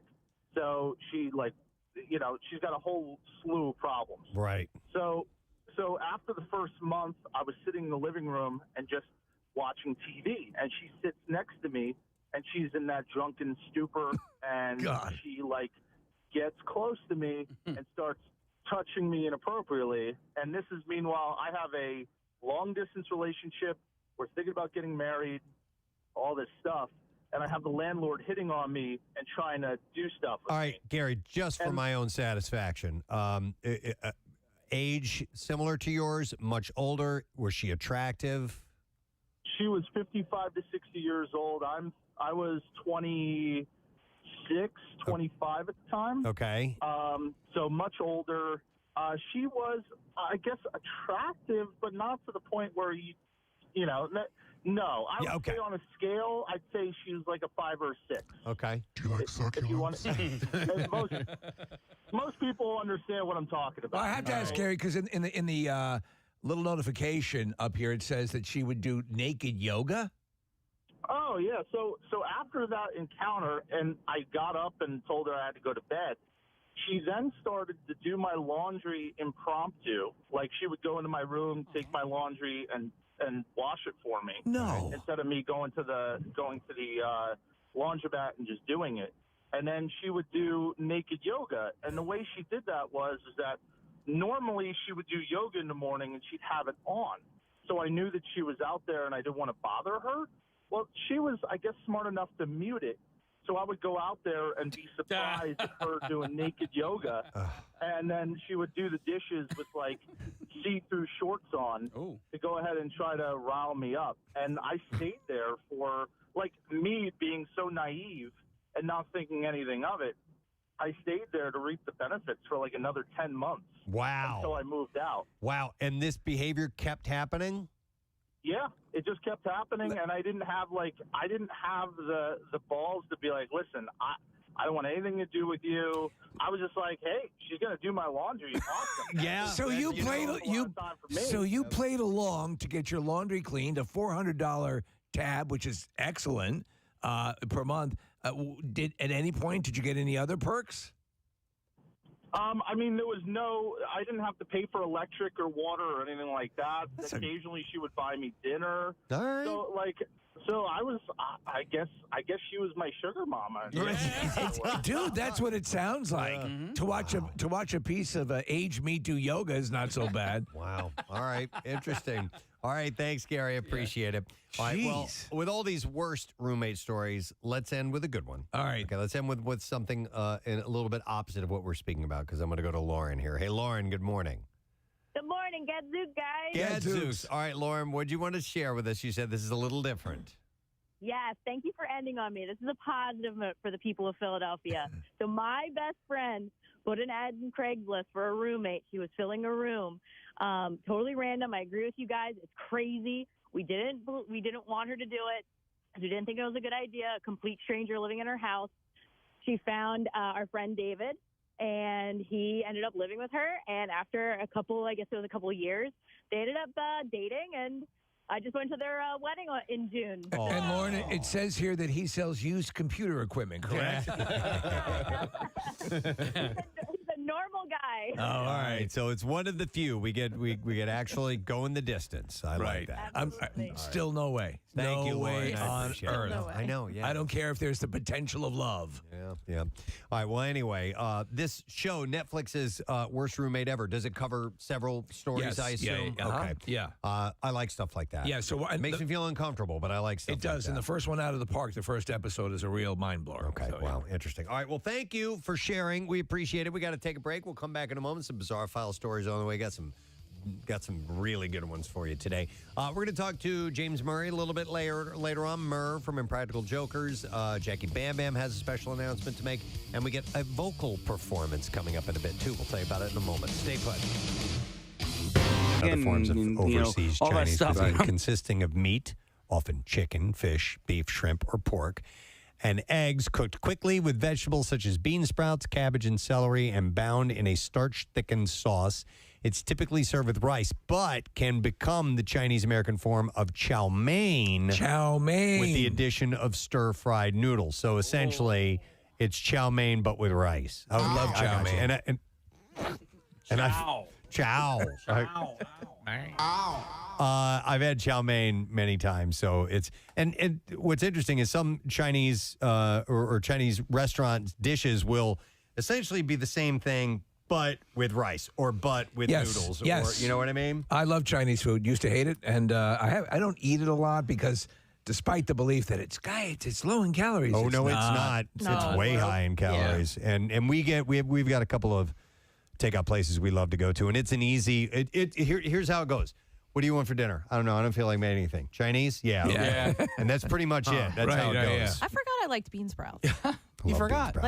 Because I don't. They're good. I don't ever get them to put them. They in don't have a anything. lot of flavor in them, but they are they're satisfyingly crunchy. Yeah. And and erotic. And erotic as well. I like water chestnuts too. Those are same thing. Good, right? I don't know what it is. It seems like hard something, hard air, but it tastes pretty good. We have and it's not new, but it's new to our family, a new Chinese food restaurant near us that's really, really yummy. Same here. Yeah. Like we stumbled across one. We're like, we were going to go somewhere else. And we're like, well, we've never been able. Let's go over there. And we tried it. And we're like, wow, okay, this is our new place. Yeah. Our new joint. Haruga. Our new John, if you will.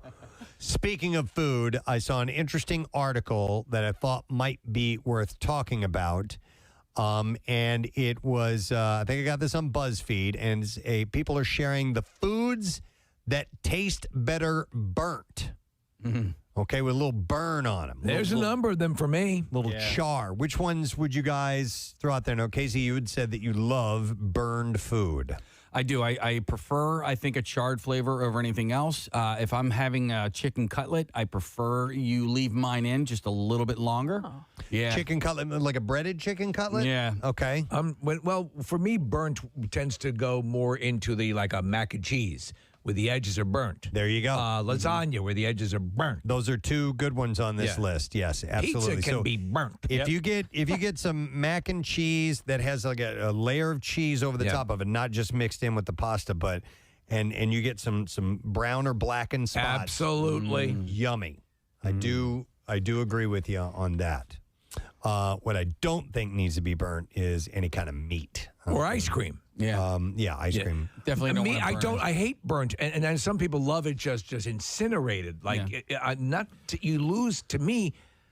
Like in those other cases, like mac and cheese, to me that's an actual taste that I think is a unique, accentuating taste. Yeah. I think what happens when you burn meat, it robs it of its taste. Although it does have a different flavor to it. Yeah. My dad, whenever we would go to a carving station, if they'd have like a big roast beef or something like that, he'd always ask for that. Give me that burnt end right there. Well, that's a thing. My Burnt dad ends. would come in from the barbecue after he'd had a few pops, and he'd come in, and the meat would be literally on fire as he was bringing it in. He loved it incinerated. It doesn't necessarily rob it of its flavor. It just adds a new flavor to it and a new texture as well. All right. A couple of weeks ago, I had just this amazing thing that happened to me where I cooked a bag of microwave popcorn, and as it turns out, only one kernel went unpopped in the entire thing.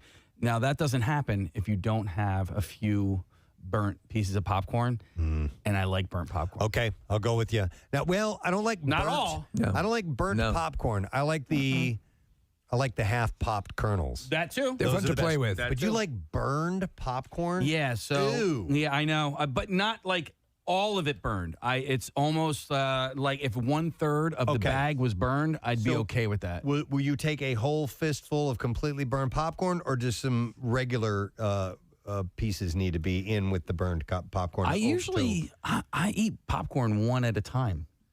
Yeah, I don't do fistfuls of popcorn. One little thing at a time. It's a great Clint Eastwood film, A Fistful of Popcorn. Fistful of popcorn. I got two burnt meats that are I'm all right with. I don't order them this way, but I know a lot of people do, including my girlfriend. Burnt. Nick Mcillwain, that song's a banger. Billy Idol on 93.3 WMMR, Still Dancing. That's a good tune. It is. It's a Friday morning. We are at the end of our program, and we are at the end of our work week. And today's been a lot of fun, so I want to thank you for being a part of the program.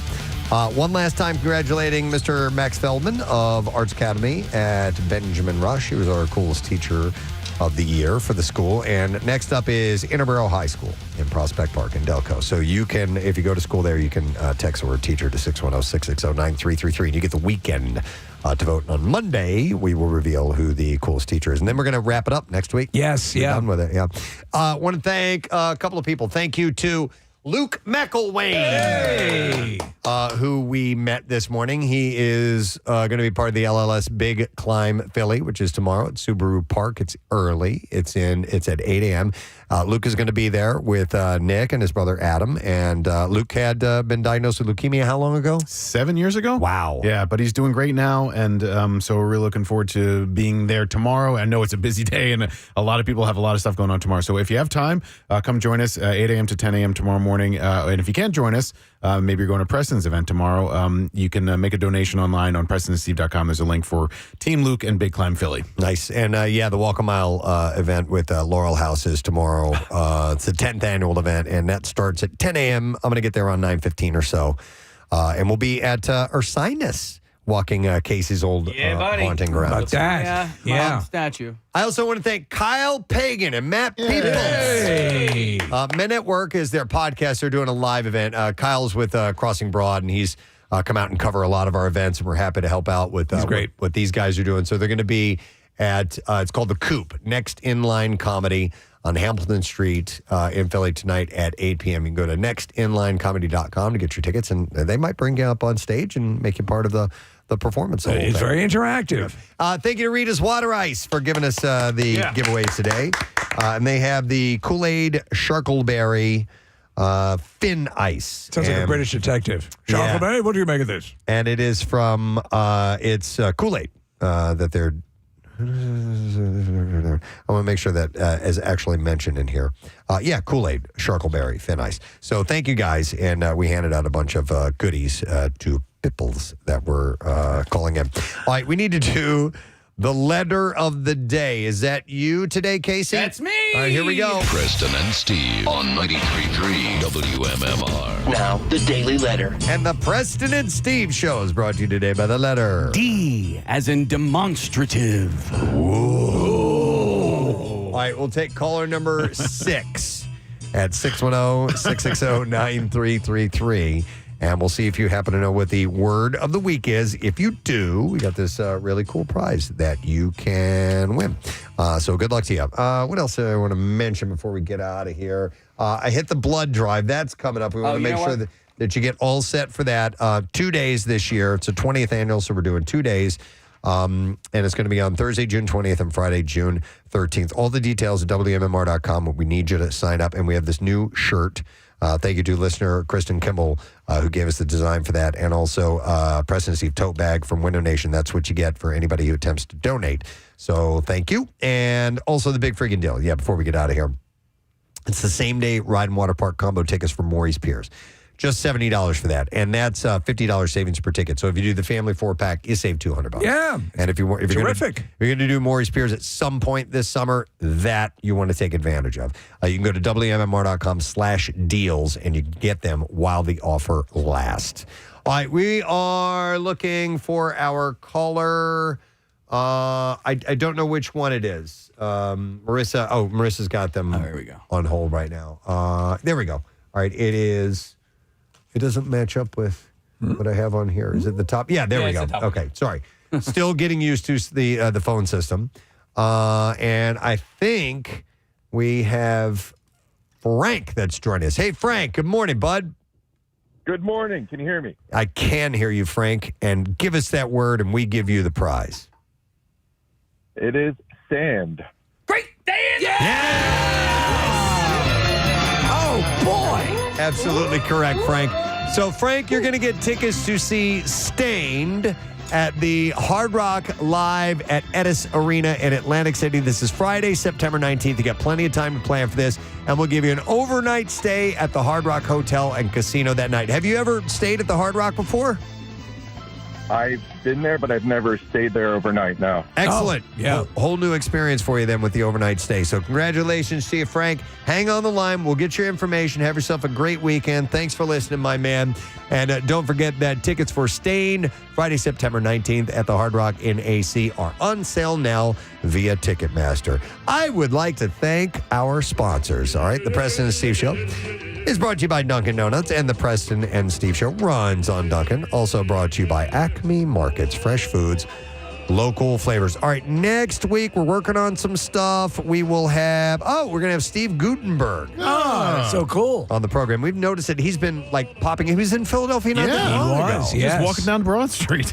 Yeah, he's making a video and shared it on social media. Comedian Corey B will be in the studio, and it's our annual visit from the Pitchuation. Yay! Hey! Former intern and MM Army member will be stopping in, so we will chat with him, and I'm sure we'll add some other things to next week's broadcast as well. So that's it. We're done. Rage on, and you have yourself a great weekend, friend. We'll see you later. Bye-bye.